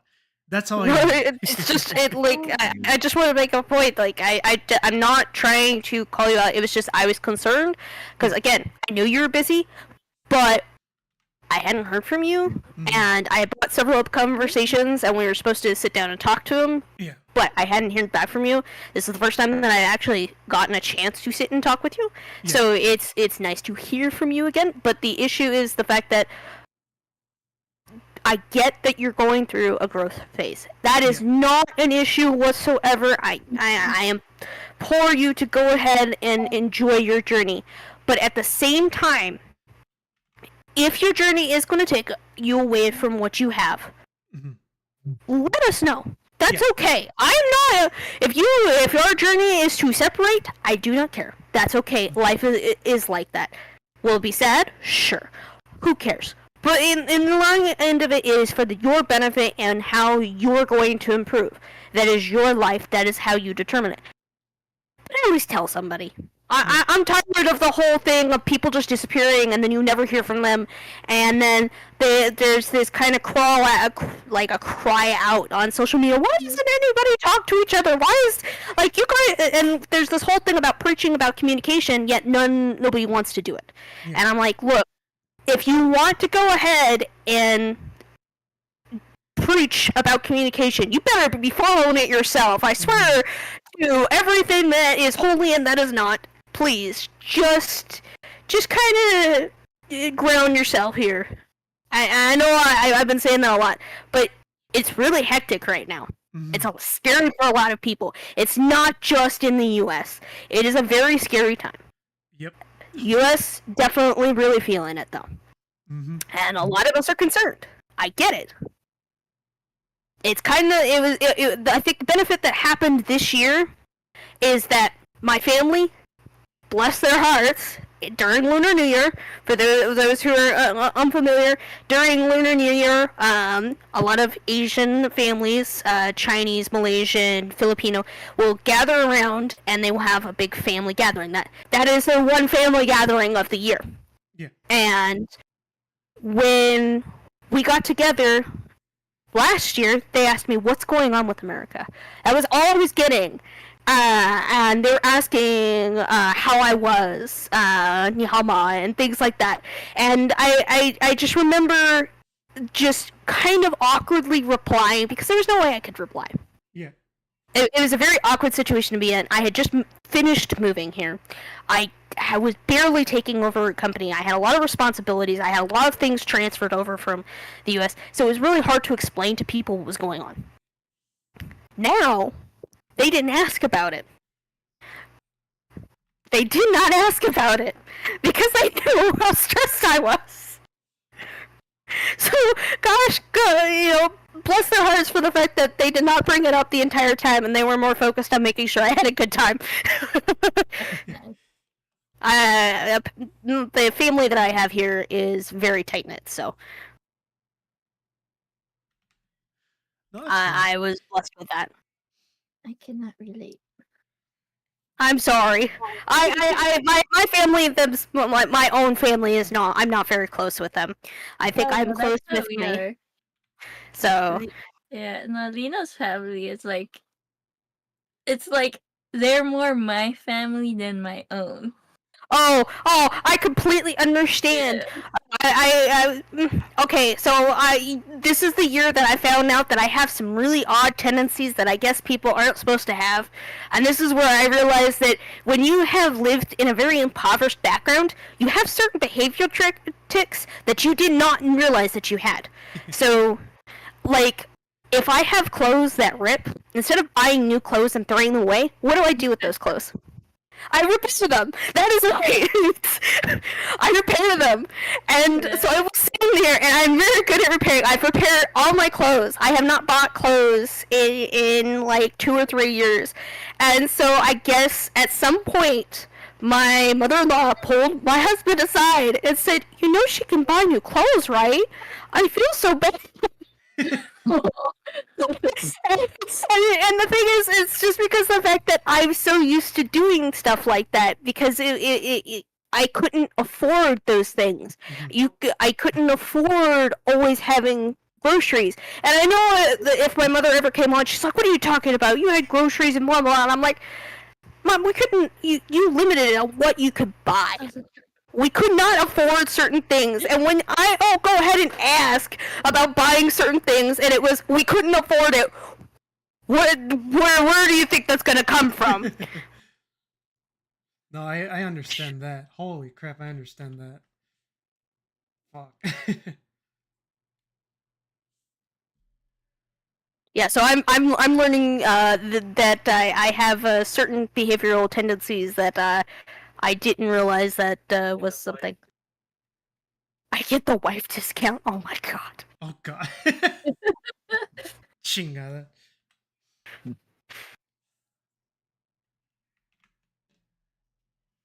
But yeah, don't feel bad.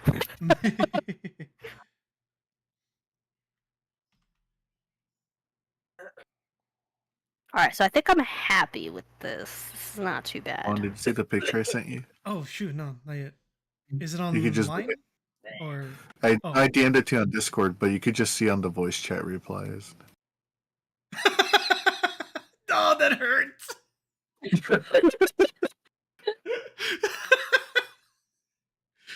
Oh my god, that hurts. So many friendships have ended that way. Oh my god, you're not wrong. I'll see you tomorrow. You know what even Bless. hurts is, Huh. I mean, I'm pretty sure I did this year. No, I most likely did do this year. When that particular friend gets online, and then try to play, and they're like, can't right now, and then they just don't get online afterwards. It's like, wow, the Yeah. one time you were alive. But they'll try to get on more. Mm. Oh, okay. I have one of the worst scenarios that you can ever have a friendship end at. Wait, what? Can you repeat that? I have one of the worst scenarios that you could ever end a friendship at. What is it? They're going to jail! Oh god. You know, that actually happened Oh to god. one of my friends. The only thing is I didn't know because so basically this friend, they got together with a girl. You know, that's usually how it starts sometimes. You know? They get together with a girl and maybe they get jealous, you know? They're like, why do Oh, you no. have female friends? Oh no. So- Oh, that's so where this is I- going. Yeah, so I guess basically they decided not to talk to me anymore, but obviously they did not tell me, right? So Mhm. and also he was an illegal immigrant. So Oh, I'm no. like, what if something bad happened? What if like ICE got them? What if like he got deported? You know, things like that. And I'm like worried here, like, and then what? Like maybe like a few months later, he messaged me, and he's like, "No, everything's okay." Few Like months. that. It was like No, the first time. The first time. It was just a few. It was like, okay, maybe half a year. Okay. He's like, he's like, it's like, no, like everything's okay. I got married with this girl. I had like a baby. it's 6 months. Okay. And or maybe more. I don't even know anymore. But and then I told him like, yeah, that's fine. I'm just glad you're okay. And then again, ghosted me for like 3 years. 3 Jesus years. Christ. And then after 3 years, he finally messaged me, like telling me all this crazy shit that happened. He's like, cause he basically went in jail because you know he realized that. Well, he found that his girl cheated on him, so he got mad, and he punched like a door, and obviously that's seen as Domestic abuse. basically she called the cops. Yeah, so they assume like domestic abuse because he's violent, you know, and he Mhm. has 2 kids with her. And you know, he was telling me all this stuff and like that he needed a friend, this and that. But I felt kind of like I felt bad for him, but I also felt indifferent because I'm like, I was here the whole time, like For, like, hoping that almost 40 you're years. okay, and you decide to come to me at like your most needed time, but I wasn't important enough for me to be there during your like life. Mm. So then one day he's like, because I guess he mentioned that he got a girlfriend again, like after a few days, and then I kind of just stopped replying to him because it's like, well, I'm not like, because I guess at that time since he was like in a dark hole, he just needed someone to hold on. So Damn. I'm like, well, I'm not needed anymore. He has a girl again, so I'm just gonna No, but also the other thing too stop. was that when Oh, he- he talked to me as if like nothing had changed. no time has passed. And The hell? and I'm like, I'm completely different person that you knew 3 years ago. I'm like, I don't talk that way anymore. I don't like those things anymore. I'm like, I don't even know you anymore. And then they're like, what do you mean? What happened? It's like, oh god. Yeah.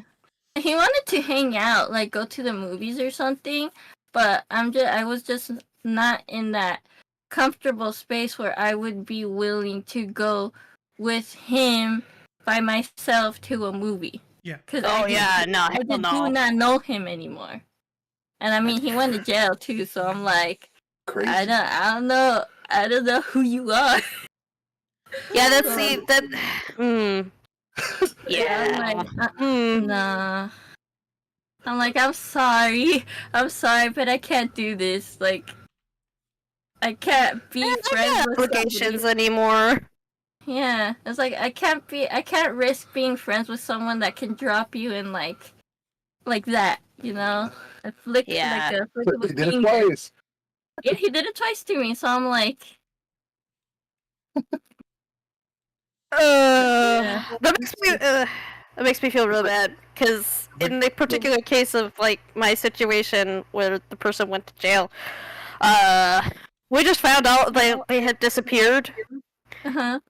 and we were like, wow, we haven't heard from this person in a while. Like, I wonder if they're okay, and they did come from like a really rough situation, so we're like, okay, should we try reaching out? Like, where'd they go? And all of a sudden we get a message like from a different account, and we're like, hey guys, and we're like, who's this? Oh, this is such and such. We're like, what are you doing on this account? Well, here's a funny story. We're like, funny how? And they start explaining the story. I'm telling you right now, I think their definition of funny story and my definition of funny story Are not the same. And they start talking about the fact that they got arrested, and we hadn't heard from them in like a month, and the reason that they had got arrested was because of a child pornography charge, or CP. And I'm sorry if that like has an issue on monetization or anything. This is a real thing. This is a real concern. I'm just letting you know this is an experience that I personally had. It came out of the blue. I was not expecting it, and I was like, "Excuse me? Say what now?" And yeah, they tried to say that it was like, I think their ex did it to them or something, and they've had really problematic people in their lives. I'm not kidding. They said that they were framed, that their account for Discord had been hacked, that's why they were using something different, and that they had been falsely arrested, and blah, blah, blah, blah. Okay. So I said, okay, if that's the case, then, just fight it and you'll be good, right? And then I stopped hearing from them. Now, the thing is, I did know them IRL. So, if anybody doesn't know, you can actually track any public court case record. You can go on, as long as you know their information, first, last name, things like that, and exactly like the dates and whatnot, you can pull up that information. So I did! Oh, that case was a lot bigger than I thought it was going to be. Oh god. That is Needless to insane. say, some people are not going to be what you expect them to be. Yeah. So, I don't know what else to say to that. But they are in jail. That case was a huge federal court cases, and they themselves had 10 charges to them, and they were tied with other people as well in that particular case. So it was not a small case. Yeah. I just, So what you're saying is he wasn't framed. I don't think they were framed. No, I don't think so. But, I can't say anything. I don't have the evidence. But the court didn't actually. They went before a grand jury, and if you don't know anything about law, if they're tried before a grand jury, that means that it doesn't go to deliberations or anything. They get tried there. It doesn't go to a fancy trial. It means the case was serious enough that it went straight to people. They deliberated on it, and you got your sentence. That was it. Damn. So, yeah. It was that bad. um. Damn. God damn. God damn. Yeah, that was my crazy experience. But that happened literally within this last year. So. Oh god. That's recent.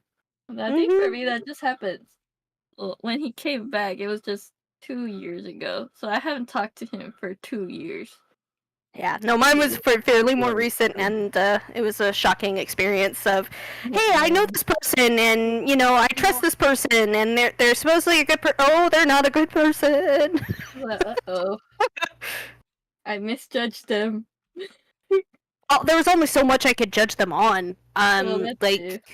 Like if you're familiar with the person and their behavior habits and things like that, and I'm gonna be quite honest, it's not like I know like a lot of people are like, oh, there's signs, and I'm like, there really wasn't any signs. I can't really tell you any of that. Yeah. There wasn't like anything that really stuck out that could just kind of scream to me, this person could be potentially dangerous. There's nothing. It's not a movie. Yeah. Like, there's just not really anything I could really say. And then the thing is, I found out after the fact because they basically said, "Oh, I'm just gonna go to court and everything," and they had just disappeared for a little bit. So at the time, they made it sound like, oh, like they had just gotten like some breaking charges or something that happened with Discord, which does happen. You do have crazy exes that do that. Yeah. I trusted that person. I thought that's exactly what had happened. And when I looked up the case, because they were saying that they weren't sure about representation and things like that, and I do have some idea of kind of cases. I'm not 100% an expert. I do not have a law background at all. I can't give you legal advice, but I knew that there was something fishy going on because of the fact of the conversations that we were having, and that they were saying, oh yeah, I'm not going to get this, or I'm not going to get that. And I'm like, well, that's kind of strange. Because you should be able to get it. Now I know why. Because it was a big federal court case. Jesus Christ. So, yeah, that was not a small, oh, ha, I got charged for this, and this was a misunderstanding. That's crazy. So, yeah, well, I don't know what else to say to that, except that's just something that happened, and... Mm-hmm. Jesus. Anyways, who else has a crazy story? Do you have any crazy ones, Lino? I don't think, no, I can't. This one's too recent. I'll mention it after stream. I don't think it's appropriate to say it. Yeah. It was not appropriate for stream. I do apologize. No. I didn't think about that. I hope this wasn't for monetization. You may need to like blurt this out if you do. But it was it was a very unfortunate case. No, yeah. I'm not. I'll see if I can bleep that part out or like remove the story if you wish. But yeah, it's if not you for need to. monetization. It's just for documenting our projects and such. Well, we haven't really been Besides, working on it. there's a lot of content. We would. There's a lot of content partaking on stronger subjects taken as jokes, so this was like just a story. This wasn't like joking about it. So Yeah. no, this was taken much more seriously than other content creators have done on this platform and many others. So it should be fine. I mean, it was kind of more of a like, hey, this was a situation that happened to me recently. Yeah. So if you do need to remove it, I completely understand. Just Just like it's a heads up. No, but that's fine. I'll see if I can just to put us all at ease. But if I can, it shouldn't be a big thing because we weren't joking about it. This was serious. No, this Yeah. was a serious conversation. It was just one of those things that, like, if you do need to, like, correct it or bleep it out or whatever for reason, because I know with monetization it can be tricky. So No, I, I I feel I it. feel bad. No, you're good. Um, but what was it? Do I have a crazy story? Hey, you're streaming right now? Yeah. Yeah, you didn't know? Wait, so what are people saying about this crazy story? There's hardly anyone. You just start off But with 0, Lino, and then you get I'm like, we're not 3. that big yet. Uh, Yeah, we're not a bit I big was yet, just Lino. curious what they would have said. um, what was it? I think I have one. I'm just trying to see, like, if I have the. Oh, okay. So here we go. So at work, um, Mm-hmm. there is a position where you could be a trainer for my work. Won't get into detail, but you're essentially a trainer. Anyone that comes new to the warehouse, you just show them the ropes, right? There's this Mm-hmm. particular person that confronted our new supervisor, Uh-oh. and they started going about saying that, oh, I feel like I'm targeted. I don't feel like I'm being appreciated with all the work that I'm doing.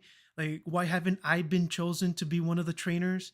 And he's trying to tell them that we're doing our best, and I'm just hearing about this because I just started, with you guys little to a month ago. So I don't know what's going on. Don't come at me and say that I'm doing it. But they kept interrupting them, saying the same Mm-hmm. thing over and over, saying, repeating everything, not listening, not giving the supervisor a word in edgewise. And he started getting frustrated. Mind you, we all needed to talk to him, so we all formed a line basically around the scenario. I do. Yeah, and we're just like, okay, they're still talking, sheesh. And the one thing that I heard that pissed me off was that they went all about that they're doing their best, that they're doing more than they think they should be doing, and they really want to be a trainer. And he goes, well, I understand that, but what you're not hearing me is that how can I help you in the past, because they started complaining about the other supervisors we had. And he goes, yes, but that was in the past. How could I have helped you when I wasn't even your supervisor? Like, I would need to be your supervisor now to help you, so it's not my fault. And they reply with, but it doesn't matter, you should be able to help me. And I got so mad, going, you literally just said, like, he was taken aback, like, he got mad. He's like, so what you're saying is when I was in a different department, I should have looked up for you? It's like, yes. Like, oh my god, you're an asshole. Do you not hear yourself, you dick? Like, I was getting so, like, everyone in line just had like their jaws dropped at hearing this. Like, you're blaming our new, mind you, our new supervisor is fucking cool.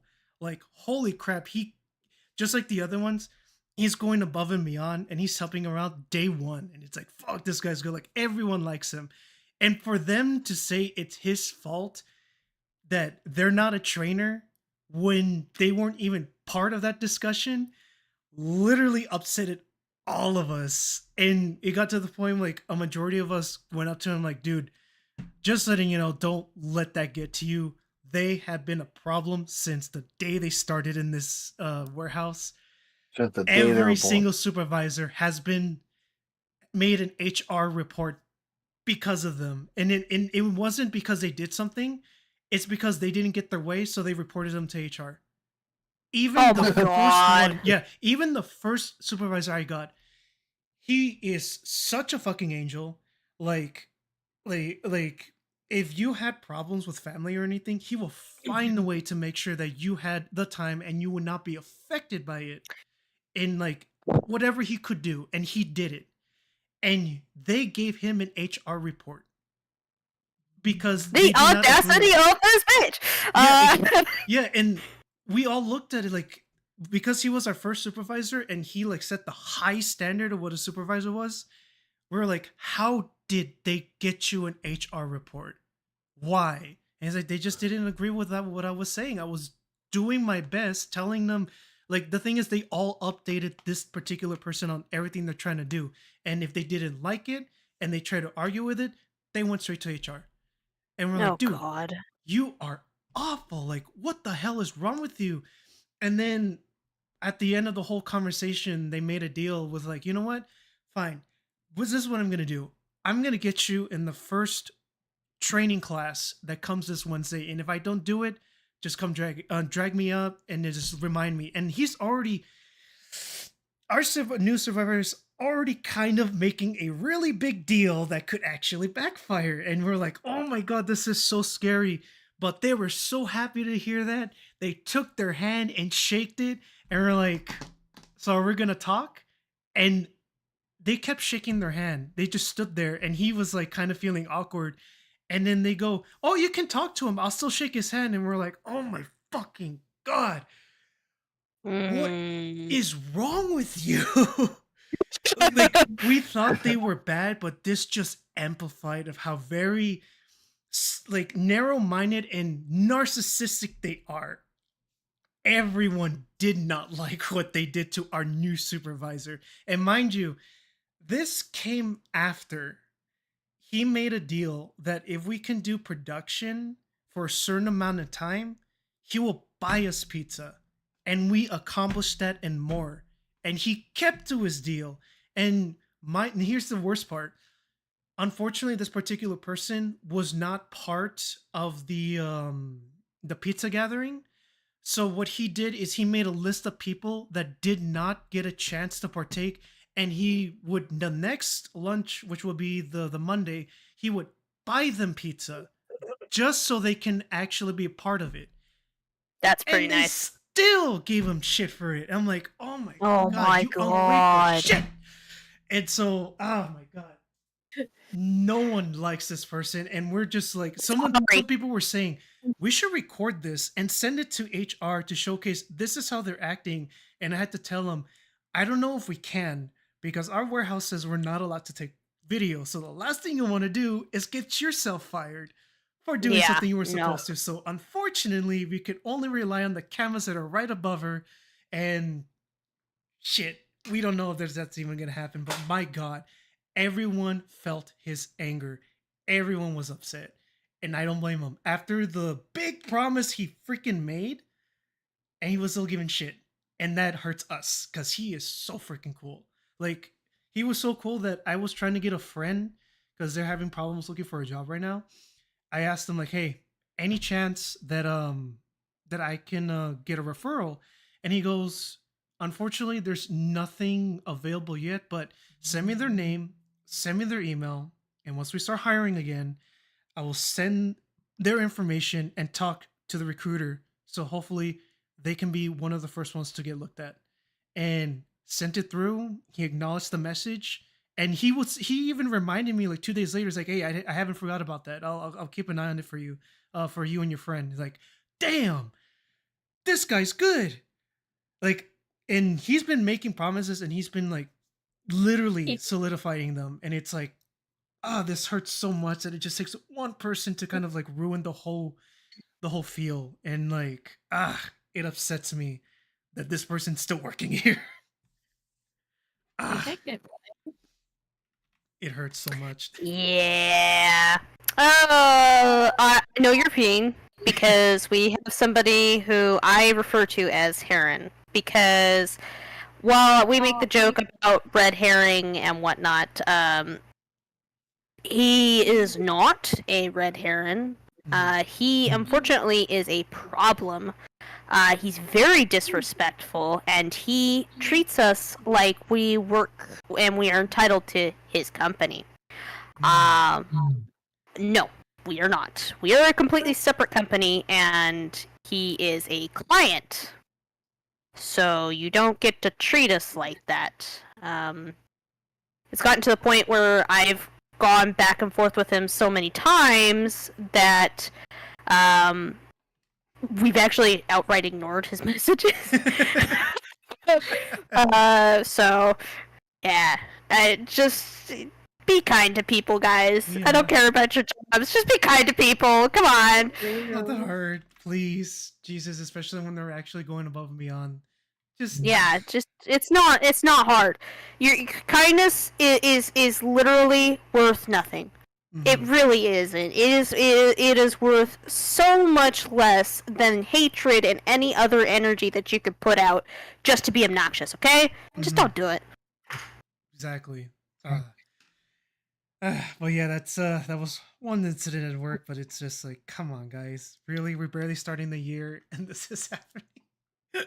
Yeah, that's God. ridiculous. It hurts, in honesty, seeing like someone literally taking the ground, running, sprinting so fast just for some asshole to just go like, no, it's like, ugh, get out of here. Oh my god. And all conclusiveness. What a dick! Exactly. Like, goddamn, man. It's like we all wonder, like, are you that bored in your own life that you just have to make drama? Please. Some people are. I like you. You do ask that question, but some people just don't have lives outside of their careers. I am gonna make that point, and like, it has nothing to do with the rest of us. They just don't have lives. To them, whatever's going on at work, that's their life. Yeah. That's their drama. That's their shtick. So if they're causing issues, they're doing it because they think it's great. That's all they have to do. That's all they have to do. That's their that's so suck. What's funny too That is that sucks, but it's true. we all get the repercussions. Like, really? We didn't do anything? Yep. Oh my god. Okay, so there's another story with this person. I Oh, completely yes. forgot about this. This was a few months ago. So, out of our appreciation with our last supervisor, of our hard work, they got us all donuts. And Sweet. you know, we were grateful. We got in line. It was during lunch. Got in line. We got our donuts. This person comes up to the line and opens up one box of donuts, closes it, opens another, kind of looks puzzled, closes it, opens one more, and they blurt out, "Why is everyone leaving the black donuts behind?" What? Because people don't like chocolate. Yeah, but the thing is, the way they phrased it, Yeah, no, I was standing I in line, get it. and even the supervisor went, "Oh no, you're not starting right now. Like, please, please." And then they're saying like, "Well, I'm just wondering why are they leaving them behind?" And thank God for this coworker. God bless him. He comes up and goes, "I like the black donuts," and just like takes one, and I'm like, "Thank you for just literally just easing out this whole drama that they're trying to Debacle. start." Yeah. Yeah, like, thank God. But here's the worst part of that scenario. They were so entitled because they also had cookies. They were so Oh, no. entitled that they took one of the containers of cookies that still had like 2 or 3 left, grabbed more, put it in there, grabbed like 2 or 4 donuts, put them in there, took it to her station, came back and grabbed more. Oh God. And we're going, we all saw the container and we went, God damn. For I all hate the people crap who are that- like that, man. Mm. Oh man. Yeah, and so we're going, like, even our first supervisor who saw that, he even went, I feel sick looking at the fact that they are gonna eat all that. Even one donut's enough for me. And I'm going, it's, and by the end of the day, they had like what, 1 donut and 2 cookies left, and we're going, oh my God. They just, That's a lot of sugar. Yeah. I'm sorry. Like, Who died? I'm Literally. gonna just say it. Diabetes. So it's like, oh my God. There's so many stories with this person. I could probably fill up like a whole like hour with it. It's insane, but Oh, I could do that with Heron as well. Don't worry, I got you. I understand your pain. And It the thing is, I have been barely doing this job for a year. Okay, this one person has been the bane of my existence. And it's just because they're just a really insecure person. You could tell because they have the power. And what do they do with their power is they go ahead and throw, and this is going to sound crude, they throw their dick on the table. That is literally what they do. And I don't care if it sounds crude or anything, But there are people out there who just do that. Yeah. They don't really care about anything else. They're just gonna make people and be obnoxious. Mm-hmm. That is their Because goal. they can. Yep, that is their goal. They do not care. Like they're it's, there to hurt you. it's so funny. It's like with all the stuff that they've done, it gets to the point that if anyone has to work with them, they get scared. They just I immediately don't like the want most to work with that person. exactly like the most talkative person. You could have someone. There's some people who love to talk to people that they work with. The moment that they're with them, they stay quiet. That's the quietest you will ever see that person, and it baffles me how much fear everyone has with them. I honestly just work with them like how I would normally do it, and it's weird seeing them peaceful. Like everyone goes, man, I wish they were just like that all the time. Damn, it hurts seeing them so peaceful and then just suddenly switches. It's like, Become monsters. yeah, they That could is just so become funny. monsters. It's just, it sucks because then they would have weeks where they're so friendly and everyone's enjoying talking with them, and then something happens and they go, ugh, I don't want to deal with this person anymore. It's that weird That's so sad. fluctuation. It's like it does hurt after a while saying that. It's like, come on, dude, what's going on? Like at some point, I feel like they should just go to therapy to get all that stuff out. Because the Yeah. fact that they can actually make people smile and talk and have fun, I honestly feel like there is, regardless of the stories I say, there's something going on, and I honestly Yeah. wish they can work through it because seeing them happy and making other people happy, and even some people getting surprised in how friendly they are, it's like, damn, you're being held back with something. I hope you have the opportunity to get that through because then you can make so many good friends here. Because I've seen how happy they can be and cheerful and joking, and it just hurts to see how they can turn so easily. It's like, Like please, that come moment on. of, damn, who hurt you? Yeah, exactly. And it's like, please just seek help. You will benefit so much for it if you seek help. Like, holy crap, all the friends you could make here, they will make friends with you. I've seen it happen. You just please work on yourself. It's not too late. Please. Yeah. So, but I know for a fact if someone were to ever tell them that, they will throw a fit, and it sucks. But it's Well, that speaks more of their character then. hmm so like it just sucks.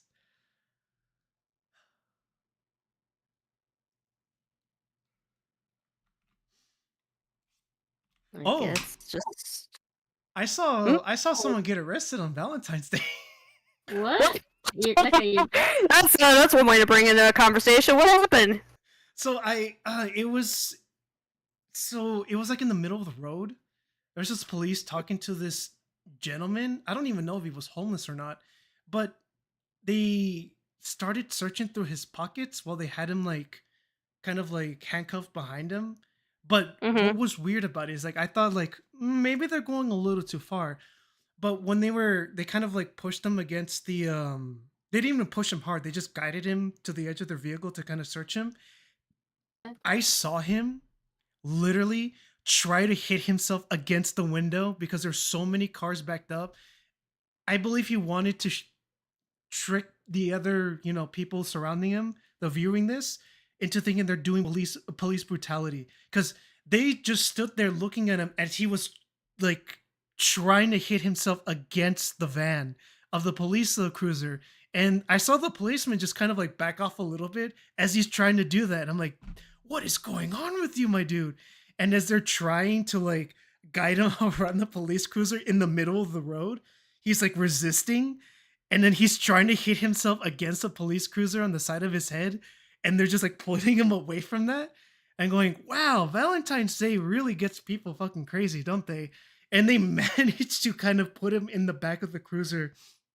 And mind you, there was a lot of traffic too, so everyone got a show. And I was going, damn, what did you do, my dude? Because you could have probably walked away. You could have talked your way out, but you just tried to make them look bad, and they just Oh, looked confused at what you were doing. They're like, "Okay, are you just having like a moment?" And he didn't even scream. I had the window down. He wasn't even screaming. So for a fact, he was just literally trying to make it look bad on them. But it's like, oh my god, on Valentine's Day of all days, it's so Damn. fucking funny. And then I went to go get my car wash. There was a Cybertruck in front of me, and I'm going, oh no, don't tell me you're gonna try to, go through this car wash with your damn Cybertruck. So Oh God. they asked me and the guy to kind of back up from the line and go to the other line, and I complied. Now I'm still behind the Cybertruck, and then as they're talking to him, the other employee tells me to back up and go to the other available line, and I do that, and he goes, "Hey man, I'm sorry that I had to make you do that twice. Like, I didn't intend for that time." It's like, "No, dude, I'm letting you know. If he's trying to get his Cybertruck washed in this car wash, he's making a big mistake. Almost every article has stated that thing will short out in a car wash or rust." Yep, And it will. yeah, and so as I'm about to like about to hit neutral on my car, I still see him talking to them. I know he was trying to persuade them to say it'll be fine, but they did the right thing and told them, no, we're not going to be at fault with this. And eventually he had to back out and leave. And I'm going, thank you. You just saved yourself from a fucking lawsuit. Because this guy would have been, oh my God, then your car wash is not fit for the Cybertruck. You ruined it. It's like, no, you're just an idiot. You're literally putting water on steel that will rust. Oh my God. Like, Valentine's Day was an interesting day. What's cool about it too was that when I was going with some friends to go to some bars because they wanted to get into this like exclusive bar that Oh, required a code. exclusive. Yes. Mm. Like you needed a code and they changed the code I think either every month or every week. So they needed to go to the bar adjacent to get the code. And what my friend told me was that so what we're gonna have to do is either we need to AU flirt with the bartender, like okay, or we just order a lot of drinks until they give us the code. So I'm chilling. It's like on the second story bar, and I'm like, it's outside. So I'm just leaning against the rail, enjoying like the view because it's nice and cloudy, nice wind, a little drizzle. And as they're getting their drinks and we're talking, I look to my right, and I guess I see one of the bartenders kind of just lean against the railing as well. And I approached him. I was like, "Hey man, how you doing?" He's like, "Oh, I'm doing fine." He's like, "Oh, you work here?" I was like, "Yeah." And I went like, "Oh, how long you been working here?" For a year. It's like, "Oh, dude, how do you like it?" It's like, "It's pretty good. It's pretty good." Like, he told me he enjoyed it. He enjoys the company and seeing all the people. And he goes have you been here before? It's like, "No, actually, it's my first time here, and honestly, it's a really nice place. I like the environment. The music's good too, and I don't know, it's pretty chill in all honesty." It's like, "Oh yeah, are you from here?" It's like, "Yeah," and friends wanted to come by and like check it out. And I'm like, "Yeah, shit, like let's go." Valentine's Day. It's like, "Oh yeah, so you're here with your friends?" Like, "Yeah, they're just they wanted to try to get into the secret bar that's right next door. Honestly, I'm just here to chill because this is a really nice area." And he's like, "Oh, they're trying to get into the bar." It's like, "Yeah, here's the code." Like, okay, all right, thank you. So I start writing the code down, and as my friends are talking, it's like, "All right, so are we gonna get another drink?" I went, "I got the code." They went, "What? You got the code?" Like, "Yeah." Like, "But you didn't even buy anything." Like, "Yeah, I just talked to the guy. He was really friendly. He gave me his name. I gave him mine. He's like, here's the code." Like, damn.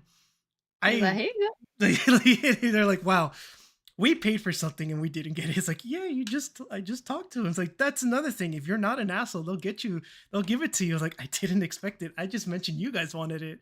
And he just gave it like, "Oh, okay." So we chilled out a little bit longer. We went into the exclusive one. It's pretty chill too, but wow, the drinks are expensive. I didn't drink. I was designated driver. My friend did not discuss the price till we left, and he went, "Two drinks for $42." Like, Boy. Yeah, that that's hurts. pricey. Yeah, that is very pricey. And it was like, oh, that hurts so much. So they ended up going to another bar where they had $2 shots. It's like, okay. Yeah, the cheap tequila will get you. And so, yeah, we just ended up bar hopping, going to different bars and such. We went to I had a hero for the first time. Like, we saw the food truck, and we are like, oh shoot, they have heroes. That's so cool. I'm down to try it, but we have a long ways to walk. The guy out of nowhere like comes out with a small sample of like the meat that he has. I don't know if he said Italian meat or something, some sort of type of meat. And we tried it and we're like, oh wow, this is actually really good. Mind you, he just saw us looking, gave us a sample, went back to work. My friend went up and ordered something like, are you getting a hero? It's like, yeah. After what I tasted, like, I've been wanting to try one.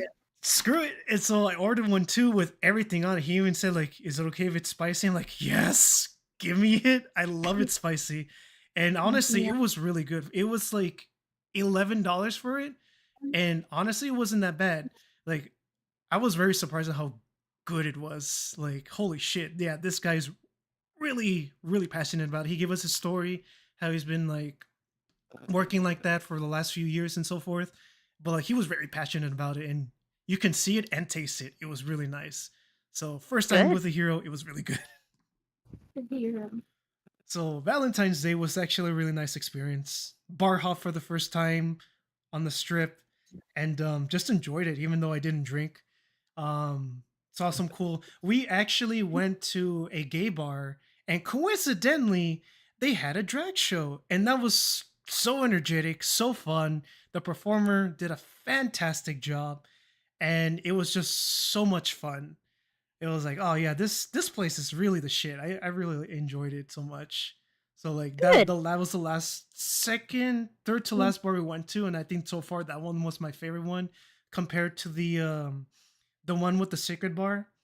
And coincidentally, I met a coworker there. They didn't recognize me because they're like, I don't recognize you because of your hair. You normally have glasses and a hat. I didn't recognize you. But he was also cool. Showed us another chill bar. And it was just like a really nice, surprisingly nice, fun Valentine's night. So good. Yeah, it was. I'm glad to really hear dope. it. Honestly, if you guys were to somehow visit where I live, I'd take you guys there too. It's also honestly really cool to kind of get the code for a secret bar. It's like, oh, this is so cool. I feel exclusive. But you know what they're called, right? Worth it. Trying to remember, but my sibling told me I may have forgotten. Go for it. A speakeasy. There we go. That's what it is. That's what it was. Juan was telling us that he wants to take us to a speakeasy that he found. What is that? So a speakeasy, originally... Go ahead. Huh? Did you want to say something? No, I was just asking what a speakeasy was. Okay. I just want to make sure I wasn't, like, cutting you off. So, a speakeasy, originally, during the Prohibition era, we weren't allowed to have alcohol. So, what do the Irish do? Well, you gotta have the alcohol! They created certain areas where you could go, secret bars. They're called speakeasies. You basically enter an old cellar parlor, and they would go ahead and give you a drop tap soda. If you had the secret code, they would take you to a secret area where you were allowed to have illegal alcohol. And so you were allowed to go ahead and get your drinks and be able to go ahead and quote-unquote speak easy. It's so freaking cool because they have the. I was just saying, the only reason that it happens is because of the IRA. I'm just saying. It's cool because it wasn't a code we spoke. We literally had to like put in the number on the number pad and like enter it. I honestly, it felt really cool to be able to do something like that. It's like, whoa, hitting area, so sick. I honestly enjoyed it. All over the world, they have different ones. They have some in Japan. They have some in. We have some here in Taiwan. I mean, like you have them all over, and there's people who like make it a trick to go into wherever their visiting to go and see speakeasies. It's a whole trend, and like it's really fun. So if it's something that you have not heard before and you would like to take a look, absolutely. They don't have to have alcohol. There's one in Japan that I can think of off the top of my head that specifically does coffee. So like they don't have to have it. Like I'll do the so coffee. yeah. Yeah, what was it? I didn't hear it through. I only heard it from my coworker because he mentioned it, and that's when my sibling told me all about it. Because when it comes to that stuff, they're really like adamant about it. It's like, oh yeah, I think it's this particular area, and sure enough, they were right because even my friend was kind of wondering like at the time like he didn't know which department or which area it was till his friend finally told him. So, but like, yeah, it is an awesome feeling, and I am so down to kind of like try to find others because it like I said, the moment of just getting the code randomly and just being able to enter it, it's like, oh, this is so fucking cool. First time Always hearing talk about to it. your barkeep. Come on. Yeah. You're gonna get what you want when you go ahead and talk to the barkeep. Yeah. And oh, what was it? Um for some reason, I'm surprised we didn't even check out this bar. But this guy, what are they called again? The lights that the aircraft users use when guiding the planes. What are they called? The only thing I recall is guiding light because I didn't work in that particular. Okay, so But they're wands. So he this particular guy was advertising the bar. He had guiding lights, but the thing is, they were transparent, lit up dildos, and he's just like trying to guide people into the bar. We're like, okay, all right, but it's full, so we're just gonna walk away for a while. So like, yeah, he's just standing in the street, just like waving people down, and we're like, yep, they're jiggling, all right. Yeah, even my friend comments is like, he had glowing dildos, and he's like, yeah, he was just advertising the bar that's right next to us. Funny. It was so fucking cool. And I'm surprised because my friend, he took us to a quote unquote titty bar, and he was like, hey, maybe we could take shots off the bartender's, tits and so forth. And I look at the prices and it's like $5 for a vodka titty shot. And I'm like, are you gonna do it, my dude? And he's like, no. Like, then why did you make it seem like you were gonna do it? Funny. Like, he was telling me all about it this whole week, and I'm going, it's $5, dude. You're not gonna do it? No. It's like, okay, la chinga. Why did we come? Exactly. And I'm like, god damn it, my dude. Don't hype it up if you're not gonna do it. Funny though. That's so dorky though. I know. Oh my god, it was really Like, funny. oh, I'm gonna go ahead and do this. Are you? No. Like I thought I was. Mars would do something like that. He'd be like, "Oh yeah, I would totally do something like that," and then you were like, "So are you gonna do it?" And he goes, "No, I changed my mind." Oh my god. Like, I was so tempted to ask, like, hey, Hey, a mind titty if I shot. just pay like $5 for a shot of water instead? Because like I was a designated driver. But she was talking to because like I said, it's on the menu, but they were talking to some other customers. Like, I'm not gonna bother them. I'll let them do, talk to them and so forth. But like the fact that he was hyping it up, like, man, come on, really? But no, overall it was a really fun night. I enjoyed it. First time actually bar hopping and so forth, and I liked the journey. Dude, there's a shit ton of bars in that area though. But regardless, it's like it's a really fun adventure. Even if you're not drinking, you get to meet cool new people. Like the bartender I met who gave me the code. I still remember his name. Not gonna say it of course of security Obviously, reasons, but because streaming, yeah. yeah. But no, he's really cool. So like if I ever am downtown again and I hop by the bar, I'm hoping to like say hi to him again because she was just really cool and chill. And yeah, that honestly, that was probably would be one of my favorite bars because it's just literally second story, and you just get to see a nice view of the whole city, and it's like, oh, this is chill. This is really nice.